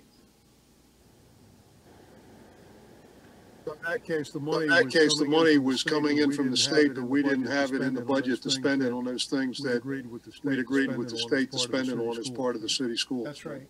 That's right. So it's like adding something to the chart of accounts, right? Yes. Exactly. Yes, exactly. And so if you added it to the chart of accounts, then it should show where you've taken it from, correct? Right. Right. So if you look at, I'll say like the curriculum instruction. Let me scroll up. And so you added 5.7 million. Mm-hmm.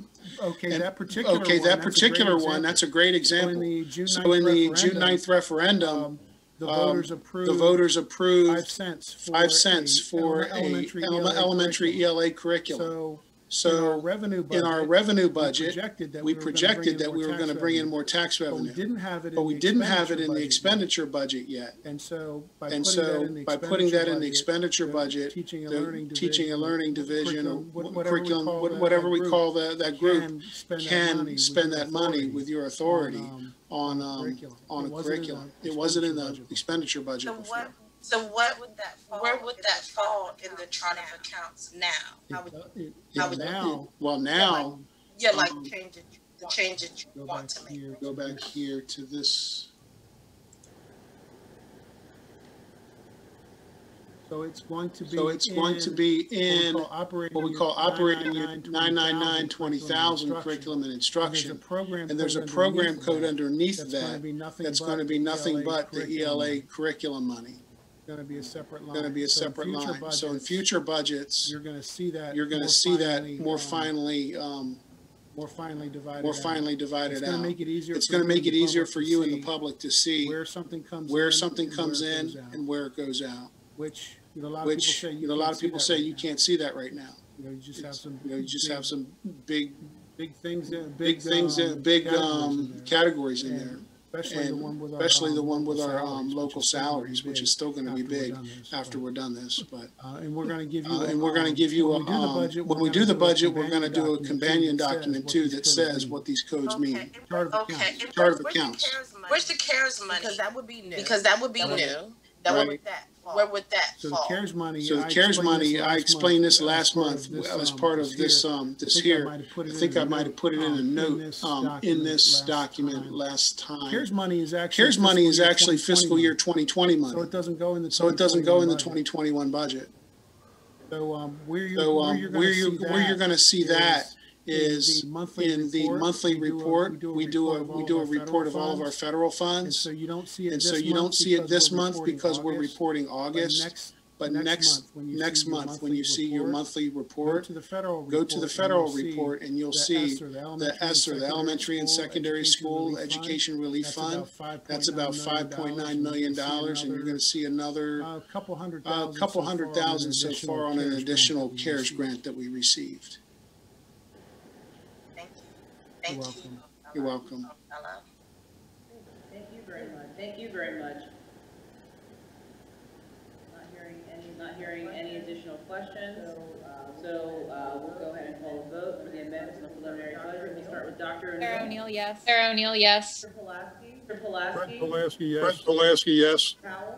Powell. Warren Howell, yes. Mrs. Moriak. Monica Moriak, yes. Mrs. Smith-Tucker. Alethea Smith-Tucker, yes. Mitchell.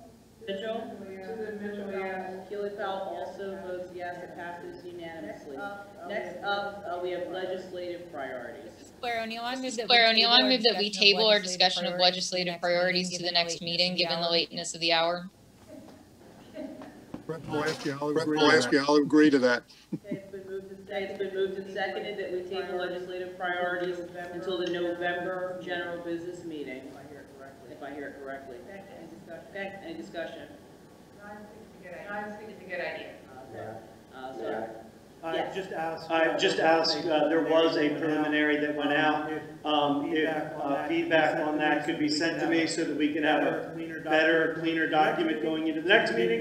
Since we didn't get that discussion, if you could just send me your feedback, I will try to add and clean up the document. Thank you. Thank you. All right. We're going to take a vote. We're going to take a vote on tabling legislative priorities. I'll start with Mr. Pulaski. Pulaski, yes. Brett Pulaski, yes. Powell. Warren Howell, yes. Mrs. Moriak. Monica Moriak, yes. Mrs. Smith-Tucker.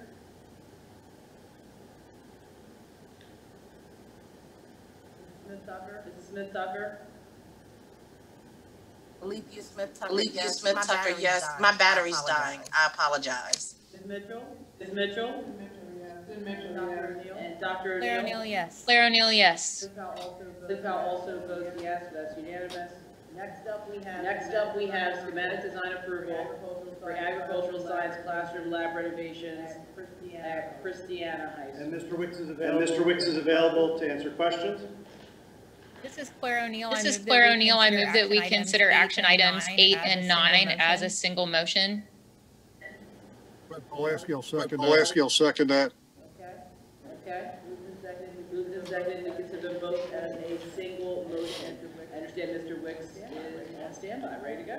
I have a question. Mr. Wicks, the stage at Newark High School has always been inaccessible. Does the renovation include making it ADA compliant somehow? We have a question actually into the accessibility board about that very issue. We can either address it with these funds, or we have a second set of funds which we can look at, which are called architectural barrier funds. That's also part of the option there. But short answer to that question is yes, we're addressing it, and we're just in contact with the architecture, with the accessibility board on what they would like us to do about that. We have a couple options to them. And one more question about that, the lighting panel, is that going to be replaced Yes, the lighting system at Newark High School's auditorium and the sound system will be replaced and updated as part of this project. Thank you. Thank you. Are we being asked to approve a schematic that hasn't been finalized? Is that normal?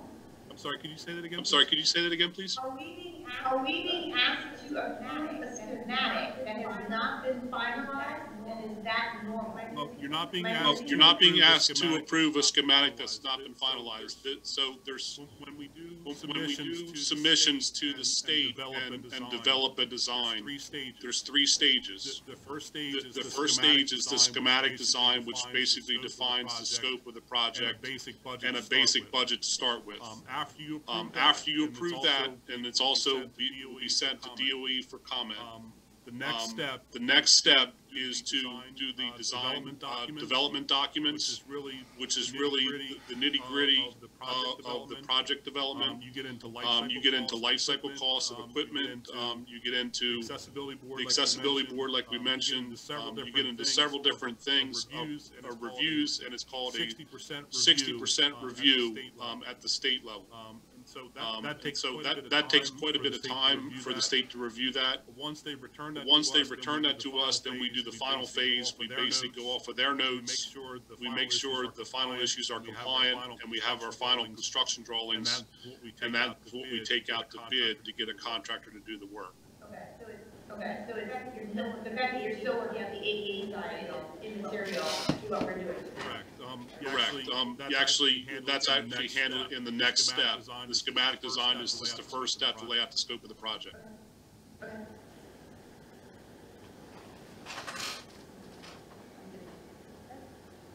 Any other questions regarding either of these design approvals?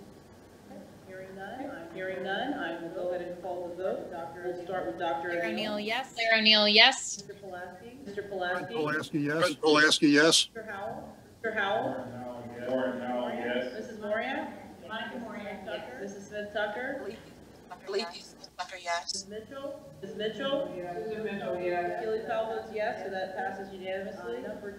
Number 10 is proposed revision to board policy 1.01, policy statement on policy development, implementation, and review for a first read. So this is a first read. I was asked to look at this. In the interest of time, I will not go into the next part I was going to show tonight, but it is in your board packet. In review of this policy, you will see very few changes because the request was to develop changes to this policy that our policies are reviewed at least once every 3 years, which is our standing policy. It is not what was followed, however.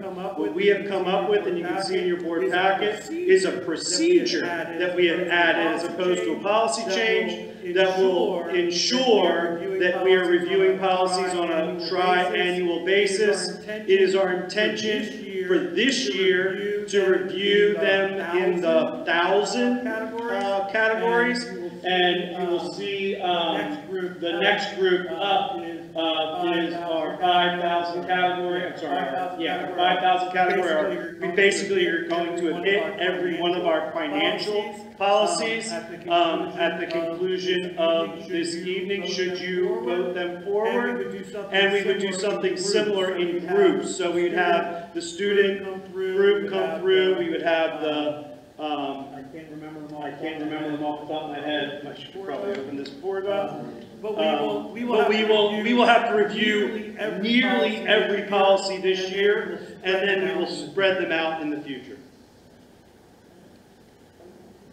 Dr. Sheldon, I discussed that with Dr. Longfellow. I think that the intent is that someone like the board secretary will keep an eye on that to make sure those are getting done on a regular basis. It's just a matter of laying out the spreadsheet and somebody making sure that the work's getting done, which is what wasn't happening up till now. So. And I'll ask you all to hold me to that, and I will present that on a regular basis to you where we are in that process.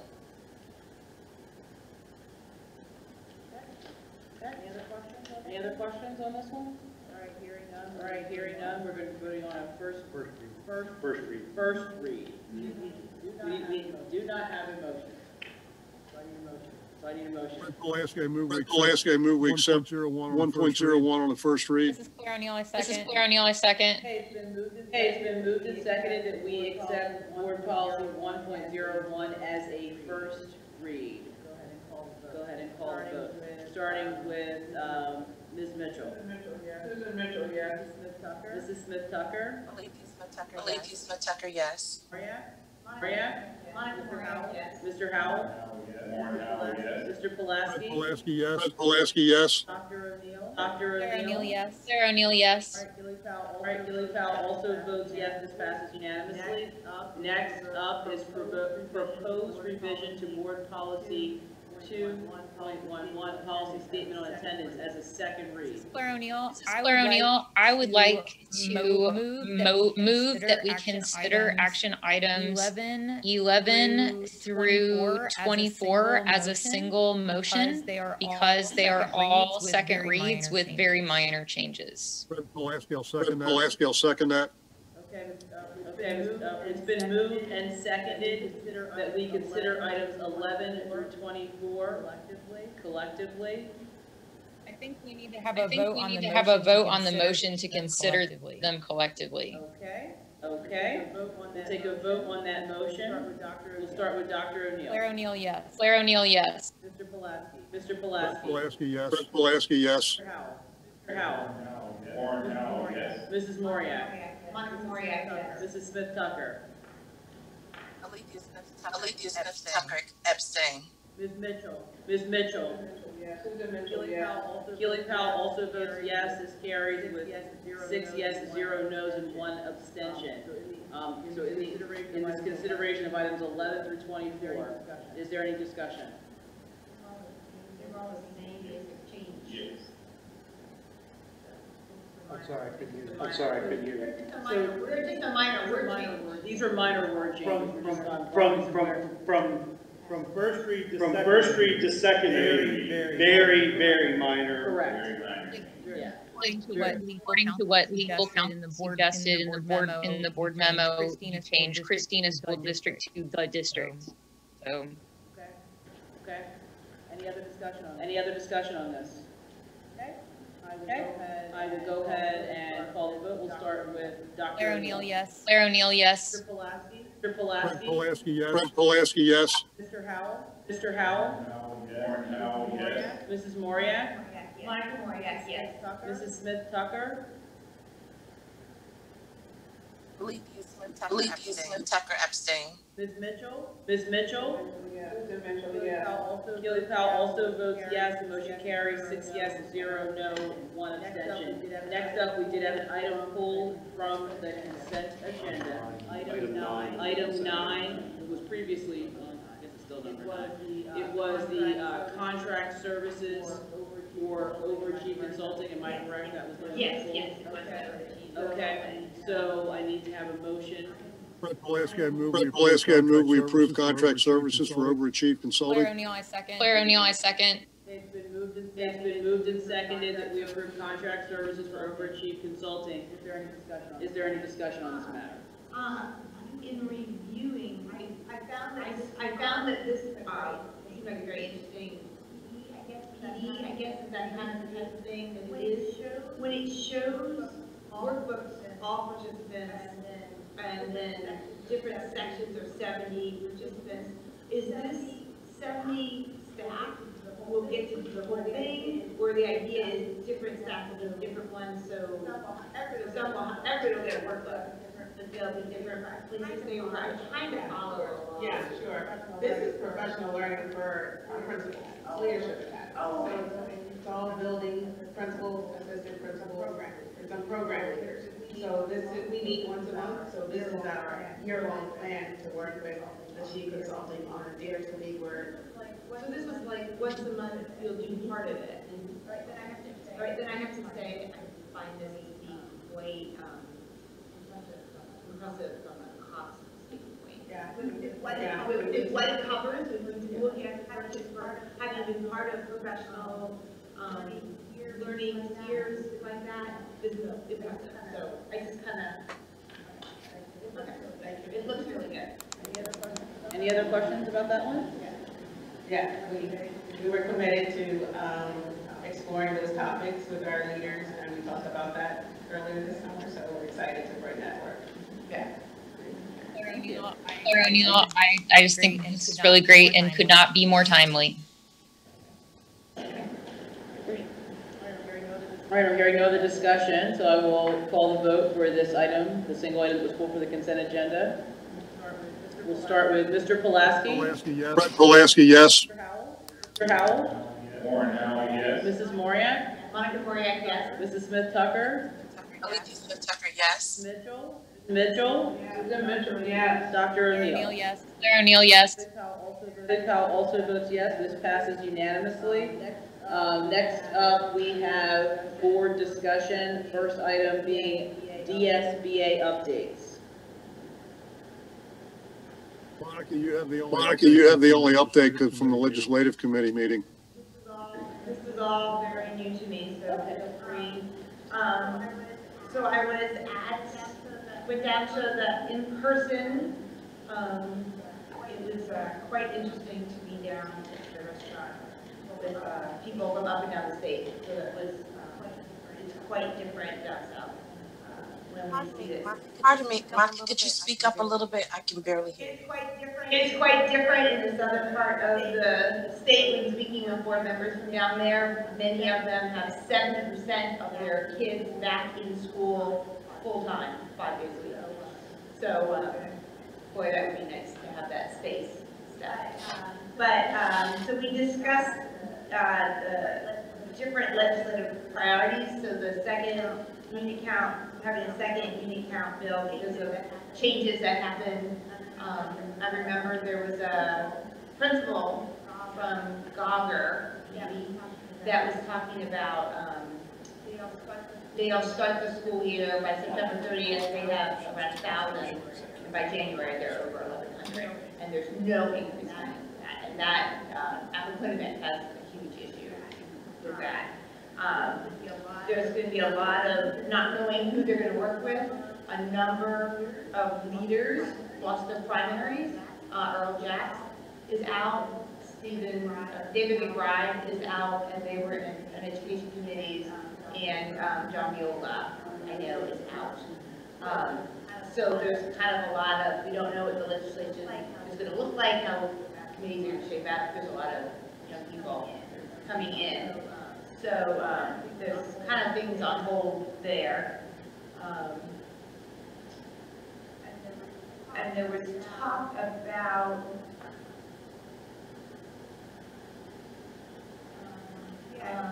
yeah, I guess those are the most, those are the things that were largely brought up. And again, we're tabling the legislative ideas for November, and those were similar things that were brought up. Okay. I don't think there's a whole lot more that needs to be discussed. Okay. Board discussion. I wanted to report that myself, Ms. Smith Tucker, and Ms. Moriak attended a DSBA-sponsored, state-mandated special education training for board members on Monday. Thank you. Any other, Mr. Howell, did I hear you? This is really important. Sure. Yep. Board discussion. Yes. Go for it. Board discussion. Just want to say again to the leadership of the district. Thank you very much. Thank you very much for the job that you've done in putting everything together that you have put together. To the teachers that have been working diligently more hours than they've ever worked before, even though they've been remote, while doing stuff. Tonight, during the comments, I kept track here, and 75% of the comments dealt with not going into hybrid or not returning to school in one way or another, and only 9% of the comments dealt with let's go back to school. That doesn't reflect necessarily the conversations that I've had, or the emails that I've received in some cases, or the survey results that we've had. But one thing that did come out was the need for communication and better communication. So I was really happy to hear tonight that we're holding our town halls. They are town halls that we're not going to be in town. We're not going to be in town. We're going to be on Zoom, but right. But there'll be back and forth questions and answers in real time. They'll be set up very similar to the one we did already on the virtual academy. So that's our goal. That was pretty well received. We also did one on return to athletics. We've done 2. And that was the point I was going to make, so I was very glad to hear that we now have a town hall for faculty and staff and for parents. I'd like to see us do one for students, for our middle school and high school students, so we can get their input on how they've been doing and how they see remote learning and what they think of hybrid learning. Because we're asking all the adults, but we're not asking the students exactly what their needs are and if they're succeeding or not. So I think we should reach out to them also and include them in this. And my final comment is just to piggyback on what Ms. Moriat brought up earlier, that we want to be sure we don't create inequity for our teachers, especially the teachers that go back in the classroom, as opposed to the teachers that are teaching remotely, because the teachers back in the classroom are facing higher probabilities of being infected if there is an infection to start, because you're facing 2 groups of students, different groups of students each week, and they're also having to take care of online and remote, or remote and hybrid. So just to piggyback on what Ms. Moriat said, that we want to make sure we keep an eye on that inequality. Thank you, but thank you very much for all you do. I don't want to prolong this meeting any longer, but I also wanted to give a shout out to a population that is kind of the unsung hero underlying our entire school community, and that is our child nutrition services. I can speak from personal experience now. My children and I have been walking up to West Park Place Elementary School every day to get a breakfast or a lunch for that day and a breakfast for the next day, and it's just been such a joy to have this as a free community resource to all the children in our community, not just Christina School District students, but to support every child in their virtual learning in this crazy time. It's just been so heartwarming and such a great thing that I feel like our school district is doing. I'm really proud that I can be at least a little part of it. A big shout out to Megan and Andrea and Val, the lunch ladies at West Park, because they're amazing. Thank you. All right. Items submitted by the board. Board member reports. Okay. So I have a motion to adjourn. Everybody's quiet now. O'Neill, So moved. Okay, second. Moved and seconded that we adjourn. Dr. O'Neill, I'll call the vote. Dr. O'Neill? Claire O'Neill, yes. Claire O'Neill, yes. Mr. Pulaski? Brett Pulaski, yes. Howell? Warren Howell, yes. Mrs. Moriak? Mike Moriak, yes. Mrs. Smith Tucker? Smith Tucker, yes. Mitchell?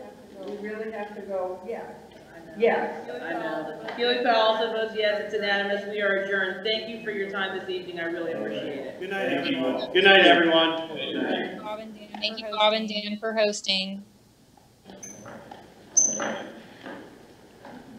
Thank you, Bob. Oh, okay. Are we all?